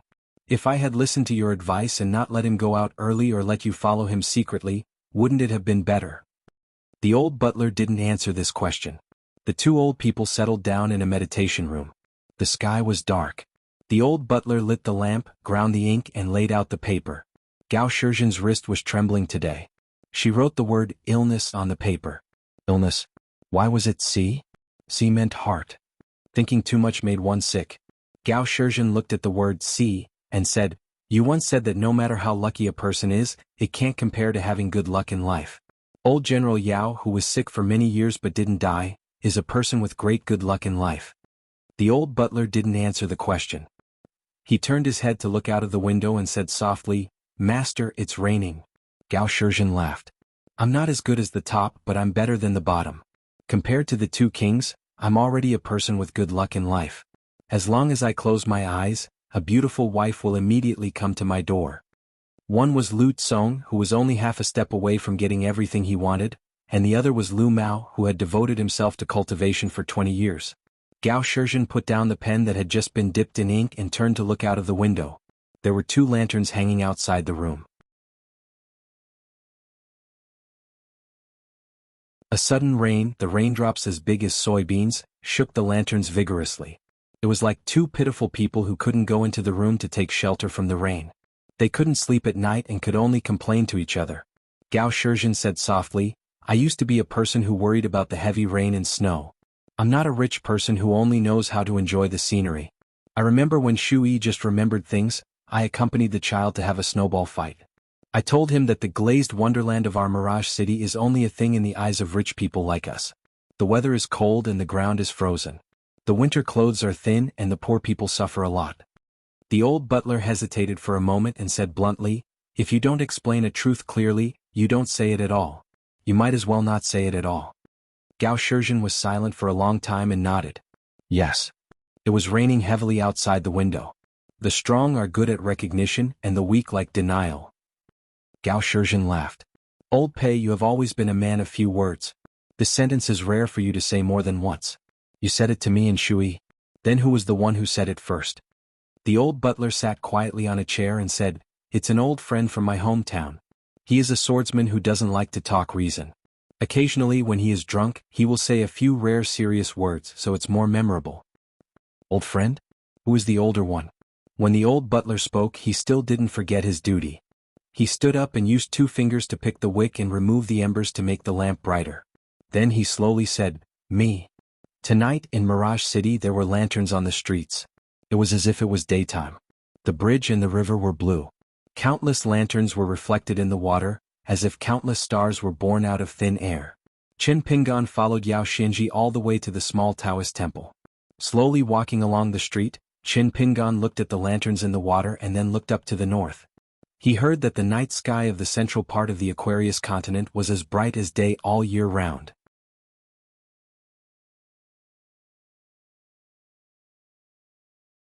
"759. The small Taoist temple was called Yellow Flower Temple. It was located in the westernmost part of Mirage City. Yao Xianji brought Qin Pingan around and finally entered the Yellow Flower Temple with a talisman. The small Taoist temple was built from a temple. Since the founding emperor of the Lu family of Daquan, the successive emperors had highly advocated Taoism. Although they did not reject Buddhism, the emperors, generals, ministers and high-ranking officials were not very interested in Buddhism. Therefore, from the capital to other places, large and small temples, even if they were built, were often a wedding dress for Taoism. The Heavenly Palace Temple outside the capital, which was built by the imperial family of the previous dynasty, was an exception. The ancient temple was much older than the Lu family of Daquan. On the way here, Qin Pingan heard from Yao Xianji that the old Duke Xin was now the biggest visitor of the Heavenly Palace Temple. Yao Xianji pushed open the door of the temple. Probably because the small Taoist temple could not afford to build a Lingguan hall, there were 2 portraits of Lingguan pasted on the door. Yao Lingji pushed the door open and the two crossed the threshold. After closing the door, he turned around and said casually, "In the temple other than Lu Mao, who is called Taoist Longzhou, there are only 2 little Taoist children who sweep the floor and cook. The 2 children are orphans and have no talent for cultivation. Lu Mao taught them the Taoist Heart Sutra, but they still can't cultivate. It's a pity. Their daily practice of breathing and doing homework is just for fun. But after all, they are following Lu Mao. It's not all bad that they can't become immortals." Qin Pingan nodded. The 3rd prince was able to manipulate Xuanhuan Mansion and Pine Needle Lake in the palm of his hand. The 3rd prince was also a vassal who had successfully helped his elder brother ascend the throne. Even if he had turned to cultivation, it would probably take him more effort than lighting a lamp. Qin Pingan said without reason, "When I was on the ferry, I found that the Wuxia temple in Beijing seemed to have some people again." Yao Xianji was gradually getting used to Mr. Chen's way of thinking, which was often the case. Just a moment ago, he was still talking about the battlefield and casualties of the border army of Daquan before they retreated to the capital. He drew several lines on the stone table and quickly changed the topic to ask about the remaining members of the Su family and Samu nunnery about their current situation in Daquan. Yao Xianji asked, "Is it the ancient temple in Beijing with the lotus platform?" The young emperor of Beijing believed in Buddhism, so Buddhism flourished these years. He ordered the construction of many temples. Wuxia temple was originally a 1,000-year-old temple. Because it had been abandoned for so long, it was well preserved. It is now the largest temple in Beijing. A few years ago, there were a few eminent monks with great virtue who were ordered to stay in Wuxia temple one after another. The number of incense offerings suddenly increased. "Then stop she." Qin Pingan first corrected Yao Xianji's statement with a smile, and then asked, "Have you heard of a young-looking monk?" However, his real age is definitely not young. He traveled from the north to the south, and his dharma is exquisite. He might have some connection with the Oxhead lineage. It doesn't have to be Shibei or Jin. It could be your Daquan or southern Qi. Xianji think. The famous monks of northern Jin and southern Qi seem to be old. They asked about Lingji and Sir Lu. What a coincidence. His Majesty is also well versed in Buddhism. There must be something to talk about. Qin Pingan nodded. "I will ask Mr. Lu if I have the chance." The first time Qin Pingan traveled to Tongye continent, before he accidentally entered Lotus Flower Blessed Land, he passed by Wuxia Temple in Beijing. It was there that he met the little lotus person. After that, in a remote mountain deep in the wild forest, the mountain was steep and far away from human habitation. Qin Pingan saw a little demon who had lost her mind and repeatedly murmured a sad sentence. At that time, Qin Pingan didn't think too much about it. Later on, when he was working as an accountant at Bookslip Lake, he went out to travel. In Mayu country, he met a white-robed monk who was sitting in a cave on a cliff. He sat up high and still and even saw a heart ape climbing between the cliffs. He had never thought that the little spirit of the mountains and lakes that he had met back then would actually be related to fate. Qin Pingan asked the monk about Buddhism. The monk in Aquarius continent not only helped to guide him, but also mentioned that Tongye continent should not have the Oxhead sect. So after that, Qin Pingan wanted to learn more about the Oxhead sect. Although he did not know much, the monk's explanation of the word barrier benefited Qin Pingan a lot. A young Taoist walked out of the secluded cultivation room. He wore a traveling hat on his head, held a horsetail whisk in his hand and stepped on cloud shoes. He only glanced at Yao Xianji before turning his gaze away. He stared blankly at the man in the green robe. After a moment he seemed to have finally recognized him. He smiled in relief, threw his horsetail whisk aside and bowed. "Greetings, Sword Immortal Qin, Governor." Qin Pingan returned the greeting. "Greetings, Taoist Longzhou." Yao Xianji could not be bothered to return the greeting. He held back his laughter. The two of them did not fight when they met. They were indeed cultivators. Yao Xianji wanted to take off the wine gourd at his waist and drink to watch the show. However, Qin Pingan patted his arm and said, "Drink after we enter the room." Yao Xianji did not know what was going on, but he still put down the wine gourd. Lu Mao, whose Taoist name was Taoist Longzhou, smiled bitterly and shook his head. "Sword Immortal Qin, why do you have to be so aggressive?" Yao Xianji was stunned for a long time and did not understand what was going on. After Mr. Qin entered the Taoist temple, his words and actions were very friendly. Why did Lu Mao ask such a question? Taoist Lu Mao really didn't care about the impulsive magistrate of the capital. Regardless of whether it was the former king or the current head of the Yellow Flower Temple, when facing Yao Xianji, who was like an inexperienced official, it was enough for him to bow to the Taoist. The two of them really had nothing to talk about. He talked about cultivation, but Yao Xianji did not understand.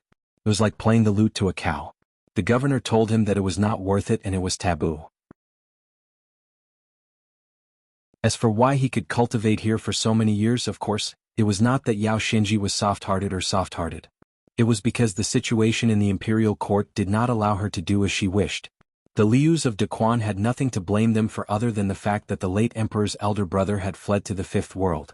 To be honest, the reason why the Lius of Daquan was able to fight and retreat at the same time was because the Lius of Daquan had been able to defend the Mirage City and the capital region even after several major battles.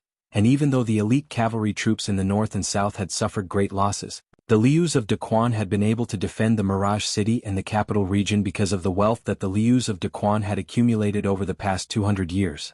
Of course, it was also because of the Lu family's ancestral shadow that the vassal King Lu Tsong, who had done meritorious service, was bedridden and could not get out of bed. Lu Mao lived under someone else's roof and guarded a small Taoist temple.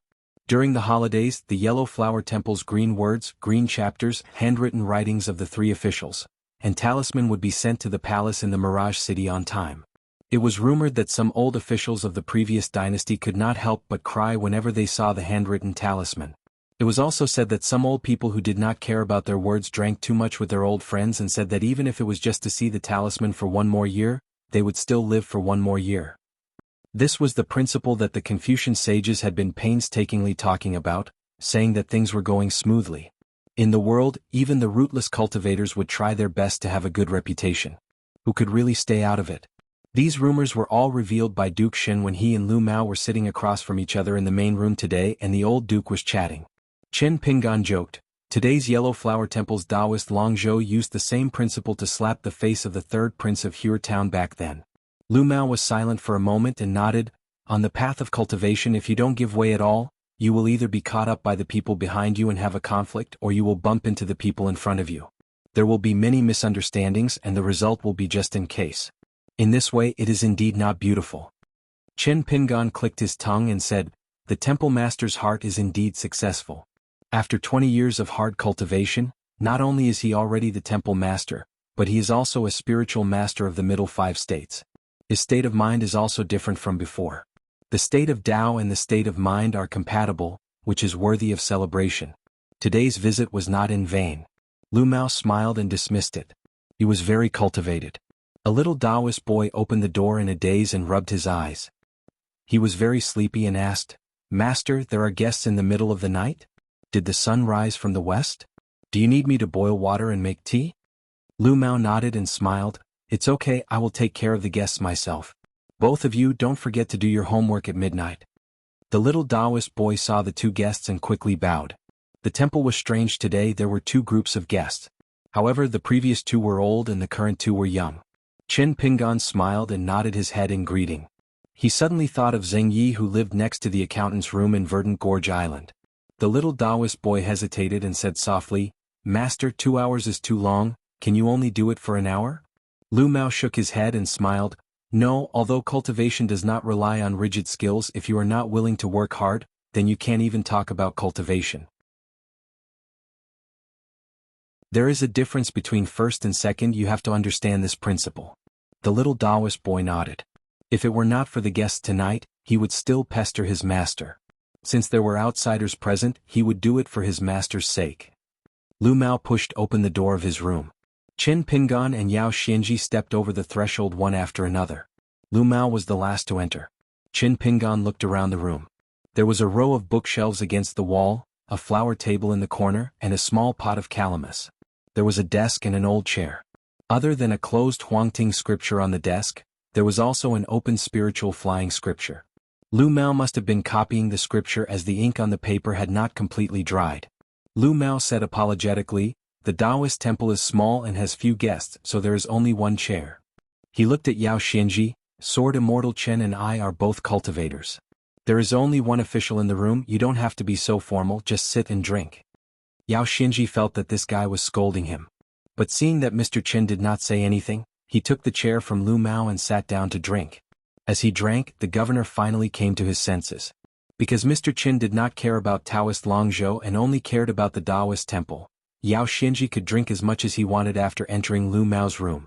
In fact, the drinking itself was a reminder that Lu Mao was not a Taoist and was still the former third prince. Mr. Chen was respectful to the Yellow Flower Temple. It was a Taoist technique that was not on the scale of a Taoist temple, not Taoist Longzhou Lu Mao. No wonder Lu Mao said that Mr. Chen was being overbearing. He had some brains. Qin Pingan walked around to the back of the table and nodded. "Good writing. It makes people feel as if they are hearing something new. The sound of orioles singing and the sound of the white orioles singing will be heard. When the third prince reaches the 5th level, there might really be a strange phenomenon caused by literary fate. A flock of white orioles will be born from the paper, spread their wings and fly high, and from then on be free." Lu Mao shook his head and took it as a joke. Upper 5 realms, he could forget about it in this lifetime. After cultivating for 20 years, he was still a sea-viewing cultivator. There were 2 chicken pitch pens specially used to copy scriptures. Near the tip of the pen, there were 2 small characters, Qingyu and Mingjing. The Great Quan Dynasty's chicken pitch pen was famous. On top of the pen stand was a long sharp pen, inscribed with the words, "102 things, the best in the world." At first glance, it was obvious that it was made by a pen maker. It was probably the most valuable object in this room aside from some rare books. Qin Pingan glanced at the yellow court scripture and could not help but flip a few pages.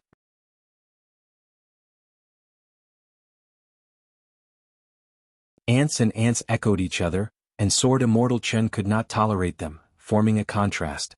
Powerlessness was the icing on the cake. Destiny was a matter of the top of the mountain, and the grand momentum was the logic of the bottom of the mountain. There were mysteries everywhere, and every word was filled with knowledge. "I've learned something again." This time it was Lu Mao's turn to be speechless. Yao Xianji looked at the green-robed Mr. Qin, and then looked at Lu Mao, who was wearing a plain Taoist robe. Suddenly he was glad that he had brought a pot of wine. Otherwise, he would have nothing to do or say tonight. "I don't care if His Highness the Third Prince is still unwilling to give up, or if he still wants to change his clothes. What does this have to do with me, an outsider? I'm still the same as back then, an outsider passing by. But it's different from back then. Back then I avoided trouble. Tonight I came for trouble. Everything can be left behind, but trouble can't be left behind." Qin Pingan leaned against the desk, his hands tucked in his sleeves. He looked around and said casually, "But back then, the passers-by were of low cultivation. Many of the simple truths were not something Her Highness was willing to listen to." She flipped off the horse, but in reality she was still sitting high on the horse's back, looking down at them from above. She was impatient. Now the host is still the host, but she had no choice but to open the door when an uninvited guest came knocking. Her arrogant and unreasonable words made Taoist Longzhou retreat again and again, to the point that the small temple was only left with a room to stand on. She still had to listen to what the guest said, carefully analyzing and chewing on it. The snow has already melted, but she still had to act like she was treading on thin ice. Lu Mao smiled. "Actually, it's not as bad as Sword Immortal Chen made it out to be. Chatting under the light tonight is actually better for cultivating the heart than just copying books." Qin Pingan retracted his wandering gaze and looked at Lu Mao again. He said, "It's been many years since we last met. Most of the time, we didn't answer the question and talked about our own things. But there's one thing that I can sincerely answer your highness. That is, why would I bother a self-proclaimed ant who isn't an earth immortal? Qin Pingan suddenly pointed at Lu Mao and then at the sloppy man who was sitting and drinking. The problem lies with the third prince of Hue Town. The answer lies with Taoist Long Zhou of Yellow Flower Temple. The problem lies with the 14-year-old Yao Jingji of the Yao family, who is now the magistrate of the capital city. Lu Mao said, I only understood half of it. Sword Immortal Qin, please enlighten the other half. Qin Pingan said, I've already said so much. Can't your highness return the favor and say a few words to me?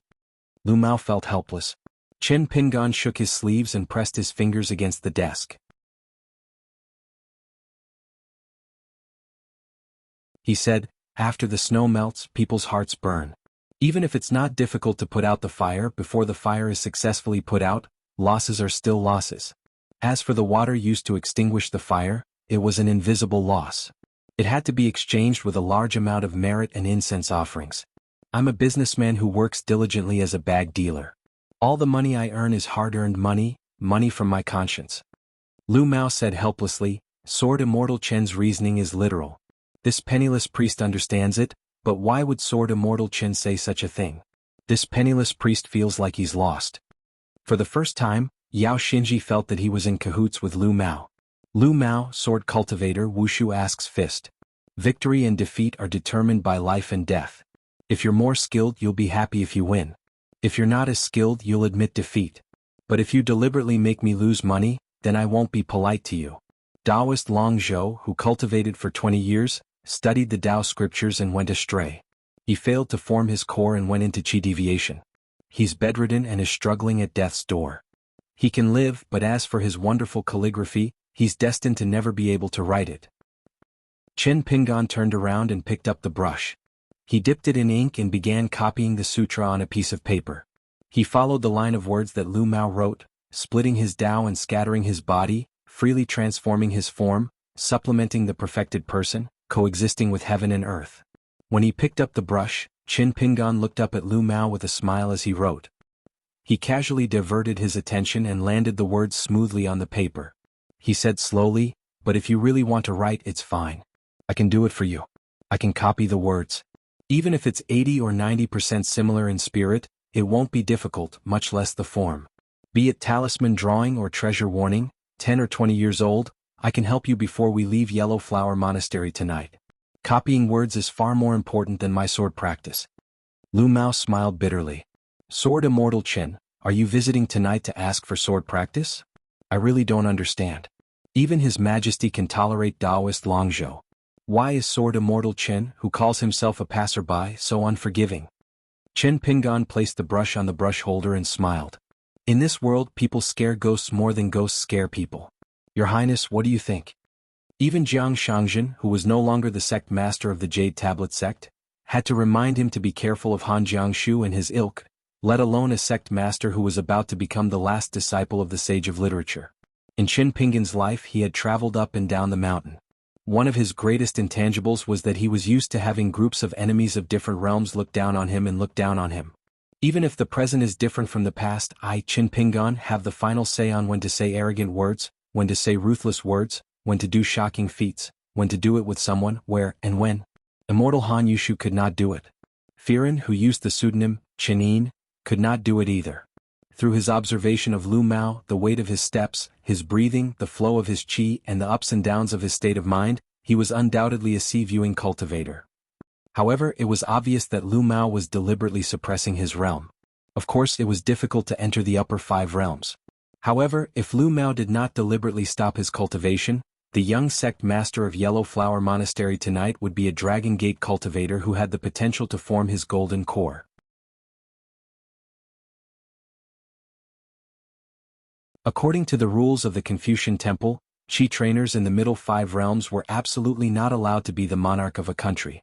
Back then, the late Emperor of Dali was instigated by the consecrator of the Yin-Yang school of Lu and committed a great taboo. He almost could have deceived everyone. However, the ending would not have been good. He would have become a puppet of the Lu family. Therefore, Lu Mao's current sea-viewing realm was a very appropriate choice. The third prince, who was a pure warrior and had the foundation of cultivation, had just entered the cave-dwelling realm. It was too deliberate and coincidental. If he was in the Dragon Gate realm, the aftereffects of falling realms would be too great. If he showed the potential of becoming an earth immortal who had the potential to form his golden core, the emperor of the Yao family of Great Spring would be afraid. Therefore the sea-viewing realm was the best choice. After falling realms he would not suffer much loss. Qin Pingan originally wanted to go to the water prison in the capital to meet Lu Kang. However, when he heard that Taoist Longzhou was in the sea-viewing realm, he immediately changed his mind. Lu Mao would never have thought that just because he was in the sea-viewing realm, Qin Pingan, who was just passing by Mirage City, would pay a visit to the Yellow Flower Temple that night. Yao Xinji drank a big mouthful of wine, tapped his knee with the wine pot and cursed. Then his shoulders tilted and he slowly stood up. He walked to the window and opened it. He looked up at the sky and said, "Mr. Qin, it's going to rain. You don't have to ask Qintianjian if you want to pray for rain in the future." Qin Pingan threw a pot of wine to Yao Xinji and said with a smile, "Magistrate, please go to the yard and collect the clothes on the bamboo pole. The Taoist robe of the Abbey Dean is a little far from the clothes of the two disciples. Maybe it's an unwritten rule of the Yellow Flower Temple, so when you stack the clothes on the table in the main room, remember to separate the three clothes. The door of the main room seems to be locked. Ask the Abbey Dean for the key first. Then you wait for me over there. I'll talk with the Abbey Dean for a while." Yao Xinji took a bunch of keys from Lu Mao and limped out of the room. He muttered, "It's probably raining in the Heavenly Palace Temple." Lu Mao shook his head with a smile. This prefectural magistrate was still too young to paint a snake with legs. Gao Shi, the Duke of Shen, really paid a visit to the Taoist temple. It was not worth mentioning tonight. Qin Pingan's trifling words about folding the clothes and locking the door to borrow the key suddenly disappeared the pressure on Lu Mao. Yao Xinji's threat was actually to remind Taoist Longzhou that there was only one lucky Yao Jingji in the Great Spring, and only one sword immortal who passed by again and turned from a young man to a young man. Qin Pingan asked with a smile, "Your Highness, do you think Magistrate Yao is funny? Do you think it's funny that Yao Xinji is a crippled magistrate? Or do you think it's more funny that Yao Xinji, who survived the battlefield, is not as good as adding a memorial tablet to the ancestral hall of the Yao family?" Lu Mao's heartstrings immediately tightened. The next moment, Lu Mao felt as if he was riding on clouds. Then his shoulders suddenly sank and his qi stagnated. His spirit qi was as heavy as a mountain, and he unknowingly sat down on the chair. Qin Pingan waved his sleeve, and the empty brush container on the table flew towards Lu Mao. Lu Mao caught it lightly. The yellow bamboo brush container had an embossed image of an ancient pine tree reclusive. It was an old item from the palace. Qin Pingan walked towards the bookshelf. "I remember that the monarch of a country would open an imperial brush inlaid with gold and jade every first month to bid farewell to the old and welcome the new. Is there something missing in this empty pen holder?" Lu Mao said with an indifferent expression, "If you want to condemn someone, you can always find a pretext. Sword Immortal Qin, that's enough. Since the situation is with you and not with me, I can kill as I please." Lu Mao held the horsetail whisk in one hand and the brush container in the other. He sneered, "After cultivating the Tao, even if you haven't reached a higher level, there's one good thing about it. Your heart is as still as water. If Sword Immortal Qin is visiting the Yellow Flower Temple to fight and intimidate people, you can just use your sword. Let this penniless Taoist experience the might of a sword immortal once again. Let this penniless Taoist show off to his two disciples. Master's cultivation is mediocre and his realm isn't high, but he has once sparred with a sword immortal. Of course, that's under the premise that Sword Immortal Qin shows mercy and doesn't kill." Qin Pingan surveyed his surroundings. From the lamp on the table, the two sutras, to the various objects like flowers and cattails, he could not figure out anything. Qin Pingan raised his sleeve, and a wick slowly peeled off from the table. The lamp's flames scattered in all directions without drifting away. It was like a lantern placed on the table. The two Taoist sutras floated up as the pages slowly flipped. The heaven and earth spiritual energy gathered around the Taoist temple. It was as dense as water as it rippled across the walls and floor. As Qin Pingan strolled around the room, the Yellow Court Sutra and Spirit Flight Sutra floated in front of him, one on the left and the other on the right, flipping through the pages on their own. Lu Mao sighed softly, "Sword Immortal Qin, you're so paranoid. It's no wonder you could become such a young sword immortal." Qin Pingan ignored him and walked to the bookshelf. The books tilted outwards and the pages rustled. The sound of the books filled the room like the sound of flowing water. Qin Pingan took the two sutras that were flipped to the last page and gently swiped them with two fingers. They floated back to the table and slowly landed. He smiled. It's true wealth to have books on the shelf. One can be an immortal with nothing on his mind. It's true that I'm rich. This shelf of books can't be bought with money. As for immortals, forget it. I'm paranoid at most, but your highness definitely has something on his mind. This book isn't common, and it's the first edition of the official edition approved by the Confucian Temple. Temple Master, please lend it to me. Chen Pingan put a star atlas of celestial phenomena into his sleeve. Books that were related to celestial phenomena and geography were banned by the imperial court. No one was allowed to keep them. Chen Pingan stopped in front of the bookshelf. There was no wind in the room, but the pages of the books were still flipping quickly. Chen Pingan suddenly pressed 2 fingers on an ancient book and stopped flipping. It was a rare ancient book that was not widely circulated at the foot of the mountain. Even if it was in the library of the immortals on the mountain, it would still end up eating dust. It was because this rare book, Xuanhuan, was eloquent, but it was big but useless. The knowledge described in the book was too profound and difficult to understand. It was not a qi refining method that could be relied on. Therefore, it was only used by later generations of bibliophiles to decorate their store. As for the authenticity of this Taoist classic, the 2 vice-hierarchs of the Confucian Temple had even argued over it. They had even exchanged letters frequently and had written many words to each other. However, the later generations still regarded it as a pseudonym. Lu Mao glanced at Meng Qi and sighed softly, cry together, help each other with joy, and avoid each other with hostility. Chen Pingan sneered and said, "Didn't I teach you the art of southern face? Why didn't the third prince learn it? That's why it's not good for rich people to read too much. The more they know, the less they know." Chen Pingan suddenly fell silent. There were several books on the bookshelf: Island Computational Classic, Calculating Fine Grass, 9 chapters of the Book of Numbers. He had finished reading all the books. They were the books with the most annotations and narration. Chen Pingan really didn't expect Lu Mao to be obsessed with divination. Just now he glanced at a certain pattern. It was full of numbers, which made Chen Pingan confused. It was as if he was reading a book from heaven. It was obvious that Lu Mao's skill was not shallow. It was much higher than the ability to break through the realm. Lu Mao said, "I won't lend you those books. If you take them away, it'll be considered a robbery. You don't have to return them." Chen Pingan raised his sleeve and 5 to 6 arithmetic books fell into his bag. "Return them? Why wouldn't I return them?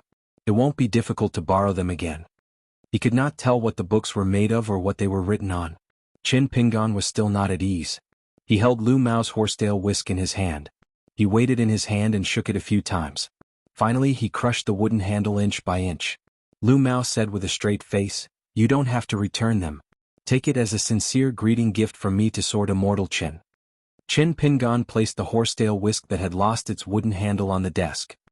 He turned his head and said with a smile, "No, this is the beloved item of Her Highness. A gentleman does not take what others like. Although I'm not a proper scholar, I flipped through a few books." The horsetail whisk was an ordinary item at the foot of the mountain. It was the same for the broken wooden handle and the thread of the horsetail whisk. Although it was not expensive, it was still a favorite of the Abbey Dean. Lu Mao sneered, "Sword Immortal Chen, you're too humble. You're a very learned person. You deserve to be addressed as Sir, by the prefectural magistrate." Chen Pingan raised his hand and gently brushed the books. He casually refined words from the books. At the same time he said, "I have to thank the Confucian Temple for banning me from the Mountain and Water Bulletin for 5 years. Otherwise my reputation would be completely ruined." Lu Mao frowned and said, "Sword Immortal Chen, you've told many jokes today." Chen Pingan walked slowly. He refined and extracted the words and they quickly dissipated in the air. He asked casually, "Didn't I tell you to pretend that you didn't recognize me the next time we meet?" Lu Mao shook his head and said, "I forgot. Maybe I remembered wrongly." "You said it to Lu Kang." Chen Pingan nodded and asked again, "You still don't understand why I purposely brought Yao Xianji with me?"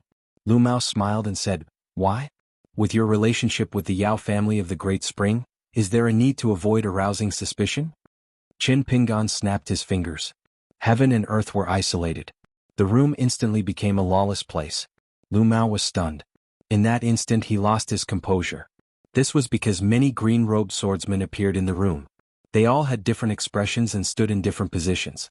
Everyone spoke in unison. It was another man's voice. He said, "Lu Mao, you're really a useless piece of trash.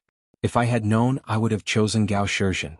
If I were Qin Pingan, or if Qin Pingan didn't have the patience to casually flip through your soul and spirit like flipping through a book, you would already be dead. Lu Mao wanted to say something but stopped. He came back to his senses in an instant. He stood up abruptly and slumped back into his seat. He finally got an answer. Qin Pingan put away a caged sparrow and said with a smile, "Brother Firen is really a son of a bitch. He doesn't care about brotherhood or the principles of the pugilistic world."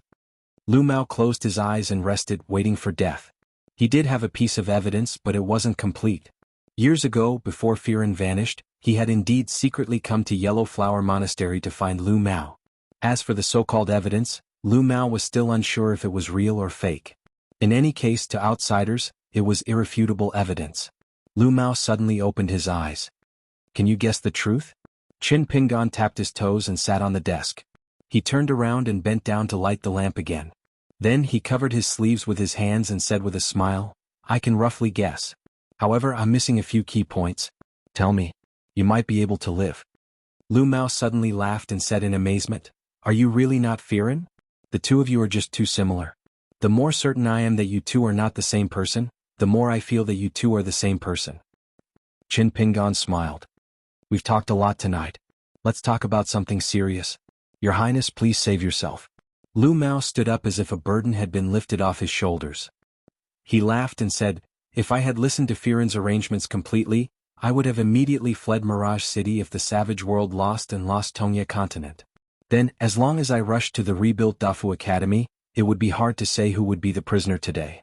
It's a pity that I'm too cowardly and cherish my life too much. After cultivating the Tao, I'm afraid of death. If it was when I was first imprisoned, I wouldn't hesitate to gamble my life. If I lost, it would just be a worthless life. If I won, I could take back the Lu family's empire." Qin Pingan was extremely patient. He said slowly, "Have you ever thought that I'm the one who wants Taoist Longzhou to live well in this world?" Lu Mao nodded. "That's why I dared to stand up and talk to Sword Immortal Qin Pingan." Qin Pingan said helplessly, "I hate smart people like you the most. It's so tiring dealing with you." Lu Mao remained silent and looked at Sword Immortal Chen with a smile. Qin Pingan extended a hand, indicating that Lu Mao could speak freely.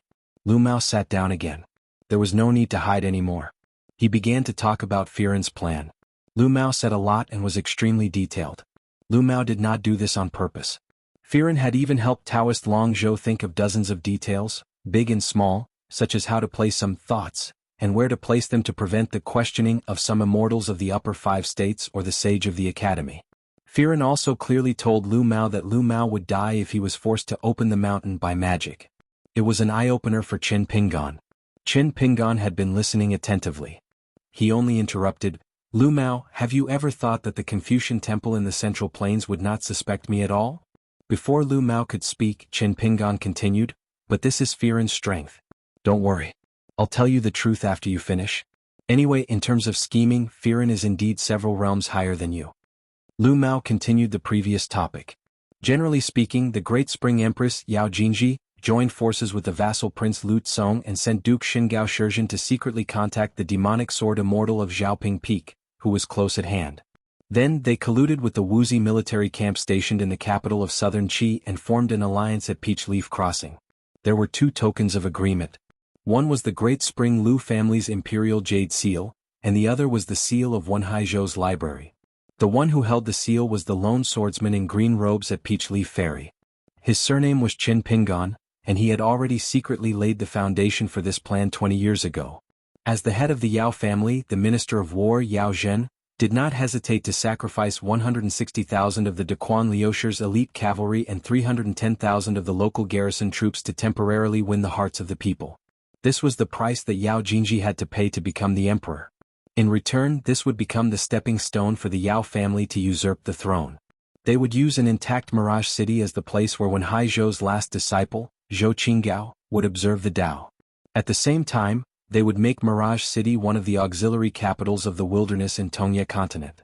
Qin Pingan nodded and praised, "If I really did it for you, I would be soaked in mud. What a good brother Firen. I was so polite to him back then, but he wanted to reunite with me so much." The Confucian temple in the Central Plains had specially announced to the world that a young man from the Sage of Literature had come to clarify things. "Just go and explain." Wasn't the sage of literature's lineage, from the teacher to the disciple, all alone but able to turn the world around? Xuanhuan, the scholar from the southern Hazuo continent, was the leader of the quasi-sages in the war. However, his reputation was mixed. Therefore, didn't all the academies and dynasties want to restore the scholar-sage's deity position in the Confucian temple? Didn't they want to spread knowledge throughout the world? Did they dare? As long as one had the intention, wouldn't they think a little more? Taking 10,000 steps back, investigating the truth compared to watching the show, which was easier. This was especially true for Qin Pingan. In the future, every action of his would attract the attention of others, like the rustling of grass in the wind. Not to mention establishing a sect, especially the location of the next sect in Tongya continent. So, to Qin Pingan, this deal was only a matter of how much he would lose. And the biggest problem with this was that even if the teacher did not care, the senior brothers did not care, and the third senior brother Lu Shilu did not care. But the one who cared the most was Qin Pingan, the one who wanted the sage of literature's lineage to flourish. And once Qin Pingan said something or did something, it would affect the entire sage of literature's lineage, including the teacher and senior brothers, the entire Luapa Mountain, and everyone in the Jisei Peak's ancestral hall. This would even involve the vast world and the ascension city of the fifth world. It would even start a fight between the third and fourth worlds. In short, Firen did not lose anything from this deal. If the hidden official could really return to the vast world alive, it would all depend on Qin Pingan's luck and fate. So, Firen, who had already returned to the desolate world, would definitely not lose this, ask the sword. Qin Pingan suddenly asked, at the Peach Leaf Ferry, other than Lu Tsong and Gao Shizhen, were there no outsiders from the Great Quan dynasty? Lu Mao shook his head and couldn't help but laugh. Even if there were, Firen wouldn't tell you. Qin Pingan nodded and said, that makes sense. Lu Mao said, as for the seal of the book collection and the Imperial Jade Seal, I don't know where they are hidden now. Qin Pingan's feet landed on the ground. Seal of the book collection? Firen, you're a sword cultivator. Are you learning from me to be so cultured? Qin Pingan walked back to the bookshelf. Previously, he had casually refined words and didn't gain anything. However, Qin Pingan was a little hesitant. The previous books had a total of more than 10 chapters. Qin Pingan had already memorized the contents of the book. Other than the chapter on measurement, especially the 10th chapter of Tai Hong, which talked about heaven, earth, and man, the three returned to one. Qin Pingan had repeatedly recited it at the Great Wall of Sword Qi. Because of its purpose, it had many interactions with the Yinyang school of the Central Divine Continent's Lu family. However, Qin Pingan's favorite was the one with the least words, only 135 words. It was called Night Travel. After returning home on Jiang Shangzhen's cloud boat, Qin Pingan had even engraved it completely on a bamboo scroll. The reason why Qin Pingan hesitated was because he suddenly remembered that when the book flipped open on its own, he discovered that there was a personal seal printed in the margin of the book's Night Traveler chapter. It was printed in a flower and bird seal script, "Beware of the candlelight traveler." At that time, Qin Pingan had mistakenly thought that it was the seal of Lu Mao or some other book collector. He didn't pay much attention to it. Instead, he felt that the seal could be used as a reference in the future. Qin Pingan took out the book and flipped to the Night Travel chapter. He slowly pondered. This wasn't a dead end. It couldn't even be considered a truth-seeking trap, because Qin Pingan had solved it too easily.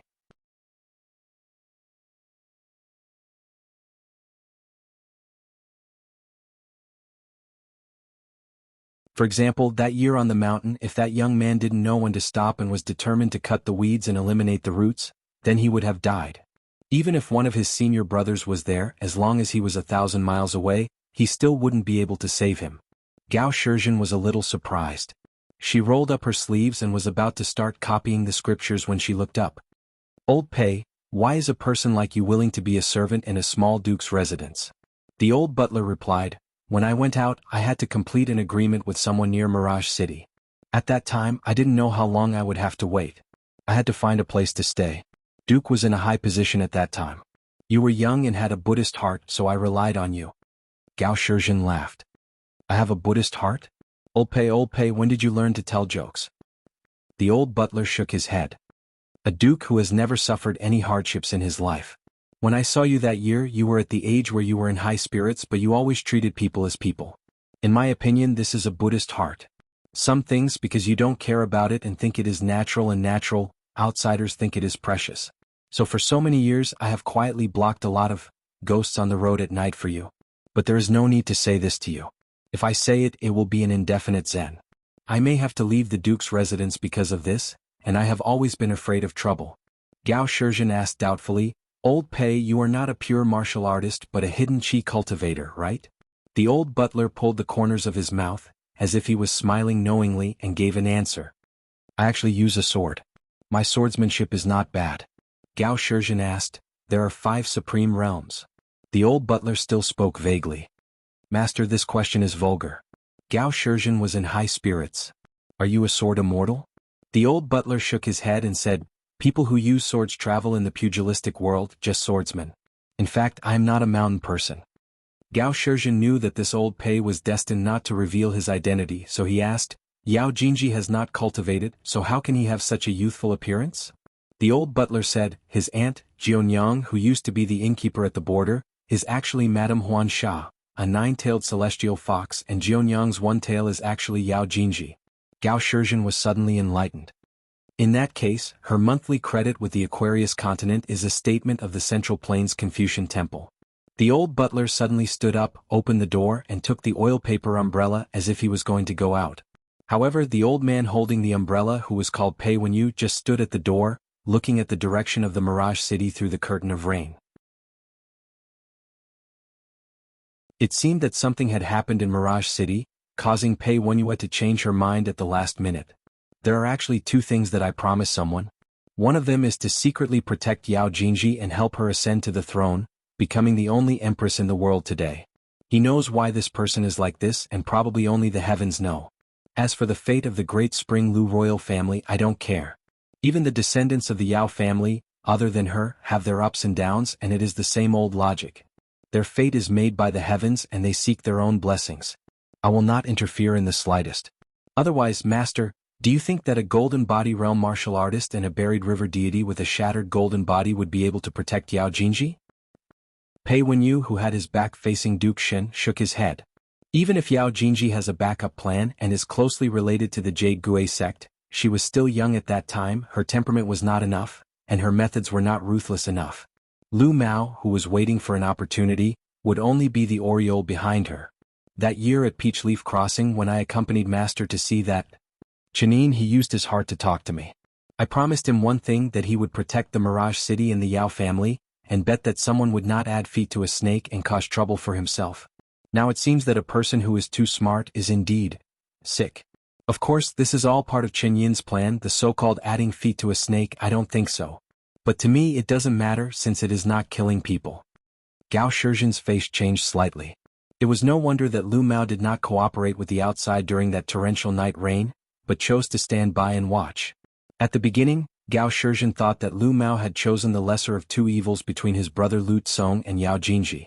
Lu Mao was worried that even if he succeeded in supporting the dragon, he would fall into Lu Tsong's hands and his fate would not be good, so he chose the latter. Now it seemed that the time was not right? Pei Wenyu's expression was indifferent, but her next words caused the Duke Shen to accidentally drop a drop of ink on the paper. It is easy to run into ghosts on the road at night. The reason why old sayings are old sayings is that they are more reasonable. Master is right, once her dragon throne is in danger because of Duke Shen's mansion, she will not be able to sit firmly in that position. Master, you will die, not to mention a sneaky Lu Mao. But in the Duke Shen's mansion there will still be a Duke Gao Shizhen, and in the Taoist temple, there will still be a Lu Mao who is obsessed with alchemy. When the day comes that the 2 of you should die, I will leave the Mirage City and change to another place to guard the second matter. The old butler shook his head and smiled. That Lu Mao, whether he is a prince or a vassal for so many years, he only has Master and the young man in his eyes. I am a living person, the head butler of the Duke Shen's mansion, a martial artist in the golden body realm, and a trusted aide of 2 generations of dukes, but he still pretends not to see me, or if he sees me, it is better not to see me. I don't know what great things such a waste can do except for reincarnating. That Chen Yin probably chose Lu Mao on purpose. Youngsters these days are getting smarter and smarter. Their schemes are frightening. Gao Shizhen raised her head, and with the help of the lamp on the table, she tried to look at the old butler who was becoming more and more unfamiliar. There was only a dark and obscure back. Even if Pei Wenyu opened the door, there was still no wind or rain in the room. The old man, who was serious all year round before he got up tonight, he always sat upright and did not have the slightest arrogant posture. His breath was calm and his expression was calm. Even if he was standing at the door now, he still looked like he was talking about daily life. In a well-off house, a loyal old servant was talking with his master about a certain child in the neighbor's house, who had no future and was looked down upon. Gao Shizhen suddenly felt relieved and smiled. The strong are good at cautiously recognizing, the weak like to blindly deny. The old butler nodded. Master's words are not bad. The self-righteous smart people in the world all like to kill 10,000 for fun. Gao Shizhen hesitated for a moment, took a deep breath and asked in a deep voice, "Old Pei, can you let me see that young man again?" The old butler shook his head. "I'll give you one more word of advice. Master, you should give up." Gao Shizhen's face was pale. "Why?" "He's not someone who likes to court death. Even if you see him, it'll be meaningless." The old man surnamed Pei said, "That young man is growing very fast. Now he's become a ghost to many people who walk at night. If you're lucky, you'll pass by. If you're unlucky, you'll meet a ghost. For example, Lu Mao tonight." In the end, the greatest Tao protector in the world was every cultivator themselves. Not only did they have the most Tao protectors, but they also had the longest Tao protectors. Apart from the Tao heart, there were many things in life. Even immortals could not save the dead. Gao Shizhen still stared at the old butler's back. The old man said, "I forgot to say something. That young man has a more normal heart than you, master. Allow me to say something else. When a swordsman strikes with his sword, it's a ghost in the heart. It's not a simple person or ghost. Cultivating like this, the Tao is too small, so his swordsmanship naturally can't be that high. It's just that." However, Pei Wenyue stopped talking halfway. At this moment, Gao Shizhen looked out of the window in a daze. "Old Pei, you seem to have something to do. Can you tell me? Can you tell me? If you break the rules, just pretend I didn't ask." "I can tell you." The old butler nodded and said, "I'm waiting for an anonymous disciple of mine to return to Mirage City. According to the agreement, I'll teach him all the swordsmanship I've learned." "That handsome young master from back then? Just say that he's neither a man nor a woman. That child is indeed good-looking. If I remember correctly, back then, when you were in the mansion, your feet couldn't stand steadily as soon as you climbed high. Such a person can also learn swordsmanship from you? By the way, is that young man surnamed Lu a man or a woman?" "It's hard to say." When Gao Shizhen heard these two words, she looked helpless and shook her head. "What's going on with you people on the mountain? One of that guy's masters can probably answer your question. I probably can't wait." The old butler didn't say anything and just nodded.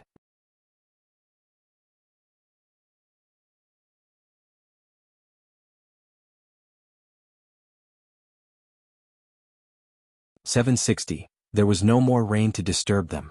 In the quiet little world, a speck of white light appeared above Pei Min and Cui Dongshan's heads. Then a snow-white sword radiance slashed down. Although the sword radiance was extremely thin, its momentum was like a magnificent waterfall pouring down from the sky. As soon as Pei Min's small world of sword chi was broken, the surrounding heaven and earth barrier was like a glass mirror. When it was smashed to the ground, it instantly shattered and scattered in all directions. In an instant, torrential rain poured down again. The rain curtain of the heavenly palace temple was still shaking with thunder and lightning. Pei Min was dressed in black and Cui Dongshan in white. Although there was no rain near them, every time thunder and lightning intersected, the two figures outside the meditation room were clearly reflected. The sword radiance arrived before the sword immortal. A green robe floated to the ground and stood outside the gate of the heavenly palace temple. He held a sword in one hand and gently pressed the wound on his abdomen with the other. He looked indifferent and said, "Dongshan, come back." Cui Dongshan hurriedly sighed. He jumped and landed. He directly left the heavenly palace temple and stood beside his teacher. Previously, he deliberately revealed Pei Min's identity in a loud voice. Naturally, he hoped that his teacher would be able to hear him on his way here. It was best to be a little more careful about the limits of a sword challenge in the heavenly palace temple on a rainy night. It was better to fight with Pei Min in swordsmanship. It was better not to fight to the death. Even if he was angry and really wanted to fight to the death with this old guy, he was not in a hurry. But he did not expect this old thief Pei to see through his thoughts. He had already created a small world with his sword aura and blocked Cui Dongshan's message. Fortunately, his teacher only broke Pei Min's world of swordsmanship with one strike and did not directly exchange swordsmanship in the temple. Then Cui Dongshan had nothing to say. His teacher did things with great propriety. Qin Pingan gently shook his sword. Strands of sword aura flowed with brilliant colors. It was like a person holding a lantern in an ancient temple at night. The sword radiance brought by the sword aura was finally restrained by the tip of the sword. Qin Pingan raised one hand and pushed it forward. He took a step back. The tip of his foot did not touch the void. Why don't we exchange swords outside so that we won't disturb the High Duke's copying? Cui Dongshan could not help but whisper, "Teacher, this old guy's name is Pei Min. He is the Pei Min of the Central Divine Continent. He taught by swordsmanship for a few days. He is hard to deal with. You must be careful. Just I mentioned 2 martial uncles, one in the world. The world's most proud." Cui Dongshan's words were still shameless, but his expression was rarely this serious. If it was just Pei Min and his teacher exchanging swords tonight, Cui Dongshan would not say much. But looking at his teacher's expression and Pei Min's aura, it did not seem like they were going to return to their respective places after announcing their names. In the vast world's old almanac, which recorded the legendary sword immortals, Pei Min, who once symbolized the highest level of swordsmanship in the world, was one of the biggest reasons why the left and right sword immortals went out to sea for more than 100 years. Without a real fight with Pei Min, there would be a clear distinction between first and second place. What about the left and right sword immortals being the best swordsmanship in the world? It was a kind of praise that did not need to be taken seriously. Qin Pingan held his breath through the pitch-black curtain of rain that stretched for miles. He gathered his complicated thoughts and tried his best to unify them. He stared at Pei Min, one of the noble world's 3 ultimate swordsmen. He hit it well. Back then Qin Pingan did not think much of him. He only thought of him as a personal retainer of Duke Xin. No wonder he could get along with Fei Ran. They were kindred spirits. Qin Pingan did not dare to shift his gaze. He was still asking the fist and listening to the fist. He carefully observed the flow of the old man's qi. He smiled and said, "Teacher knows very well whether it is hard to deal with. If it was not hard to deal with, he would not have let the umbrella sword break through the small world of the bird cage and pin him to the wall. If he had not been hit by Qin Pingan's fist, the handle of the umbrella would have pierced his heart. Using the umbrella as a sword, this sword was like an immortal crossing mountains and rivers with one step. Without any warning, it appeared outside the window of Yellow Flower Temple from the Heavenly Palace Temple. At that time, Qin Pingan was really a little unprepared. In a moment of desperation he could only pay the price of being injured to save Taoist Longzhou, who the umbrella sword really wanted to kill. Qin Pingan was very clear that it was his bird in the cage that attracted the attention of Pei Min, who was far away in the Heavenly Palace Temple. This was the only trouble with a natal flying sword bird in the cage. When fighting with someone in a small world, Qin Pingan could take advantage of the time and place. Together with the moon at the bottom of the well, which could transform into thousands of swords, he could win the harmony of the people. However, once the bird in the cage appeared in the world, to the cultivators of the upper 5 realms who were outside the battlefield, it was a great shock and a reminder. It was really like someone walking in the night with a candle. The brightness of the candle and the volume of the greeting all depended on the eyesight and hearing of the cultivators of the upper 5 realms.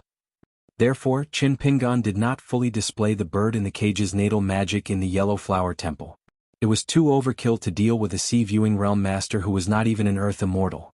Pei Min did not say a word. He took a step forward and grabbed casually. The rainwater and his own sword qi condensed into a sheathless long sword. It was green and shining like the autumn water. Qin Pingan's right foot that had not touched the ground stepped firmly on the muddy road. Pei Min's figure appeared in the wilderness more than 10 miles away. Qin Pingan followed him like a shadow. Before this, Qin Pingan told Cui Dongshan one thing in a telepathic voice. For some qi trainers of the Heavenly Palace Temple in the Mirage City, there were 2 dazzling sword lights that tore the curtain of the night for more than 10 miles. They were like 2 dragons that swam in the sky. Finally, they flashed and disappeared on the 2 opposite mountain peaks. Before that, a beam of sword light with an imposing aura streaked across the sky like a knife cutting through tofu. It easily cut through the rain curtain of heaven and earth. The sword qi was very long and very close. Obviously, it started in the Mirage City and fell in the direction of the Heavenly Palace Temple outside the capital city.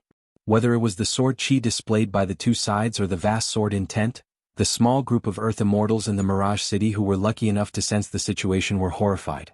Their minds were shaken, and they either began to cast spells to conceal their breaths to protect themselves, or hurriedly called their direct disciples to their sides, put on their magic robes, and set up arrays with talismans as if they were facing a formidable enemy. The young immortal masters of the archives register all turned pale, and they mistakenly thought that another great war of the demon clan had begun. There were a few Earth immortals in the Mirage City who saw that the situation was not good. With the tokens issued by the Ministry of Rights of the Great Spring City, they hurriedly left the capital city of the Great Spring City and fled in the opposite direction of the two peaks. What he was afraid of was that if the two unknown sword immortals attacked with all their strength, the whole Mirage City would be implicated if they were not careful. At that time, whether it was the fish, shrimps, or the dragons entrenched in the city, the sword chi from both sides would soar into the sky.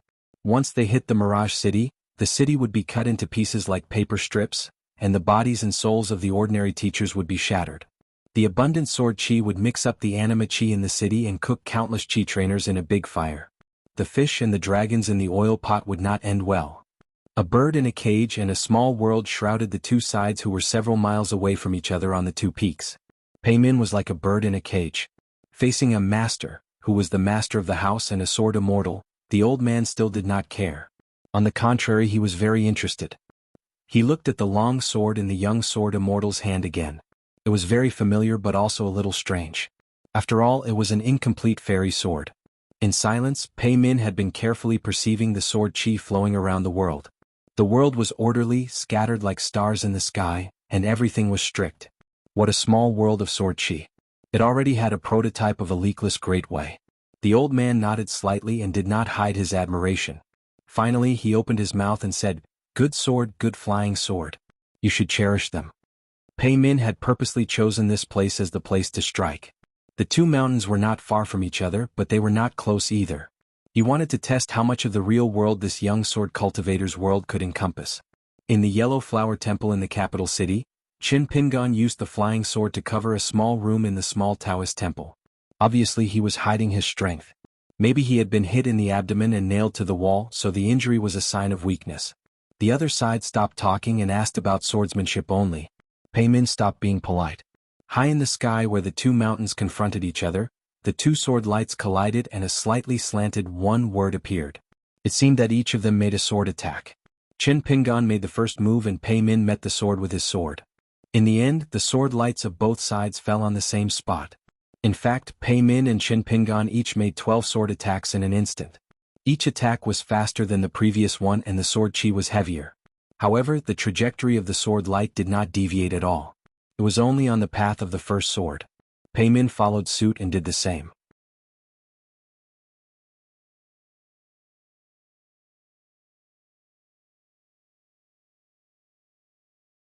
Once Qi Shou's sword will and spiritual Qi could support 3,600 flying swords, he would be able to verify the prophecy of the Baek Okekyung Building's Taoist saint, sitting on the river of stars, rain falls on the mortal world. Back then, on the city wall, Qin Pingan had used the talisman to increase his strength. Taking the initiative to increase the offensive power of Qi Shou's flying sword, using the sword and talismans to form a formation, and spending some money, it was as if he could give the flying sword an additional natal divine ability for free. During his journey on the ferry, Qin Pingan carefully refined the tip of his sword, Tai-Bai sword, and the gray cotton robe as a scabbard, meticulously forging a sword. He did not slack off at all when he was drawing talismans and practicing his martial arts. Due to bearing the true name of the great demon, Qin Pingan was always suppressed by the great Tao of the vast world. Therefore he practiced his martial arts regardless of whether he was awake or asleep. In any case, Qin Pingan could not afford to slack off for a moment. Therefore, drawing talismans became the most important thing besides sword refinement. Originally, Qin Pingan's talisman sword formation was a meeting gift for Xingyang Mountain or Qingfeng City in the future. In the mind of a reserved spot on the mountain peak, the flying sword Chu-Yi suddenly appeared and hurriedly swept over. The sword flashed and pointed directly at Pei Min on the opposite mountain peak. In another mind, as if the spirit of Yin had left its body, a flying sword surrounded by thunder and lightning swept towards the northeast direction of Pei Min, as if Q-sword had run in the wrong direction. In the third place where the mind was hidden, the flying sword was like a pine needle that pierced through the sky and rushed towards the mountain peak from behind Pei Min. The tip of the sword was pointed at the back of the old man's head. Not only that, the Milky Way sword formation and a sword lake only shattered half of it. Heaven and earth turned upside down. A painting of mountains and rivers seemed to have been casually flipped and folded. Half of the Milky Way sword formation directly appeared in the distance.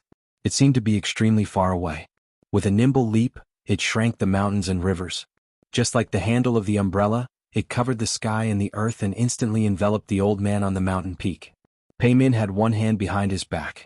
Facing half of the Milky Way sword formation and 3 natal flying swords, the old man only used one hand to form a sword sign. Without using a single sword, Pei Min no longer deliberately restrained his majestic sword aura. On the mountain peak, the sword aura was so strong that it was as if a grand sun had suddenly jumped out of the East Sea and reached the highest point of the human world. The sword light was blinding and expanded with a loud bang. The Milky Way sword formation was shattered. Indeed, the flying sword that seemed to have run in the wrong direction had really run in the wrong direction. It did not get close to Pei Min. The 2 flying swords pointed at Pei Min's heart and the back of his head respectively. Among them, the flying sword with the snow-white sword light was a smokescreen. It flashed and disappeared, heading elsewhere. Only the flying sword that looked like a fine pine needle did indeed approach the mountain peak recklessly. It did not change its trajectory and in the end, it crashed into the sword light like a nail embedded into the wall.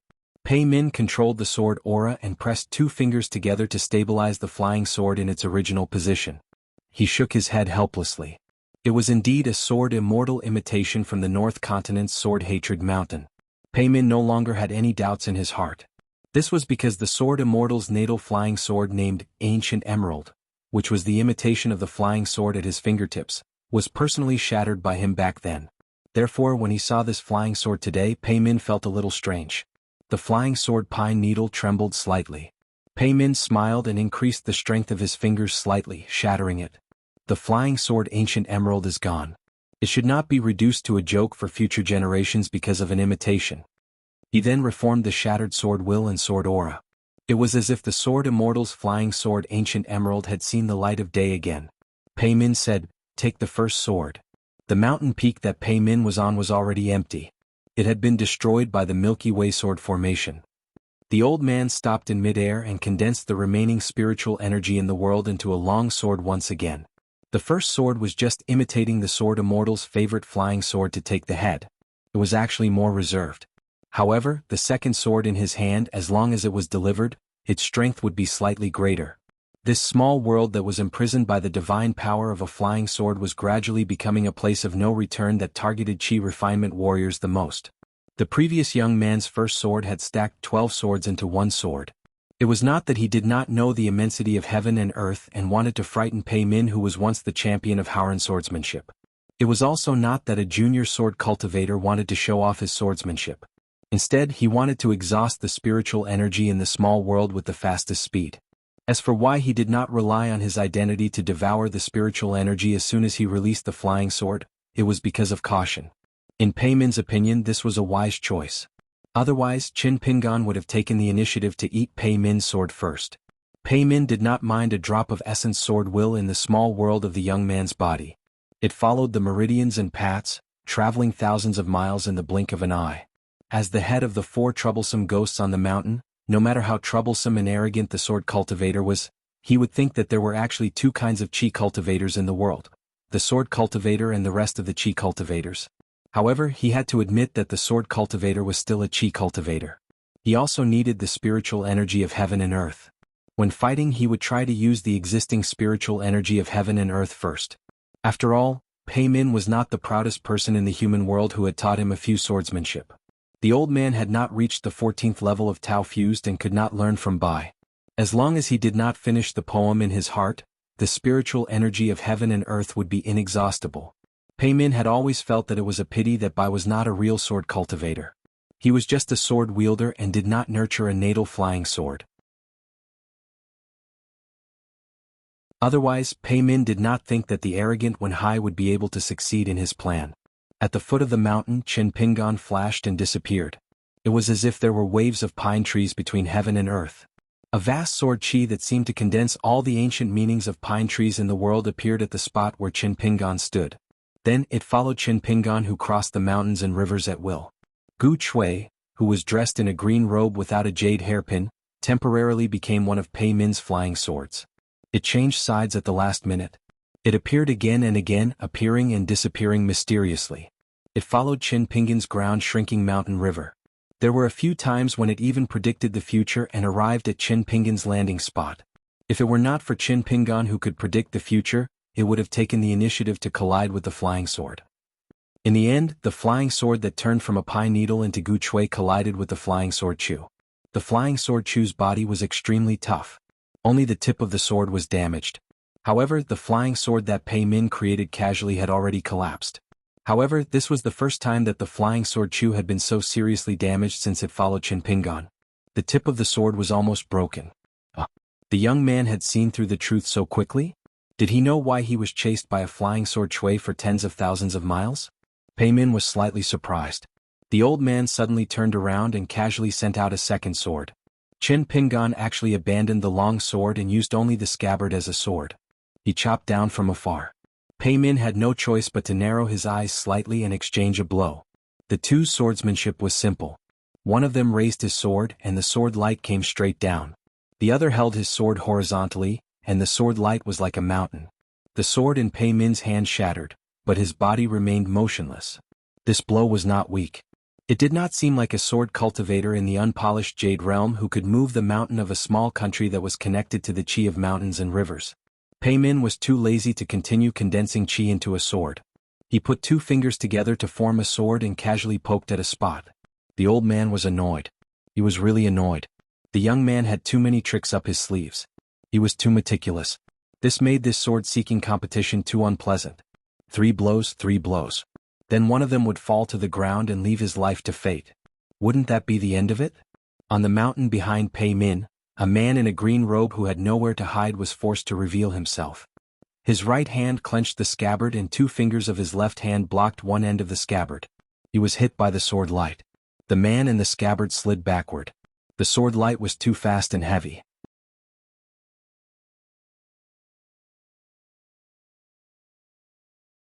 However, Qin Pingan did not choose to take out the same sword as before. Instead, he spread his mind in all directions. Countless swords rose between heaven and earth.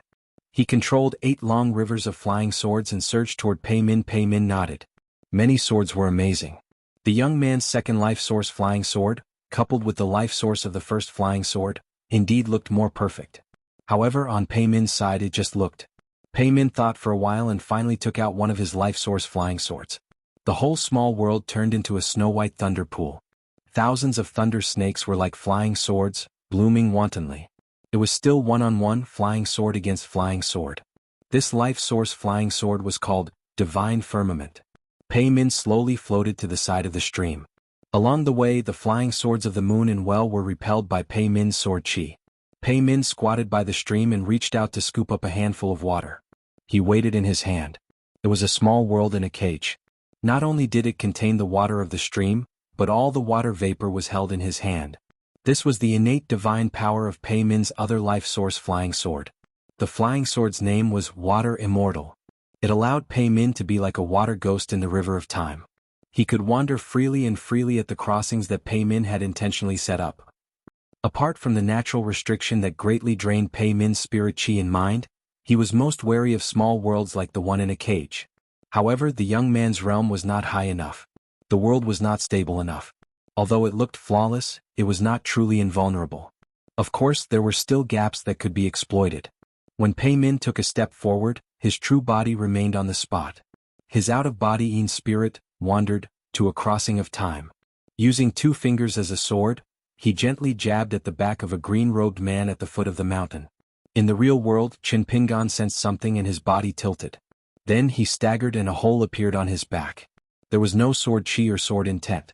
If not for Qin Pingan's sudden inspiration, his heart would have been pierced through by the finger sword. He would not die, but he would lose half his life.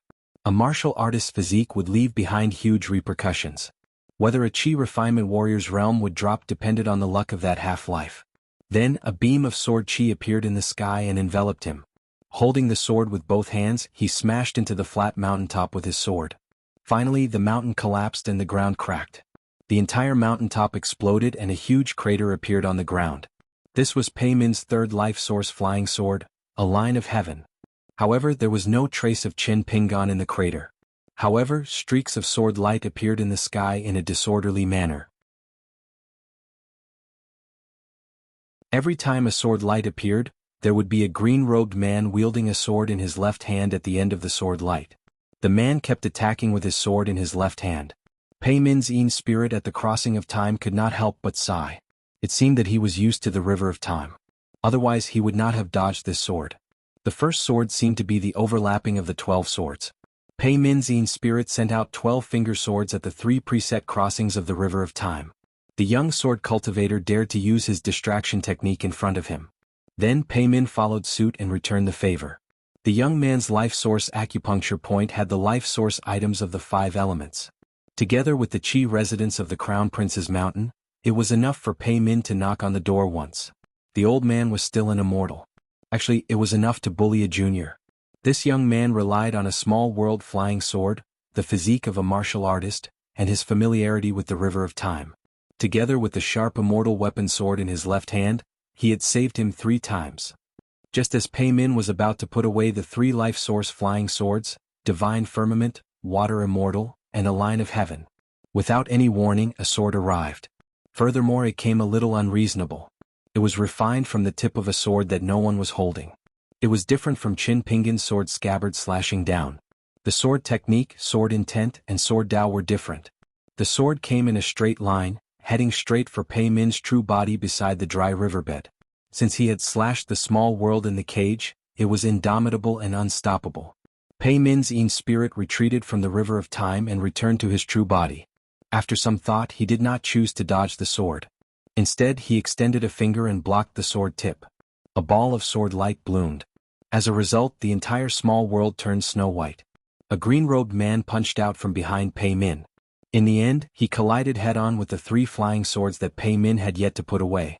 After dodging divine firmament, his neck was slashed by water immortal. A line of heaven's fist pierced through his entire arm and finally through his shoulder. As a martial artist, Qin Pingan's fist finally stopped a foot behind Pei Min. This was because Pei Min's 4th life source flying sword was hovering between Qin Pingan's eyebrows, just an inch away. The flying sword was still, but where the sword tip pointed, Qin Pingan's bloodied face seemed to have been washed clean by a basin of sword qi. There was no more blood, but an extremely tiny hole appeared between his eyebrows. Pei Min slowly turned around and smiled. "Do you think it's not worth it to exchange your life for an injury?" Qin Pingan retracted his fist and raised his palm to press against his eyebrows. With a thought, the sword and scabbard drew an arc at the same time, circling around Pei Min and flying towards Qin Pingan. Finally, the sword returned to its scabbard and was grasped by Qin Pingan's right hand. At the same time, the moon in the well that had transformed into countless swords finally gathered back into one sword. With a flash, it returned to the life source acupuncture point. However, the bird in the cage was still not put away. Pei Min asked, "Do you know why I am here, why I attacked and why I held back?" Qin Pingan nodded. Pei Min finally understood the agreement with Zhou Zi back then. The person that Lu Tai needed to kill in the future was never far away. Both times he was always right in front of him. Lu Tai had the 2 flying swords that had the advantage of attacking first and attacking later, but it was still not enough. He still needed to impart the sword techniques to him. And this young man in front of him had asked for the sword tonight. Other than that brainless sword attack, he probably wanted to return the favor. It was possible that he did not have the intention of practicing beforehand. In addition, Pei Min did not mind this, so he went with the flow and gave him the sword techniques of the 3 life source flying swords.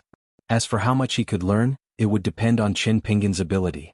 If his ability was not good enough and he died or was seriously injured, he could not blame anyone else. If Pei Min really wanted to kill him, the immortal-level white-clothed youth from the Heavenly Palace Temple could stop him, but he was destined to be unable to. Pei Min had previously told Duke Xingao Shizhen that someone would not be able to save someone from 1,000 miles away. And this someone was, of course, Qin Pingan's senior martial brother, Zhuozhua. Qin Pingan put down the left hand that was pressing between his eyebrows and suddenly made a strange movement. Combining a finger sword technique, he imitated Pei Min's sword qi flow. He put 2 fingers together and gently poked. Pei Min shook his head. "It's just a bit similar." Later, even the sword cultivator Lu Fang could not learn it, let alone other martial artists. That infatuated man with decent swordsmanship could barely be considered an unofficial disciple of Pei Min. Pei Min was unwilling to teach him more swordsmanship, so Lu Fang had specially made a trip to Lotus Blossom Blessed Land for this finger sword technique.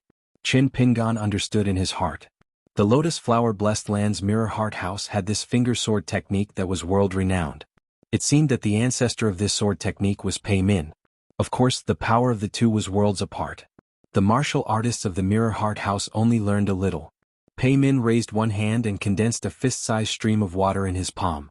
He poured it back into the riverbed and then asked a question. Qin Pingan, are you a mute? Except for the gate of the Heavenly Palace Temple, the young man said a few words of courtesy. After that fight he did not say a word from beginning to end. Qin Pingan shook his head. Pei Min smiled slightly. Qin Pingan immediately hung his sword at his waist and clasped his fist. Swordsman Qin Pingan greets Howren Pei Min first. He called himself swordsman. He also called the other's name, but it was still an honorific that carried a lot of weight. Pei Min put his hands behind his back and walked slowly by the stream. Qin Pingan silently followed, half a figure behind. His breathing was heavy and his steps were unsteady. There were too many injuries on his body, and they were definitely not light. If he had suffered the same level of injuries, Pei Min might not be able to walk like him.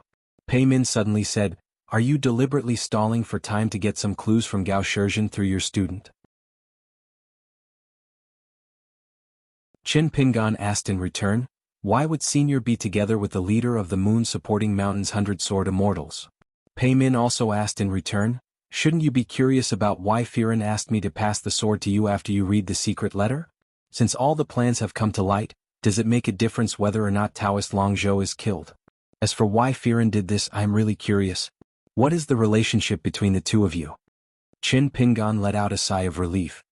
"Nothing much. We just met face to face twice, both inside and outside the battlefield." Pei Min nodded.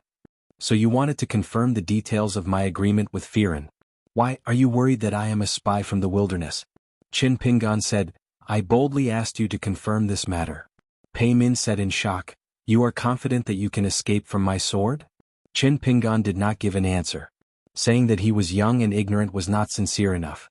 Saying that bragging was not against the law, but it was very likely that he would be stabbed again. He might as well not say anything. Moreover, at this moment, saying anything would cause his entire body to hurt. Pei Min intentionally did not leave too much sword energy in Qin Pingan's world. Therefore, Qin Pingan could still endure the pain and slowly peel off the sword energy bit by bit before storing it in his Heaven and Earth sleeve. Previously, outside the temple, he had instructed Cui Dongshan to pay attention to the white jade hairpin he had left behind after storing the caged sparrow world. He had to quickly store it in his bag. If the caged sparrow world was destroyed and there was no white jade hairpin, he told Cui Dongshan to ignore everything else and focus on escaping to the south as quickly as possible so that he could meet up with Jiang Shangzhen as soon as possible. Therefore, when Cui Dongshan was isolated from the world, he would immediately send a flying sword message to Jiang Shangzhen. The contents of the secret letter would definitely not be much. It would probably be something along the lines of, "Come quickly and ask Pei Min for the sword." At that time, if Qin Pingan still had the strength to fight, he could walk out of the white jade hairpin that Cui Dongshan had temporarily kept and join forces with Cui Dongshan and Jiang Shangzhen. Even though he was already seriously injured, Qin Pingan still left himself a chance of survival. In fact, the previous battle was only a dangerous process of asking for the sword. In fact, it was not really dangerous. Qin Pingan was only afraid that if Pei Min was really a chess piece that Wen Haizhou had secretly left behind in Tongye continent, or if he was a comrade of the immortal Han Yushu, Pei Min would not care and directly choose to kill him with a sword with all his strength as an Ascendant Realm Sword cultivator. Pei Min was willing to use a section of the umbrella handle to ask for the sword in the Yellow Flower Temple. It seemed that he did not have much killing intent. However, in Qin Pingan's view, it was due to the appearance of his student, Cui Dongshan, that made Pei Min afraid. Cui Dongshan also exposed his opponent's identity with one sentence. He brought out the three people left and right, Lu Shilu, and Bai Yi, and put on a death-seeking posture. It was also a divine hand. Cui Dongshan was clearly telling Pei Min that he and his student had come prepared tonight. Therefore, when it came to playing chess, whether it was placing a piece outside the Heavenly Palace Temple or knowing that he was facing Pei Min, he could still calculate people's minds. In terms of chess skills, this student was his teacher's teacher. Pei Min sighed. "I know you're still skeptical. It's normal. I'm afraid of trouble. I'm not worried that you'll complain to the Confucian Temple. It's just that I haven't fulfilled my promise, so I can't just leave here casually. I don't mind telling you something. I can be considered as one of Lu Tai's teachers. That child is a sword cultivator, but he's afraid of heights. In fact, it's not a pretense. It's because when he was young, he found a sword manual that I wrote in the secret realm of the Lu clan's library. The so-called sword manual is actually the 4 sword essences of the 4 natal flying swords. That child foolishly asked for the sword. Besides dropping his cultivation level, his Dao heart was also damaged. Otherwise, if he was an ordinary sword cultivator with his talent and the Lu clan's wealth, he would have become a nascent soul realm sword immortal. Qin Pingan said, I understand. Senior's whereabouts will not be spread. For a junior to be so tactful, Pei Min couldn't bear to see it. However, Qin Pingan said, I know Lu Tai. He's the sword cultivator Lu Kai, who's also one of the 10 youths. Someone wants to target me and their methods are ingenious. They won't let me suffer. So it's fine. I can wait. I'm not waiting for Lu Kai but for the mastermind. Lotus Blossom Blessed Land's Mirror Heart Chambers Finger Sword Technique. It was a small matter, but it was a small matter. Especially with the addition of one of Lu Tai's teachers, the clues became clearer. Finally, Qin Pingan found a complete clue. The Great Spring Dynasty, Madame Huan Sha, and the naturally seductive Empress Yao Jinji. In the central divine continent of the vast world, there was a heavenly palace temple in the dynasty where Mr. Bei and Pei Min came from. There was a story about the empress praying for rain in the heavenly palace temple. Pei Min also left behind a story in the heavenly palace temple. Back in his hometown, Qin Pingan chose to stop when he met Yao Jinji because of a falling locust tree leaf. Before mistakenly entering the lotus flower blessed land in the Tongye continent, he first explored the strange secret realms similar to the paper white blessed land. And even earlier, in the Eagle Fortress, the man who used the camouflage technique had indeed shown his face. At that time he brushed shoulders with Qin Pingan. At that time Qin Pingan only felt that it was strange, but he didn't think too deeply. But even if he did, Qin Pingan couldn't think too far ahead. It seemed like Pei Min, the existence of the heavenly palace temple itself was a kind of greeting, a kind of reminder. It seemed that the man who gave Qin Pingan candied haws when he was young had foreshadowed many things in advance with him. It just depended on whether Qin Pingan was willing, whether he could think a few more steps, whether he could remember, and whether he could believe that all kinds of incredible what-ifs were really what-ifs everywhere. Back when he traveled with Lu Tai once joked that because he looked down on Qin Pingan's blade-strengthening gourd, Lu Tai personally said that he had an ancestor of the blade-strengthening gourd.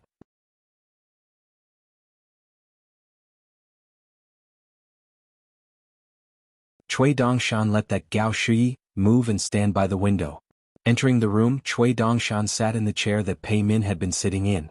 Stretching his neck, Cui Dongshan looked at the large illness written on the paper and nodded. Old Gao, you really should come to this temple to treat your illness. Cui Dongshan put his hands on the chair and began to move the chair. According to legend, Pei Min's swordsmanship was to throw the sword into the clouds. The sword light penetrated the sky and landed on another continent. Could compete with the sun and the moon. Gao Shizhen said, this is a peaceful place for Buddhists. Cui Dongshan smiled. When the heart is calm, it's a peaceful place for Buddhists. It's okay if the heart is not calm. It's useful to burn incense in the temple and copy scriptures in the meditation room. But if the heart is bad, no matter how much you kowtow to the Bodhisattva, the holy mountain is still far away. I'm more afraid that the heart is bad and doesn't know it. Praying for blessings won't work. Instead, they will blame the Bodhisattva for not helping them.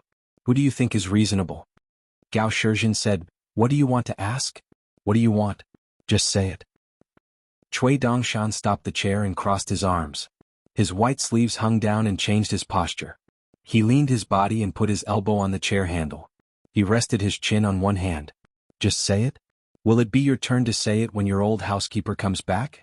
The Duke of Shin public house is getting worse with each generation.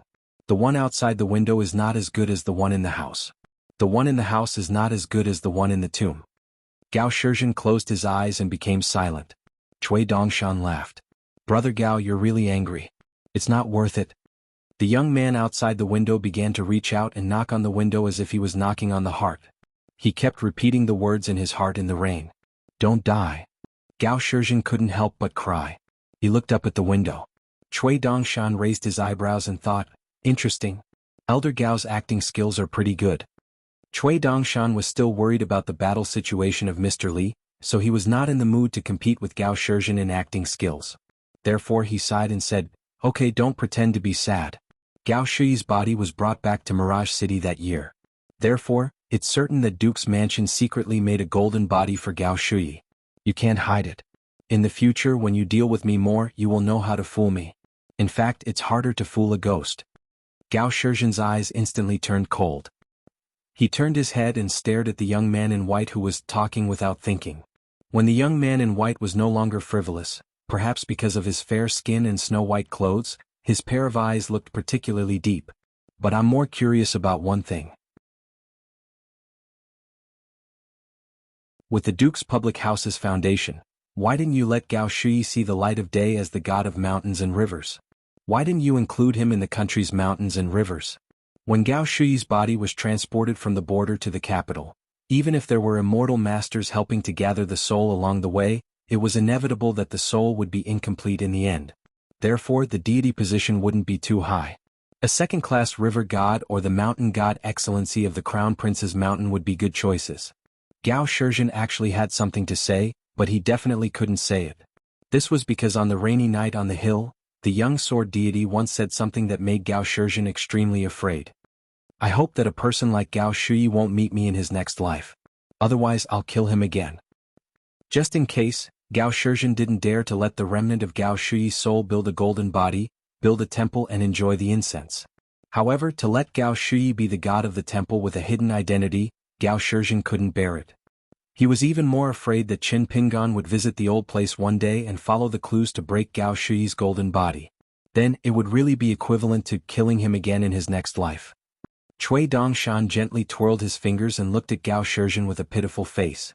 The other party's mind was like flowing water, but in fact he was immersed in it like a celestial. Gao Shizhen was still in a daze and didn't realize it. However, Cui Dongshan was a little dissatisfied with his teacher. Back then he didn't even tell him about such a magnificent feat and such bold words. Why did he hide it from him? In fact, even if Cui Dongshan didn't use his divine power, he could still guess a lot of things. However, it was strange that when the teacher was beside him as a student, he was more lazy and didn't like to think about things. Cui Dongshan yawned, sat up and stretched. He smiled and said, "The oil lamp in the secret room of the Duke Public House. When I return to the Mirage City, I'll help Brother Gao add oil to the lamp." Gao Shizhen suddenly stood up. "You dare?" Cui Dongshan raised his hands. Okay, I don't dare. Gao Shizhen sat down dejectedly. Cui Dongshan stood up and walked to the door of the house. He leaned against the door with his back facing Gao Shizhen. The young man in white covered his sleeves with his hands and said indifferently, "If teacher suffers a loss tonight and escapes for me, I'll definitely let you accompany Gao Shui. Every day you'll depend on each other. Face to face, your souls will be entangled, and you won't be able to tell who's the son and who's the father. This isn't anything interesting. Occasionally you'll treat Gao Shui as your beloved concubine. Occasionally, Gao Shui will treat you as a maid or a fairy sister. That's interesting. Anyway, the Tongyi continent is such a foul place. There's no lack of such dirty things." Gao Shizhen sat on the chair in a daze, sweating profusely. He only begged the old housekeeper, Pei Wenyue, to return to the Heavenly Palace Temple alive. Cui Dongshan smiled and said, "Let's go back." He slowly put away the bird in the cage. This was the teacher's unique understanding. Soon the teacher and Pei Min appeared side by side. However, the teacher stayed at the mountain gate of the Heavenly Palace Temple, while Pei Min appeared directly in the courtyard outside the meditation room. Cui Dongshan turned his head and said with a bright smile, "Brother Gao, see you later." Cui Dongshan walked out of the meditation room and stepped outside the temple. Qin Pingan's face was pale, but he smiled and said, "I'm fine. I'm seriously injured, but I didn't hurt my foundation." Cui Dongshan nodded and said in his mind, "Xianxia must be on his way. As long as the three of us work together, we can give it a try." Qin Pingan shook his head. "It's not necessary. Let's go back to the Yellow Flower Temple first. I'll tell you the details on the way. However, when we enter the Mirage City's mountain and water array, you will do it." Before leaving, Qin Pingan faced the Heavenly Palace Temple, bowed his head and put his palms together. Cui Dongshan had no choice but to follow his teacher's example and pay his respects to the Dharma outside the mountain gate. The two of them rode the wind extremely slowly. Qin Pingan described in detail the process of Pei Min suppressing the immortals. Cui Dongshan listened attentively and silently remembered it in his heart. Seeing that the teacher was no longer talking, Cui Dongshan asked in a low voice, "Teacher, back then, did you feel that there was something wrong with the old housekeeper standing beside Gao Shizhen?" Qin Pingan shook his head. "I couldn't see the depth, so I didn't pay too much attention. Back then Qin Pingan was not a sword cultivator, and his martial arts realm was not high enough. He only remembered an old man standing beside Duke Shen with an umbrella. He had a calm aura, so he mistook him for a martial arts master who lived in seclusion. Cui Dongshan sighed. Teacher, you still like to treat people with courtesy. If it were me, given my temper, I would have already given that old Pei a good beating. In the pugilistic world, a young man can beat an old master to death with his fists. Even if I couldn't beat him to death, I would have scared him to death. Qin Pingan couldn't help but say, now, even if you join me in Jianghu to deal with Pei Min, the chance of winning is still very small. If the three of us can escape without dying, we will win. There is a way to exchange lives and there is a way to escape. Cui Dongshan nodded and then shook his head. He crossed his arms and snorted. It's like this today, but at most in 100 years, it will still be just the three of us. If two of us join forces, one of us only needs to guard the array from afar, and we can beat Pei Min until he has nowhere to run. He can only kneel on the ground and shout, I am not a sword cultivator and I am not that damned Pei Min. I don't know him at all, so you must have found the wrong person. Qin Pingan said helplessly, be careful with your words. Cui Dongshan grunted and turned to clap his hands in praise. Regardless, for Pei Min to be willing to use all his flying swords in Q-Sword tonight, it shows how good his sword arts are and how much more insightful he is. Especially that water immortal that is even more cunning than a water ghost. Pei Min definitely wouldn't use it easily. Although the one with the greatest lethality is still the realm breaker that Pei Min used to kill sword cultivators on the mountain, he still used water immortal the fewest times. What a far-sighted Pei Min. What a good plan. If Q-Sword only used Divine Firmament tonight, or if he added in Q-Sword, he would be too stingy. It wouldn't sound good if word got out. When Teacher becomes invincible in the future, Pei Min wouldn't have the face to say that he sparred with Teacher in sword arts years ago. Now that he has used all 4 swords, Pei Min will have the confidence to brag to others in the future. To be able to use all 4 swords while guiding others in sword arts? Then he must have risked half his life to fight Great Sword Immortal Qin in Q-Sword. Qin Pingan looked even more dispirited. He said softly, I'm sleepy after listening to your nonsense. Cui Dongshan immediately shut up and didn't disturb Teacher's rest. In the meditation room, Gao Shizhen staggered towards the old butler and reached out to grab Pei Min's arm. She said in a trembling voice, Old Pei, please save Shui. Pei Min looked at the pitiful old man. Duke Shen's residents had already chosen a river and a mountain to be next to each other. Pei Min didn't break free from Gao Shizhen's grip. He sighed, have you ever thought that if you weren't afraid of Qin Pingan's words, Gao Shui would have died a second time once he was bestowed the title of mountain deity, established his own mansion and became the mountain deity prefect? Even if he relied on the demon army or successfully joined Firen, can he really survive now that the Yao family and the academy are digging up old scores? No matter what, we have to cherish our blessings. Gao Shizhen's face was gloomy. She gritted her teeth and said, what Qin Pingan, he is Firen. Whether Qin Pingan is Firen or not, is it still important to you and your father? It's not important at all. He couldn't even defend a single point, yet he still wanted to ask for more. To think that he deliberately allowed Qin Pingan to not remove the small world. The two of them strolled and chatted for a long time.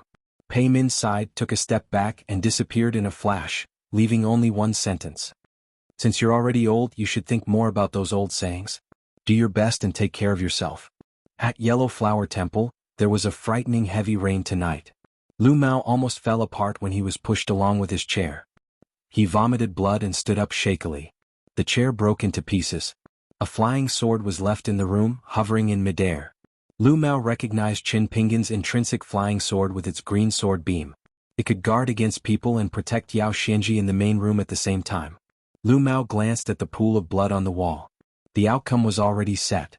Qin Pingan would not act to such an extent. Otherwise, Lu Mao would feel that this sword immortal was not too smart, but too bored and had a hole in his head. If the existence of a natal flying sword was the dividing line between a sword cultivator and a chi refinement warrior, then the natal flying sword cultivator would be a natal flying sword cultivator. Then, whether a land immortal could easily control the mountains and rivers was a touchstone for an earth immortal's aptitude and the level of spells. And whether they could use the heaven and earth sleeve was a more obvious difference between a Jade Realm cultivator and an earth immortal in the middle 5 realms, Golden Core and Nascent Soul. Then, except for the 3 sects and the military school, which were respectively guarding the academies, Taoist temples, and battlefield ruins, and the Qi cultivators guarding the mountain and water tactical array of the ancestral Hall of Immortals. Whether a Qi cultivator in the upper 5 states could build a complete small world with a flawless great way was not decided by the level of his realm. Some talented cultivators in the unpolished Jade state could build a small world, but some cultivators in the Ascendant state could not do it. As the prince of the Great Spring sect, Lu Mao knew some inside stories about cultivation. The first thing Lu Mao did after getting up was to go to the bookshelf and carefully adjust the subtle position of each book. After making sure that everything was back to normal, Lu Mao felt better. But when he saw the empty space on the bookshelf, Lu Mao did not feel sorry for the other books, but he really felt sorry for the few ancient books of calculation. Glancing at the pile of broken chairs, Lu Mao felt a little uncomfortable. However, the broom and dustpan were in the room of the 2 disciples. As for where they were placed, he did not pay attention to it. For no reason he remembered that Qin Pingan would pay attention to the bamboo pole to dry clothes. Lu Mao was a little disappointed by this comparison. It was reasonable to lose to this person and fall into the trap set by the other party step by step. He had schemed and worked hard to be a person full of evil tricks, but in the end he was not as smart as a good person. This kind of thing was quite helpless. Lu Mao had never been so dispirited before. This state of mind was not due to mental exhaustion.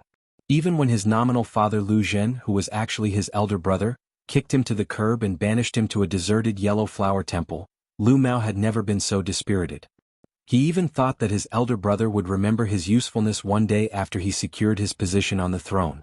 Later on, his elder brother, who had only changed his clothes for a few years, secretly emptied the national treasury and ran away.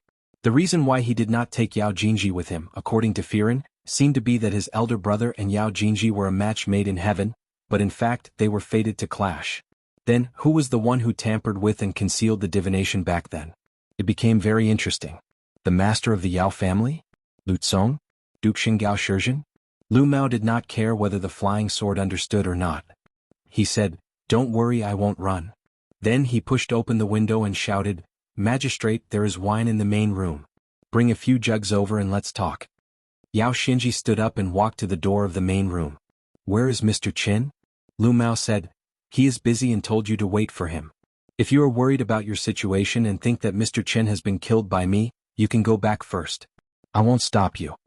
Yao Xinji sneered. "It is a waste that the third prince is not setting up a stall under the bridge to tell stories." Yao Xinji hesitated, then turned to rummage through the cabinets in the side room and found wine. He carried 2 jugs of wine and quickly walked down the steps to the side room. He entered the room and glanced at the blood stains on the wall. Without batting an eyelid, he threw a jug of wine to Lu Mao. Lu Mao took the jug and smiled. "You didn't fight to the death with me, nor did you call people in. Magistrate, you're much calmer than I thought." Yao Xinji sneered. "I just believe in Mr. Qin. With your brain, you can't even withstand a slap from Mr. Qin." Lu Mao opened the jug and took a sip.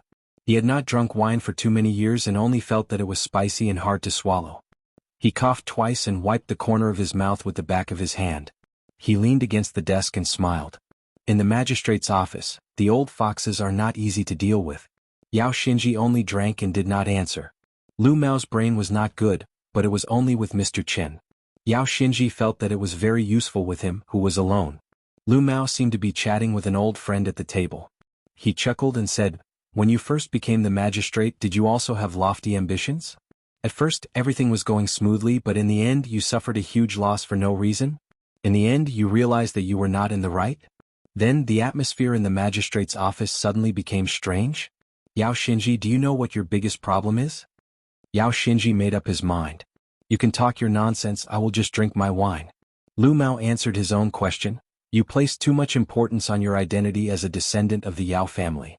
The more you place importance on it, the more those people from the government who have cultivated to become elites will know how to manipulate a magistrate. The more you don't want to distance yourself from the military general Yao Xinji on the battlefield, the more you won't be able to adapt to the peaceful officialdom without the flash of blades and shadows of swords. But I also know that this is only to make you feel aggrieved. What really makes you panic is the actions of some of your fellow soldiers on the battlefield. You know that they are in the wrong, but you don't know how to persuade them, how to open your mouth, or how to end the situation."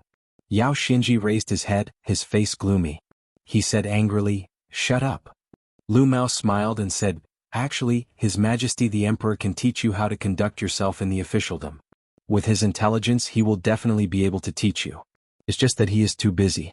Plus, you are crippled and your age is similar, so he is too busy.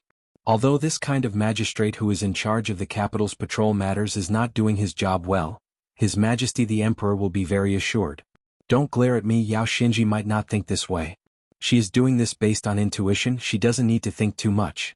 Just like how the previous Emperor Lu Jin died and how your grandfather was assassinated, she doesn't need to think too much about it. A long period of good luck, in addition to always having good intuition, is luck. As for that Yao Lingji, it's better not to teach you. She can still get along with the heroes of the jianghu, but when it comes to the officialdom she is still at a loss. This woman is a good person, but she is a bit stupid. Unfortunately, her taste in men is not good. She married a scholar who is an embroidered pillow. I heard that he has good looks and he even came in third. In the end he blindly kicked up a fuss with Li Xiling and purposely targeted you. Using this as an invitation, he wants to gain a place among the officials? He's such a fool that Li Xiling doesn't even dare to put him in an important position. What Li Xiling needs is someone who can stand by Magistrate Yao's side. That way he can push away the next magistrate after you with all his might. As long as this brat can push him away, it'll be my loss. And you actually didn't glare at me. Seems like you think the same. Regardless of whether you are a good person or a bad person, we have the same view. Let's toast and drink? Lu Mao raised the wine pot in his hand with a smile. Yao Xinji stopped drinking and only glanced at Daoist Long Zhou from the corner of his eyes. If your guts are not rotten, you are more than qualified to be the capital's magistrate. Lu Mao's mouth twitched. He stretched out 2 fingers and tugged at the plain Daoist robe on his body. Magistrate? How did the Mr. Qin you admire the most call me? Your Highness the Third Prince, how can you, a lower first-rank duke, compare? I have a share of civil officials, generals and jianghu to myself. Don't forget, before I left the capital for the northern Jin Kingdom's Jinhuang Manor, who was the one who spent a full 3 years leading people to the north and south, helping our great Quan dynasty behind the scenes to compile the 400 scrolls of the Yuanjin 12th Year Chronicle? At this point, Lu Mao raised his arm and raised the wine pot towards the window. Then, he silently took a sip of wine as if he was toasting the Lu Mao of the past. The former third prince was proficient in calculations and obsessed with geomancy. In private, he even made a promise with his elder brother that in the future he would make Lu Mao, the vassal king, compile a great work that would be passed down through the ages for the great Quan dynasty. Yao Xinji was puzzled. Why are you suddenly talking to me so openly about your ancestors' graves? What are you trying to remedy? Does Mr. Chen want to kill you? That can't be, right? You are now a good-for-nothing. Lu Mao clicked his tongue. I didn't know you were such a chatterbox. I haven't seen you in so many years, so my impression of you has always been that of a hothead. The unkempt man with sideburns in front of him used to be a bright-eyed youth. Lu Mao fell silent just like that. Yao Xinji suddenly said, on the way here Mr. Chen asked about your past. He said that the big thin book was compiled very well, and he also said that he didn't believe it was Lu Mao's work. Lu Mao laughed and raised his head to take a sip of wine. In this life, people who were infatuated were afraid that they would accidentally remember someone while drinking at the table. In this life, people were most afraid that they would suddenly understand something. Lu Mao said, Yao Xinji, have you ever thought that one day, whether it's you or me, we will all be characters in one of Qin Pingin's books? When the books get thicker and thicker, we will become more and more insignificant. Yao Xinji shook his head. You are almost like that. I'm different from you. Mr. Qin can rush to Mirage City today for my grandfather. When I am old in the future, no matter how busy Mr. Qin is, he will still come to find me and drink with me for the last time. If I ask Mr. Qin to bring any immortal wine in the letter, Mr. Qin will definitely help me bring some wine. How can you compare? What do you know? Lu Mao smiled and nodded. After a moment of silence he asked, do you feel better after talking like this? Yao Xinji held back for a long time before cursing. Lu Mao was about to laugh when he saw the flying sword flash and disappear without a trace. He turned his head and saw a white cloth, hanging upside down by the window. There was also a head hanging there. Lu Mao was stunned for a long time. Qin Pingan crossed the threshold with his hands in his sleeves. I didn't expect Daoist Long Zhou to be so good at talking. Lu Mao was relieved and bowed. You are making a fool of yourself. Cui Dongshan climbed through the window and entered the house. Qin Pingan nodded. Cui Dongshan flicked his sleeves to disperse the camouflage spell, revealing the extremely valuable and extremely hot book collection seal. Cui Dongshan was in high spirits as he stared at the private seal. He carefully used his flying sword to draw a dozen golden lightning pools, layer by layer, and finally formed a sword array. Only then did he put the seal of the old bookworm, that had once collected 3 million books, into his sleeve. Cui Dongshan said in his mind, "Mister, I may need to go to the Merit Forest. Zhou Fei just happened to come, so I will let him accompany Master back home." Qin Pingan asked, "Why are you in such a hurry? Why don't you go back to Luopa Mountain first?" Cui Dongshan nodded. "It is urgent. But don't worry, mister. I will hurry to Luopa Mountain as soon as possible. Before that, I can accompany Mr. to Yao Mansion. Then Mr. can go and pick up eldest senior sister and the others. I will help Mr. clean up the mess in Mirage City before leaving. In any case, it can be easily settled in half a day at most. It's just Taoist Long Zhou Lu Tsong from the water prison, and Duke Shin Mansion without Pei Min Lu Mao was originally relieved, but for some reason after seeing this strange white-clothed youth, his heartstrings tightened again. It was just like when he saw Qin Pingan, who had just visited Yellow Flower Temple. The white-clothed youth suddenly turned his head and glared at Lu Mao. He spun his sleeve and said angrily, "What are you looking at? Little stinky cow nose, do you know that I have seen the old ancestor of the stinky cow nose? He and I call each other brothers, we're good brothers of the same generation. So hurry up and call me old ancestor." Lu Mao turned his head and looked at Qin Pingan. Qin Pingan actually directly brought Yao Xianxia away, leaving behind a sentence. "You finish this conversation first, I will follow the prefectural magistrate back to the Yao residence, you can catch up later." Cui Dongshan puffed out his chest and said loudly, "Got it." When the teacher walked out of Yellow Flower Temple, Cui Dongshan leaned against the window to make sure the door was closed. He pricked up his ears to make sure the teacher was far away.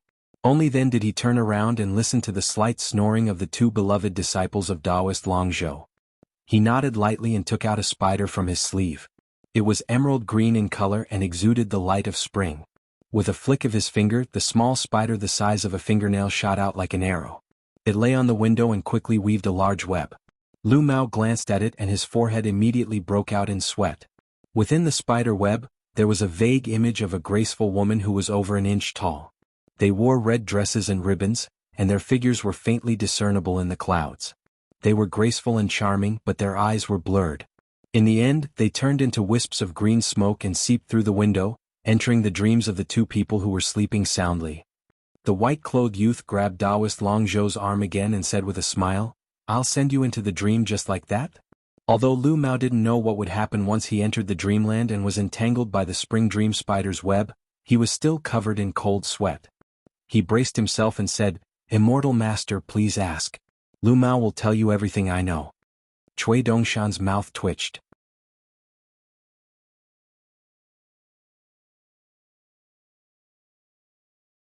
"It's actually harder to learn."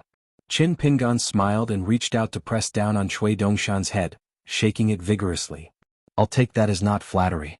Cui Dongshan's eyes narrowed into crescents. Although Yao Xinji didn't know what they were talking about, she was surprised that Mr. Chen had such a student. Could it be that she was the same as that cunning little girl Charcoal that Mr. Chen had picked up on the side of the road? When she thought of that little Charcoal called Pei Qian, Yao Xinji couldn't help but roll her eyes. How could there be such a clever little girl in the world? Her words and actions were all very cunning. Back then she was only a little old, but she was able to lure a few experienced constables from Hu'er town into a ditch. In reality, Yao Xinji had suffered quite a few losses on her journey to the north. For example, she had almost believed that Mr. Chen was her father. But because of some unspeakable reasons, the relationship between the two parties was temporarily inconvenient to be made public. That wasn't all. For example, when little Charcoal helped Yao Xinji read her palm, she even said that she was a person with a hard life. Because she was born with the eye of heaven, she suffered a lot. She could always see the night patrol divine shackles parading the streets like ghosts, or something about the mountain deity getting married, or something about being able to cross the bridge of immortality at such a young age. Something about needing to carry an immortal copper coin to cross the bridge without drinking that bowl of soup. In short, everything was connected.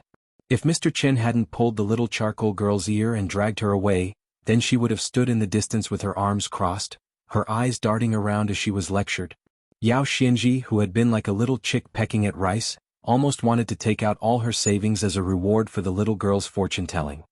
Now that Yao Xinji thought of these things again, she really couldn't bear to look back. She had actually been fooled by a little girl. She didn't know if little Charcoal had changed a little after following Mr. Chen for so many years. It definitely had. After all, it was following Mr. Chen. When they arrived at the Yao Manor, Cui Dongshan learned about the flying sword message from the goddess of the buried river. He hesitated for a moment, then in addition to Mr. Chen's few talisman, he respectfully requested a copy of the true alchemy calligraphy from Mr. Chen.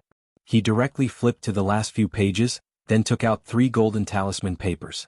In less than the time it took for a stick of incense to burn, he had drawn 3 talisman papers that also required merit. One on the left and one on the right. He pasted them high above the bed railings on both sides of the sick bed, and the last one was pasted outside the door. Finally, Cui Dongshan and Yao Xinji went straight to the point. My and Mr. Chen's talisman can allow old General Mu to sleep for a year and a half, or at most 2 years.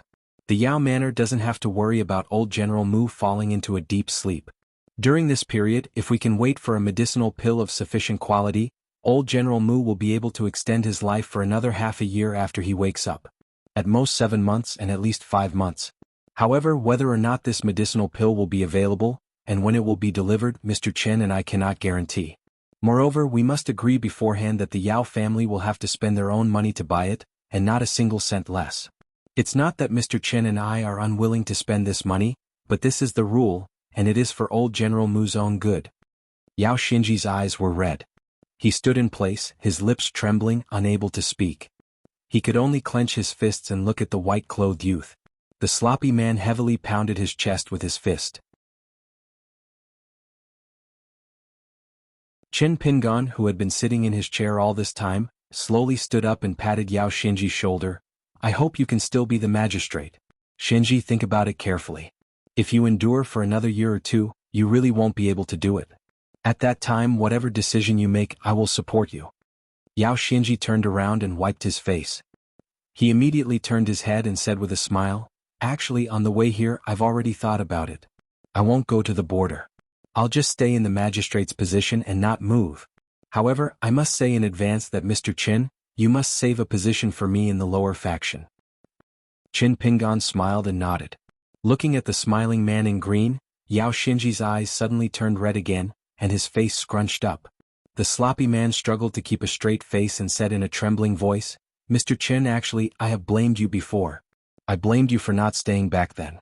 I know it is unreasonable, but I can't help but think that way. If I don't drink, I will feel terrible. But when I drink, I will think that way and it will be even worse. Qin Pingon said softly, didn't you get through it? The more pain you can endure in the past, the more happiness you can enjoy in the future. Yao Xinji nodded. Qin Pingon said, I have to rush back to Jianghu Prefecture and go north to Tianke Peak. I might not be able to come to Mirage City as I have to rush back. When Grandpa Yao wakes up, I will definitely come again. When we meet again, you should at least shave your beard. You originally looked quite decent, but because of you, you are destined to be a bachelor. Yao Xinji smiled and said, when I was young, my appearance was not much different from Mr. Chen's. Qin Pingon smiled and said, there is still a difference. Cui Dongshan nodded and said, just like now. At dawn. Cui Dongshan brought Mr. Qin Pingon to Qintianjian secretly. After Mr. Qin Pingon and the water god from Aquamarine Palace were done talking, they were about to leave. Mr. Qin Pingon suddenly bowed to Lu Ro, whose golden body was mostly shattered. After straightening his back, he smiled and said, the next time I visit Aquamarine Palace, I will not forget to bring a gift. Lu Ro was shocked. She bowed and returned the greeting. She laughed and waved her hand. Then she gave Qin Pingon a look and said in a low voice, I know. We burn incense at the ancestral temple. Cui Dongshan was curious. Qin Pingon glanced at Cui Dongshan, who immediately left Mirage City with Mr. Qin Pingon. They first went south and arrived at the Cloud Boat Ferry.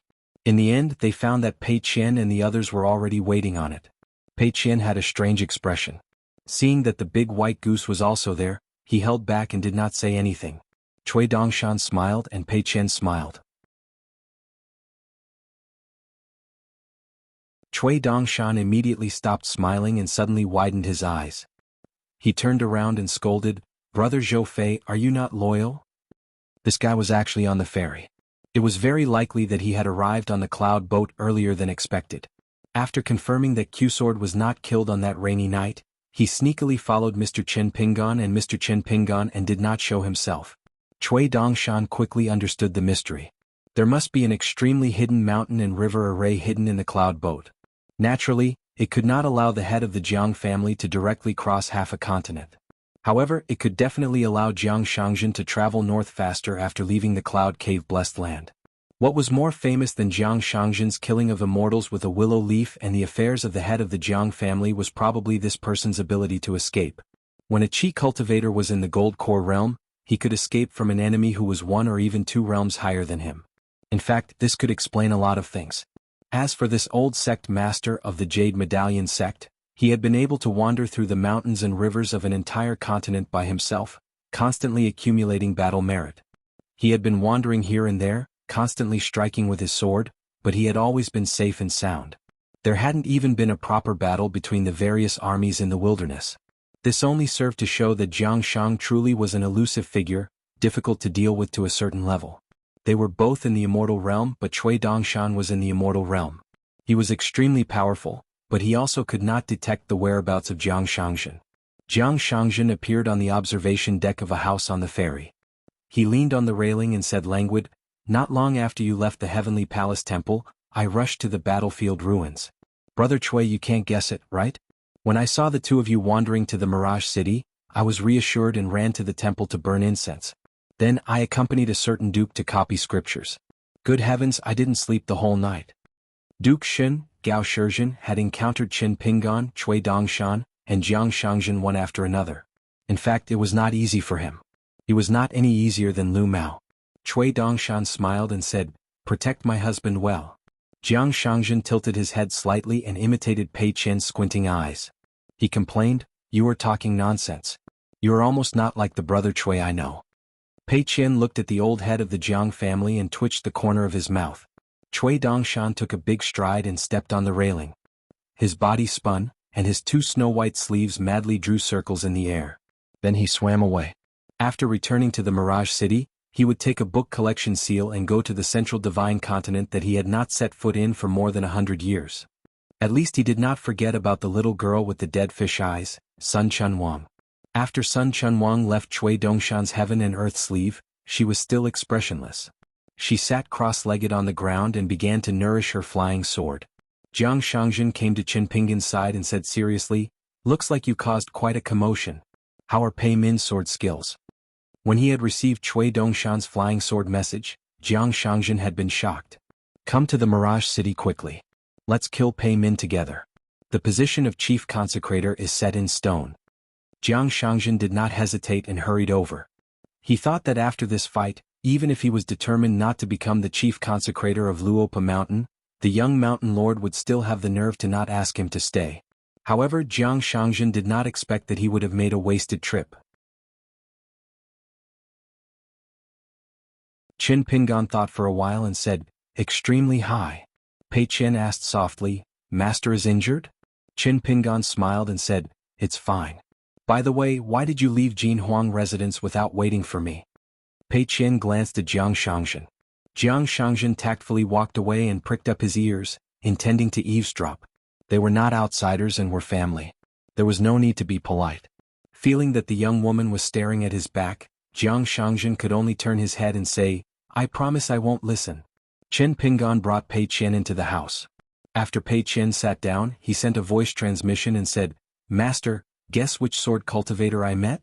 Qin Pingon thought for a while and said with a smile, "The one who assassinated old General Yao? His eyes are long, his lips are thin, and his looks are a little mean. As for his intrinsic flying sword, it is similar to an ordinary person's sword. It is a little strange and the sword beam is bright red." Pei Qian sighed. "Master, why can't you surprise me for once? Even if you pretend that you can't guess it, it would be good." Qin Pingon rubbed his cheeks but soon laughed. "You did the right thing by not punching him. Apart from that, I really want to have a proper duel with him. By the way, in a year or 2 I will be making a trip to the Tongya continent. I will bring you along then." Pei Qian nodded vigorously. Jiang Shangzhen nodded gently at the bow of the ship. Upon hearing this, he was greatly impressed. She was indeed the eldest senior sister of Luopa Mountain. Her skills had not diminished in the past. Pei Qian placed his arms on the table and whispered, "Master, There is actually another reason why they did not fight. When His Majesty the Great Quan Dynasty's Emperor arrived at Pine Needle Lake, Prefect Zheng of Jinhuang residence received a flying sword message. For some reason, Prefect Zheng did not care about the taboos of officialdom and took the initiative to ask if we wanted to visit the Water Manor as guests. This is because Her Majesty the Water Goddess said in the secret letter that she wished to meet us. Qin Pingan acknowledged. Actually, we did not help much back then.